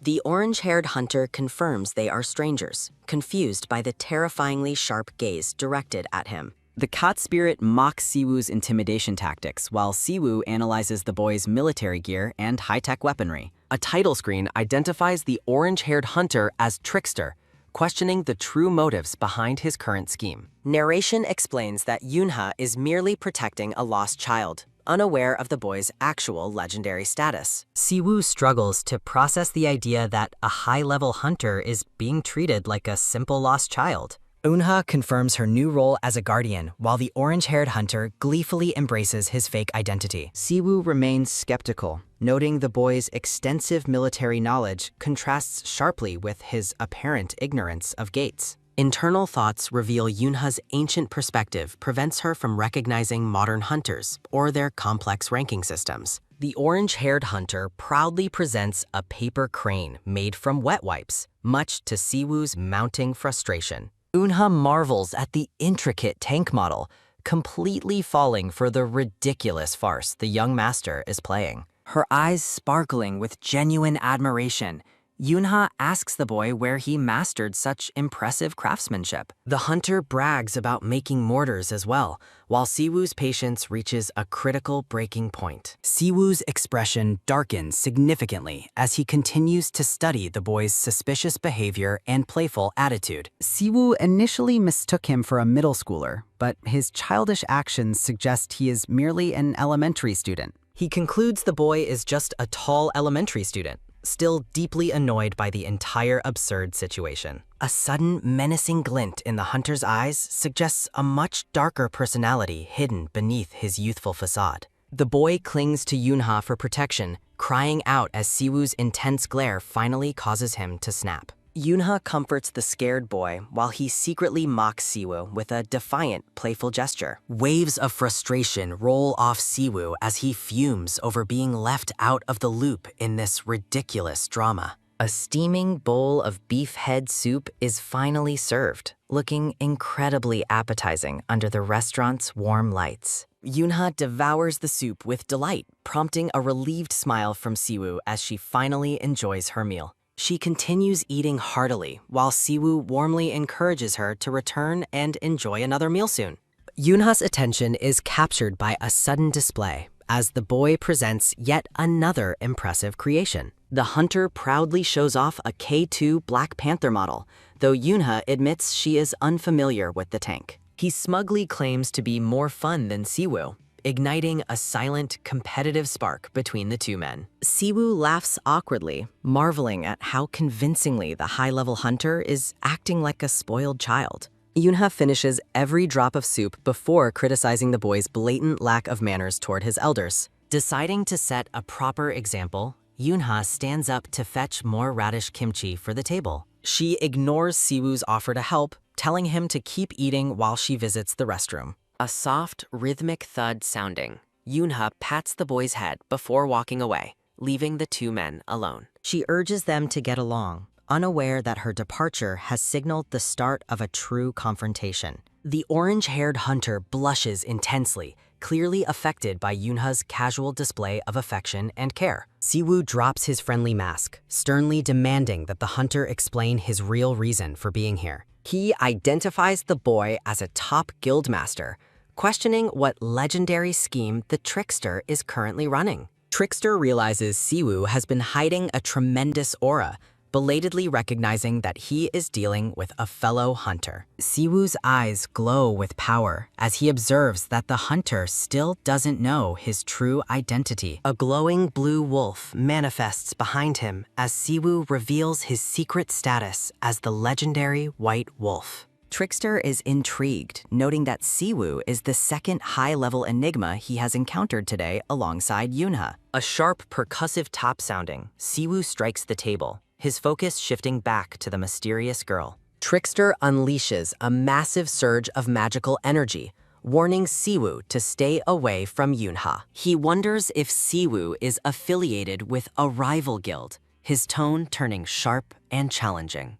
Trickster asks if Siwoo's relationship with the girl is so deep that guild politics have become irrelevant. Siwoo glares back with a cold, glowing intensity, refusing to back down from the S-grade hunter's intimidation. Siwoo challenges the orange-haired hunter's intimidation, asking what the consequences would be if he were a fellow hunter. The orange-haired hunter is stunned by the admission, his eyes wide with shock as he reacts to the unexpected claim. Looking flustered and blushing, the orange-haired boy stammers a confused noise while processing the shift in their dynamic. Trickster explains that Yoonha technically stole a gate won by his guild, telling Siwoo to stop interfering in their business. He points out that as a hunter, Siwoo should know guilds have the right to punish anyone who steals their gates. Trickster notes the absurdity of the situation, explaining that Yoonha treated him like a lost child, despite his high status. Siwoo realizes the orange-haired hunter followed her because she took the gate core, which would easily prove her theft.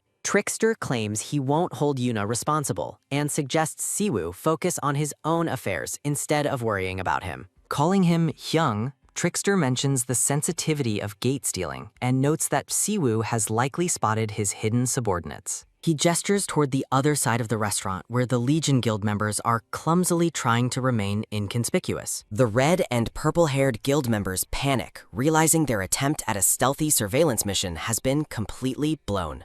Siwoo demands to know his true motives, but Trickster insists he likes the girl for genuine reasons, not guild politics. He reminisces about how rare it is to find someone who appreciates old-school weapons and military culture as Yoonha does. Trickster warns Siwoo not to interfere with his hobby, leaving Siwoo bewildered to learn the legendary hunter loves 90s songs. The orange-haired boy shouts indignantly at Siwoo, while the black-haired man watches him with a look of pure confusion. Siwoo blushes intensely and stammers a denial, seemingly caught off guard by the boy's blunt and personal line of questioning. Trickster mocks Siwoo for feeling competitive with a child who hasn't even reached military enlistment age yet, teasing him mercilessly. The city lights twinkle against the night sky, shifting the scene to a bustling urban center under the stars. A handsome blonde man in a sharp suit addresses Catherine with a confident smile, seemingly planning his next strategic move. Catherine informs him that there is no alternative plan if their current attempt is rejected, highlighting the gravity of the situation. The blonde man decides to take matters into his own hands, declaring his intention to meet her directly very soon. Back outside, Yoonha presents the glowing orange gate core and asks Siwoo for his advice on what to do next. Siwoo stares at the artifact in total disbelief, his arms crossed as he confirms it is indeed a powerful gate core. He asks where she managed to find it, while the orange-haired hunter continues to cling playfully to Yoonha's side. Eunha casually explains she's simply picked it up after clearing a dungeon, leaving Siwoo sweating at her extreme nonchalance. Siwoo remains deeply suspicious, wondering why the Master of Legion would hide his identity from someone he considers a thief. He watches them closely, convinced that the boy's hobby is just a cover for a much more complex and dangerous scheme. A sudden, sharp trill sounding. Siwoo apologizes and checks his phone as Yoonha awaits an answer about the core's fate. Siwoo answers a call from Manager Park, who urgently requests that the CEO return to the office immediately. Siwoo tries to decline the request, but Manager Park reveals that persistent visitors are refusing to leave until they meet him. Fuming, Siwoo asks if the Silver Moon Guild headquarters has become a common shop where anyone can just walk in. Manager Park explains the situation is critical, as the visitors demand an immediate audience regarding the Black Flame Princess. Yoonha stares at the core in her palm, unaware of the chaos and high-stakes politics brewing behind the scenes. Siwoo looks serious as he ends the call, his focus shifting to the urgent responsibilities awaiting him at the guild office. Catherine, a representative from the American Hunter Guild Chaser, sits patiently on a sofa while waiting for the meeting. A soft, disappointed sigh sounding. Yoonha looks at the core, realizing she never got a straight answer on its use. Eunha notes Siwoo's sudden departure, while Trickster asks why she is so focused on the monster's core in the first place. He reassures her that the core belongs to her since she caught the monster, dismissing Siwoo's concerns as irrelevant. Yoonha smiles and admits she was mainly curious if the core or the monsters had any secret connection to America. She looks off into the distance, casually mentioning that she has never actually traveled to America herself before. Siwoo bids her a polite farewell, heading off to resolve the guild matter, while Yoonha and the boy remain behind. The orange-haired hunter smiles to himself, wondering what his next move should be now that his rival has left. Yoonha expresses concern for the boy's situation, asking if he has any other family or relatives to take care of him. She feels a wave of sympathy as Trickster lies about being alone, secretly justifying the deception since he lives at HQ. Yuna asks where he currently lives, wanting to ensure the lost child has a safe place to return to tonight. Trickster claims he was staying at a friend's house, internally challenging Yoonha to see how she will respond to his lie. Instead of heading to a cafe, Yoonha decides to take the boy to her own home to keep him safe. The orange-haired hunter is caught completely off guard, his mouth hanging open in shock at her sudden and unexpected invitation. His eyes turn into sparkling hearts as he gleefully imagines what treasures might be hidden inside the home of a legendary hunter. A quick, excited dash sounding, Trickster eagerly follows Yoonha, thanking her for the golden opportunity to see her private life. Yoonha carries the orange-haired boy through the city as he gasps in shock at her sudden strength. Yoonha whispers her plan to lose their tail, leaving the boy flustered by their close proximity. Moving with incredible speed, Yoonha leaps across the urban landscape to evade the hidden pursuers. Below, the Legion Guild members realize they have completely lost track of their target in the bustling streets. Yoonha explains she acted to prevent the strangers from following them home, while the boy wonders how his elite trackers were spotted. Sprinting across the rooftops, Yoonha invites the lost child to stay at her home for his safety tonight. Trickster is baffled that a seemingly unknown hunter could outmaneuver the skilled A-grade members he personally selected. He watches Yoonha intently, struggling to understand how she possesses such sharp instincts and overwhelming physical abilities. Declining her offer of medicine for motion sickness, Trickster vows to uncover the girl's true identity. Inside her home, the boy discovers a collection of ornate Rococo-style dresses and accessories laid out on the bed. Trickster recoils in horror, clutching a lace parasol while lamenting the absence of his beloved military models. A chilling realization strikes the orange-haired hunter as he recalls a name associated with such feminine items. In a past workshop, Trickster dismissively ignored popular hunter shows, preferring to tinker with his own heavy weaponry. His subordinates once discussed the rise of a concept hunter, unaware their master would one day meet her. Gripping the black lace parasol, Trickster realizes Yoonha is actually the legendary Black Flame Princess he once mocked. He suffers a comedic mental breakdown over the massive cultural gap between his military obsession and her Rococo aesthetic. Dejected and defeated, Trickster collapses on the floor, contemplating whether he should just return to his guild headquarters. He regrets following her home, feeling completely overwhelmed by the bizarre reality of the girl's private interests. A sudden noise snaps him out of his despair, his orange eyes wide with alert curiosity. Yoonha casually offers him water, while her orange spirit cat mocks the girl's attempts to act authoritative. Yoonha tells him to wash up, but the boy is distracted by a piece of olive green clothing he found. Trickster enters a trance-like state, marveling at the rough texture and authentic color of a vintage military uniform. His disappointment vanishes as he hugs the rare first-generation uniform, his eyes filled with absolute adoration. Overwhelmed by joy, Trickster blushes intensely and cries tears of pure happiness at this incredible find. The scene shifts to the glowing city skyline, transitioning to the high-stakes world of guild politics. Manager Park thanks the blonde visitor for her patience as he prepares for the CEO's arrival. Catherine Hudson identifies herself as a representative of the American Guild Chaser, here specifically for the Black Flame Princess. A file displays information on Chaser, a mysterious and legendary guild established during the early Gate Manifestation era. Catherine calmly sips tea, cryptically acknowledging that her guild possesses many well-guarded secrets. She reveals she is part of a subsidiary called Clamp Management, leaving the brown-haired man visibly surprised. Catherine explains her role involves assisting her master globally before reaching into her bag for a business card. She presents her card with a professional smile, establishing her formal identity as Catherine Hudson. Manager Park mentions rumors about Chaser's guildmaster as he carefully examines the woman's credentials. A loud, sudden thud sounding, Siwoo bursts into the room, interrupting their conversation about the hardships of guild management. Manager Park introduces the CEO, while Siwoo demands to know who the persistent visitor is. Siwoo stands before the blonde woman, his expression cold and unwelcoming toward the uninvited guest. The three hunters sit down to begin a formal meeting, the atmosphere heavy with unspoken tension. Siwoo gets straight to the point, questioning what business could possibly bring a guild like Chaser to Korea.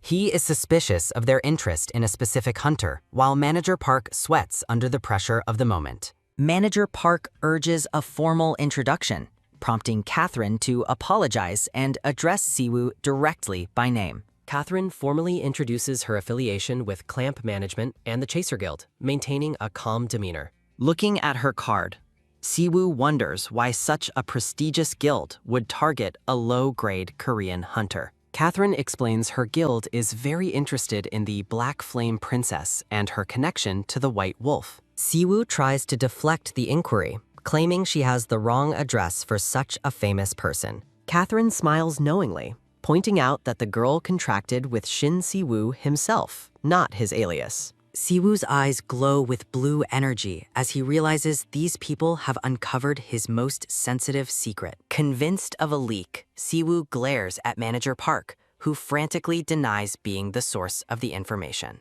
Catherine places a check on the table, declaring that her guild's massive financial offer is undeniable proof of intent. Manager Park gasps in disbelief at the sight of a blank check, while Siwoo remains focused on the woman. Catherine reveals her ultimate objective is to recruit the Black Flame Princess into the American Chaser Guild. Catherine offers consolation money for early contract termination, but Hunter Shin Siwoo flatly refuses. Siwoo declares that money is irrelevant and tells Catherine's superior to lose interest in his hunter. Manager Park frantically apologizes for the CEO's bluntness, while Catherine maintains a polite, composed facade. Catherine reveals a sweetened deal, offering an elite A-grade hunter services to Siwoo's guild for 3 years. Manager Park is stunned by the generous offer, but Siwoo remains unmoved, even rejecting a hypothetical S-grade. With a pulled and final gaze, Siwoo firmly orders the American representative to leave his office. Catherine acknowledges the rejection as Manager Park wonders why the CEO is so intensely angry. An internal monologue or off-screen panic highlights the groundbreaking nature of the proposal and Yura's talent.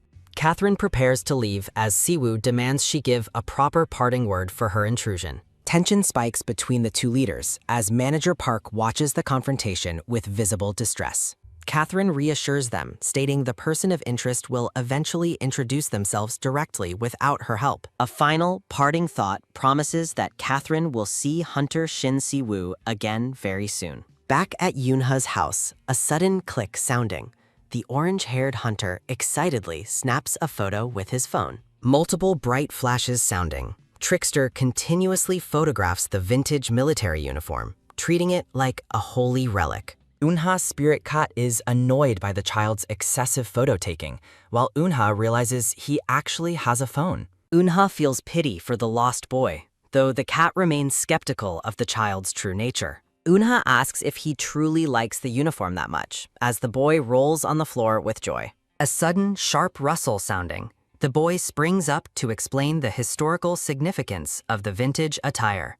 The boy's eyes sparkle with passion as he describes the uniform as being worn by truly strong people. Yoonha listens quietly as the boy claims these past hunters were completely different from the ones today. The boy stares intensely at Yoonha, asking if she thinks those legendary hunters could handle anything alone. He looks down at the uniform, suggesting that if they were truly invincible alone, uniforms wouldn't be needed. The boy looks back at the black-haired girl, explaining that the clothes were meant for mutual reliance. Yoonha gently touches the sleeve, realizing the boy finds these old clothes precious and deeply valuable.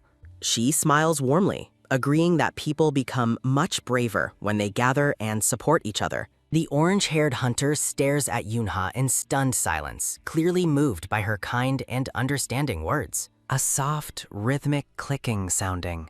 Trickster enters a daze, recalling a childhood memory of reaching for his parents. A sharp, rhythmic knock sounding. The morning sun hits the city skyline as Yoonha checks on the child. Yoonha enters the guest room, telling the boy to eat breakfast before they head to the police station. She stops abruptly, her eyes widening as she finds the room completely empty and the bed neatly made. Yoonha wonders when the boy managed to vanish, while her cat fuming about the hunter's deceptive acting. Yoonha finds a note on the bed, written by the boy who calls her Black Flame Big Sis. An older, gray-haired man is shocked to learn that no one actually knows the Black Flame Princess. Director Oh reports that none of the trainees from the Pocheon Center remember a student named Lee Yura. The two high-ranking officials sit in a tense meeting, contemplating the total absence of Yura's records. They acknowledge that while training classes are large, a talent like hers should have left an impression. The association president remains perplexed, noting that recent investigations into Hunter Yura have revealed nothing special. Examining her file, they find it suspicious that a hunter with such power has zero history or information. The atmosphere grows heavy as they conclude she seemingly fell from the sky with no trail to follow. A sudden, loud bang sounding, a man bursts into the room shouting for the association president. Fuming with rage, the president scolds the intruder for his lack of manners during an important meeting. The frantic messenger explains that the international cooperation team received news of a world-shaking arrival. The room falls silent as the messenger announces that the legendary maestro is currently visiting Korea. The president stands up in disbelief, demanding to know why such a powerful figure would come to Korea. The messenger confirms the truth, identifying the visitor as Korea's first S-grade hunter, Baek Yi-jun. Baek Yi-jun, an elegant blonde man in a tailored suit, arrives with a confident and knowing smile. Meeting Catherine at the entrance, the blonde man notes it has been a long while since they last spoke. Though he admits he is unhappy, Yi-jun asks Catherine for a status update regarding the Wolf Guild matter. Catherine looks worried as she admits her failure, causing Yi-jun to question if she expected that outcome. Yi-jun looks at the public's reaction to the Black Flame Princess, wondering what makes her so uniquely special. Baek Yi-jun muses that the excessive interest in the girl proves she is far from an ordinary hunter. Catherine reports the car is waiting, while her internal thoughts focus on the reason for this sudden mission. A soft, rhythmic footstep sounding. Baek Yi-jun notes it is dawn in Korea, making a guild visit improper. A sudden, mechanical chime sounding.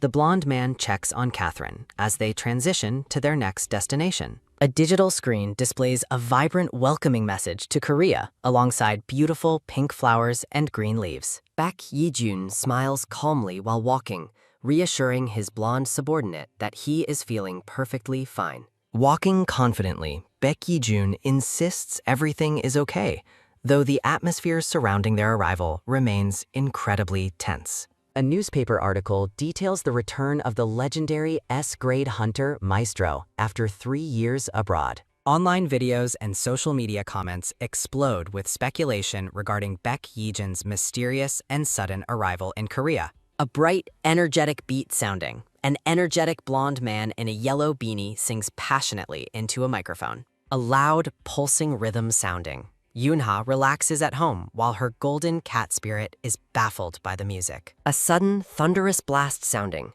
Yoonha explains the concept of trust and betrayal depicted in the singer's masterpiece. A warm memory shows a smiling, brown-haired boy asking about grooming his dog, radiating a bright energy.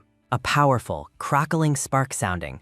A young man screams Yoonha's name as he is engulfed in radiant energy. The brown-haired boy laughs joyfully in the flashback, calling out to Yoonha under a glowing golden sunset. Back in the present, Yoonha gazes out her window, quietly noting that Baek Yi-jun must be living well. A string of internet comments reflects public anger and debate over Baek Yi-jun renouncing his Korean citizenship. A sudden, firm knock sounding. Manager Park enters to announce that their important guests have finally arrived. Siwoo checks his phone on the sofa, noting the lack of contact as the anticipation for the meeting grows. A flashback reveals Trickster shouting in a blind rage, his face shadowed by intense and uncontrollable anger. A soft, electronic beep sounding.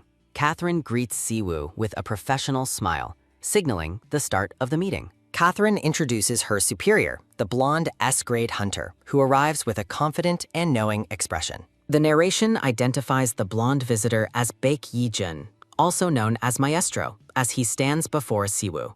A holographic display explains the S-rank tier, the highest and most unpredictable classification of hunter power. A glowing globe highlights that S-rank hunters are world famous, with Korea being home to 6 legendary individuals. Profiles feature Korea's elite, including Master Gum Roje, the giant Yu Hwan, and the military fanatic Trickster. The list concludes with the independent Kang Ayan, the leader Shin Gui-hoon, and a mysterious, newly risen S-rank. Narration hints at one more person of immense power, showing a dark figure walking away into a void. This legendary individual was a world top 5 talent and remains the most famous name at the Hunter Academy. Baek Yi-jun is formally introduced as Korea's first S-rank who famously chose to renounce his national citizenship.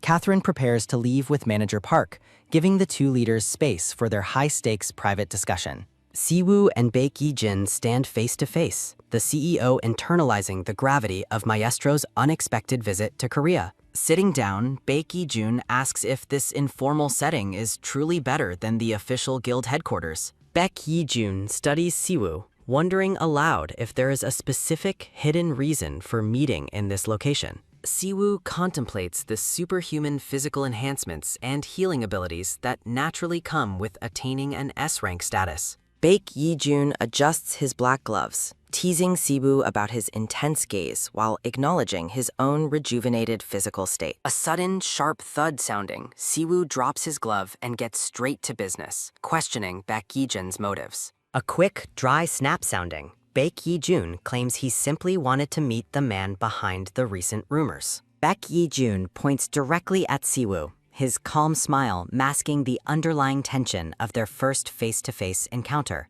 Siwoo is taken aback by the direct gesture, his expression hardening as the blonde man singles him out. A soft, amused Tesk sounding, Baek Yi-jun smiles while revealing he has something specific to ask Siwoo directly. A golden, blazing aura erupting.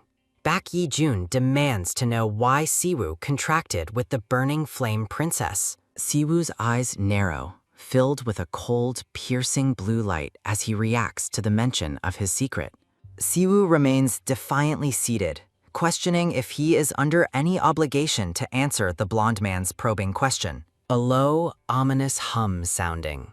Baek Yi-jun leans back, stating that his next move depends on the reply. Siwoo remains calm, noting that the pressure he feels is not a threat but a direct confrontation. An overwhelming surge of red energy sounding.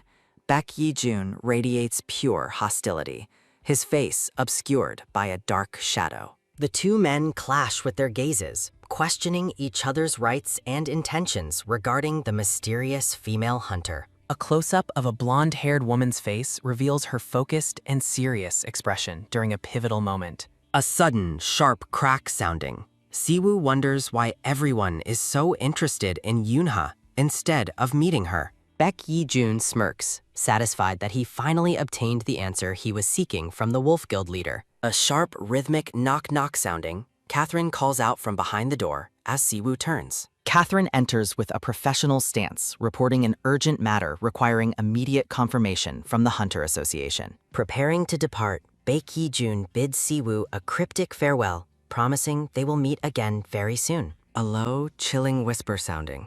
Baek Yi-jun identifies Siwoo as the White Wolf, causing the CEO to freeze in shock. A soft, rhythmic footstep sounding, Manager Park peeks into the room, announcing that he has prepared some coffee. The brown-haired manager is surprised to find the legendary S-grade hunter leaving the office so abruptly. A soft, rhythmic footstep sounding.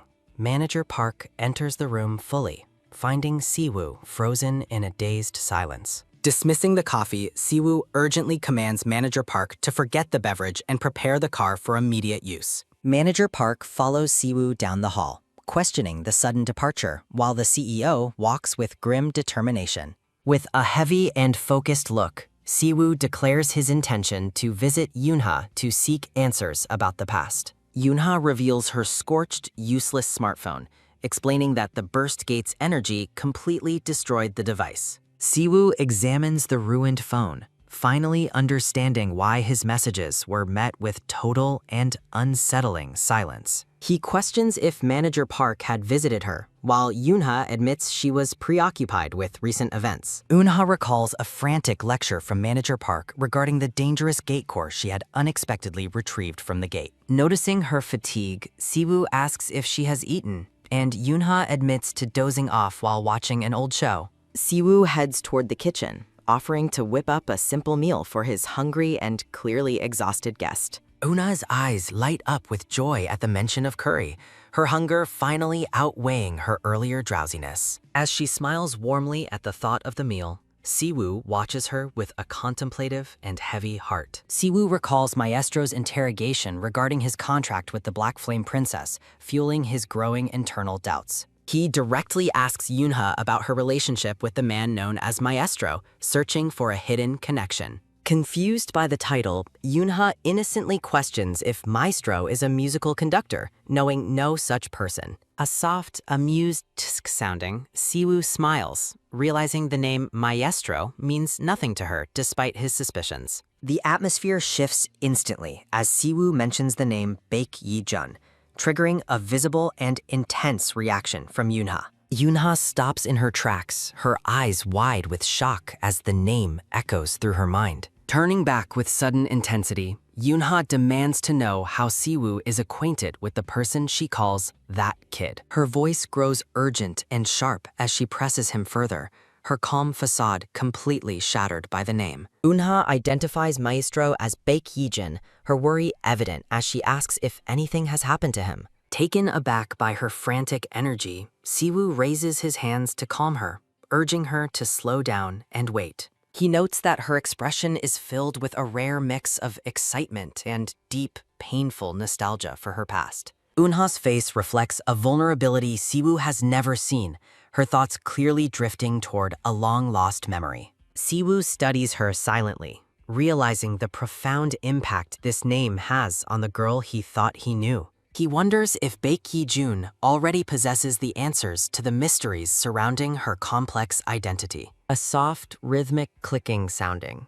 A memory surfaces of Yoonha and a young blonde boy huddled in a dark cave. The trembling blonde boy looks at Yoonha, desperately asking if they will ever escape their grim and dark surroundings. A sharp, rhythmic twitch sounding. His hands shake uncontrollably as he clutches a flickering candle for some warmth. Young Yoonha gazes at him with an unyielding and serious expression, her focus entirely on their shared survival. The boy tries to lighten the mood, suggesting they discuss what they want to eat once they escape the cave. He describes a vivid dream of fresh vegetables and grilled salmon, his hunger a testament to their long plight. His eyes brighten as he imagines the refreshing taste of cold orange juice straight from a refrigerator. A soft, amused hum sounding. He smiles at the thought, finding solace in the fantasy of a real meal. Yoonha remains quiet, listening to his hopeful words while the darkness of the cave presses in on them both. The boy fondly remembers his mother's beef head soup, a cherished meal he hopes to taste again someday soon. He looks at Yoonha with a hopeful smile, asking if they can go to eat together when they escape. A sudden, wet plop sounding. A droplet falls as Yoonha promises they will indeed share a meal together. She assures him that they will visit that soup restaurant together as soon as they find their way back home. The boy reveals that his parents are urging him to move to America, a choice that weighs heavily on him. He explains the persistent calls from his family abroad, highlighting the pressure he feels to leave Korea behind. Yoonha looks him in the eye, questioning why he chose to stay in Korea instead of joining his parents overseas. Stunned by the direct question, the young boy trails off, his eyes wide as he searches for an honest answer. Blushing deeply, the young blonde boy avoids eye contact as a long-buried memory begins to surface. In the dim cave light, the boy confesses his feelings, seeking comfort in their shared isolation. A flustered young Baek Yi-jun stammers in embarrassment after Eunha innocently questions his awkward romantic metaphor. Eunha recalls suggesting he pursue his dreams in America, her expression calm yet tinged with distance. Looking concerned, the young boy asks why she is speaking of their future in the past tense. Eunha declares that the old world is gone, dismissing his dreams of studying abroad as irrelevant now. As the young boy stares ahead somberly, present-day Siwoo listens with a heavy and deeply contemplative look. Determined and hopeful, the young boy promises that they will find peace once the world finally stabilizes. A close-up reveals the boy's lingering vulnerability, his face flushed with the intensity of his unspoken hope. A sudden, sharp gleam sounding, the boy extends a hand, asking Eunha to join him in America. Returning to the present, Eunha eats her meal quietly, her voice trailing off as the memory fades. She explains the tragic turn when monsters attacked, allowing Baek Yi-jun to escape while she remained trapped. Siwoo absorbs the weight of her revelation, his gaze steady as he processes her incredible and painful history. Eunha reflects on 30 years of solitude, her sacrifice ensuring another's survival at the cost of her own. Siwoo wonders silently about the depth of her devotion and what Baek Yi-jun truly meant to her then. Seeking clarity, the black-haired man asks what kind of person the young boy was before becoming a legend. Eunha pauses with her spoon raised, considering her answer as she looks back through decades of lost time. She describes him as a fragile soul,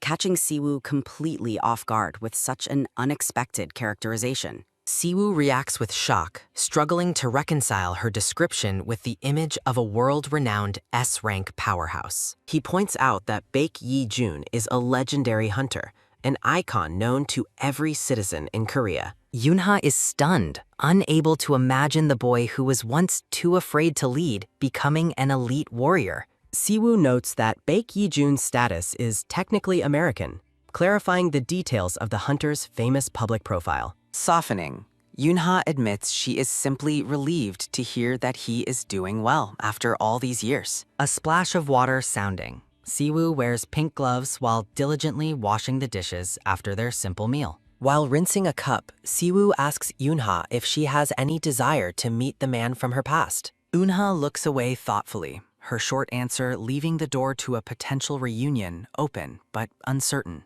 She tells him meeting isn't necessary, questioning why he seems so surprised by her lack of urgency. Siwoo presses further, unable to comprehend why she would sacrifice everything for someone she calls that kid. With a humble smile, Eunha dismisses the idea of being a hero, calling herself powerless and purely selfish. Siwoo stands near her, his blue eyes searching hers for the truth behind her selfless and quiet nature. He firmly tells her she is a wonderful person, refusing to let her diminish the weight of her actions. A warm and genuine smile finally touches Eunha's face, reflecting her Eunha's face silent appreciation for his sincere words. Turning away, Siwoo expresses his deep gratitude, admitting he would have been lost without her recent help. A soft, rhythmic footstep sounding, Siwoo walks down the hallway alone, his mind swirling with unanswered questions. He regrets holding back information about Trickster while vowing to learn more about the mysterious Baek Yi-jun. A vision of Yuna's gentle and nostalgic expression lingers in his mind, haunting his thoughts as he leaves. Siwoo wonders if the famous maestro has ever been privileged enough to see such a vulnerable side of her. His expression turns cold and focused, a blue light shimmering in his eyes as he prepares for what comes next.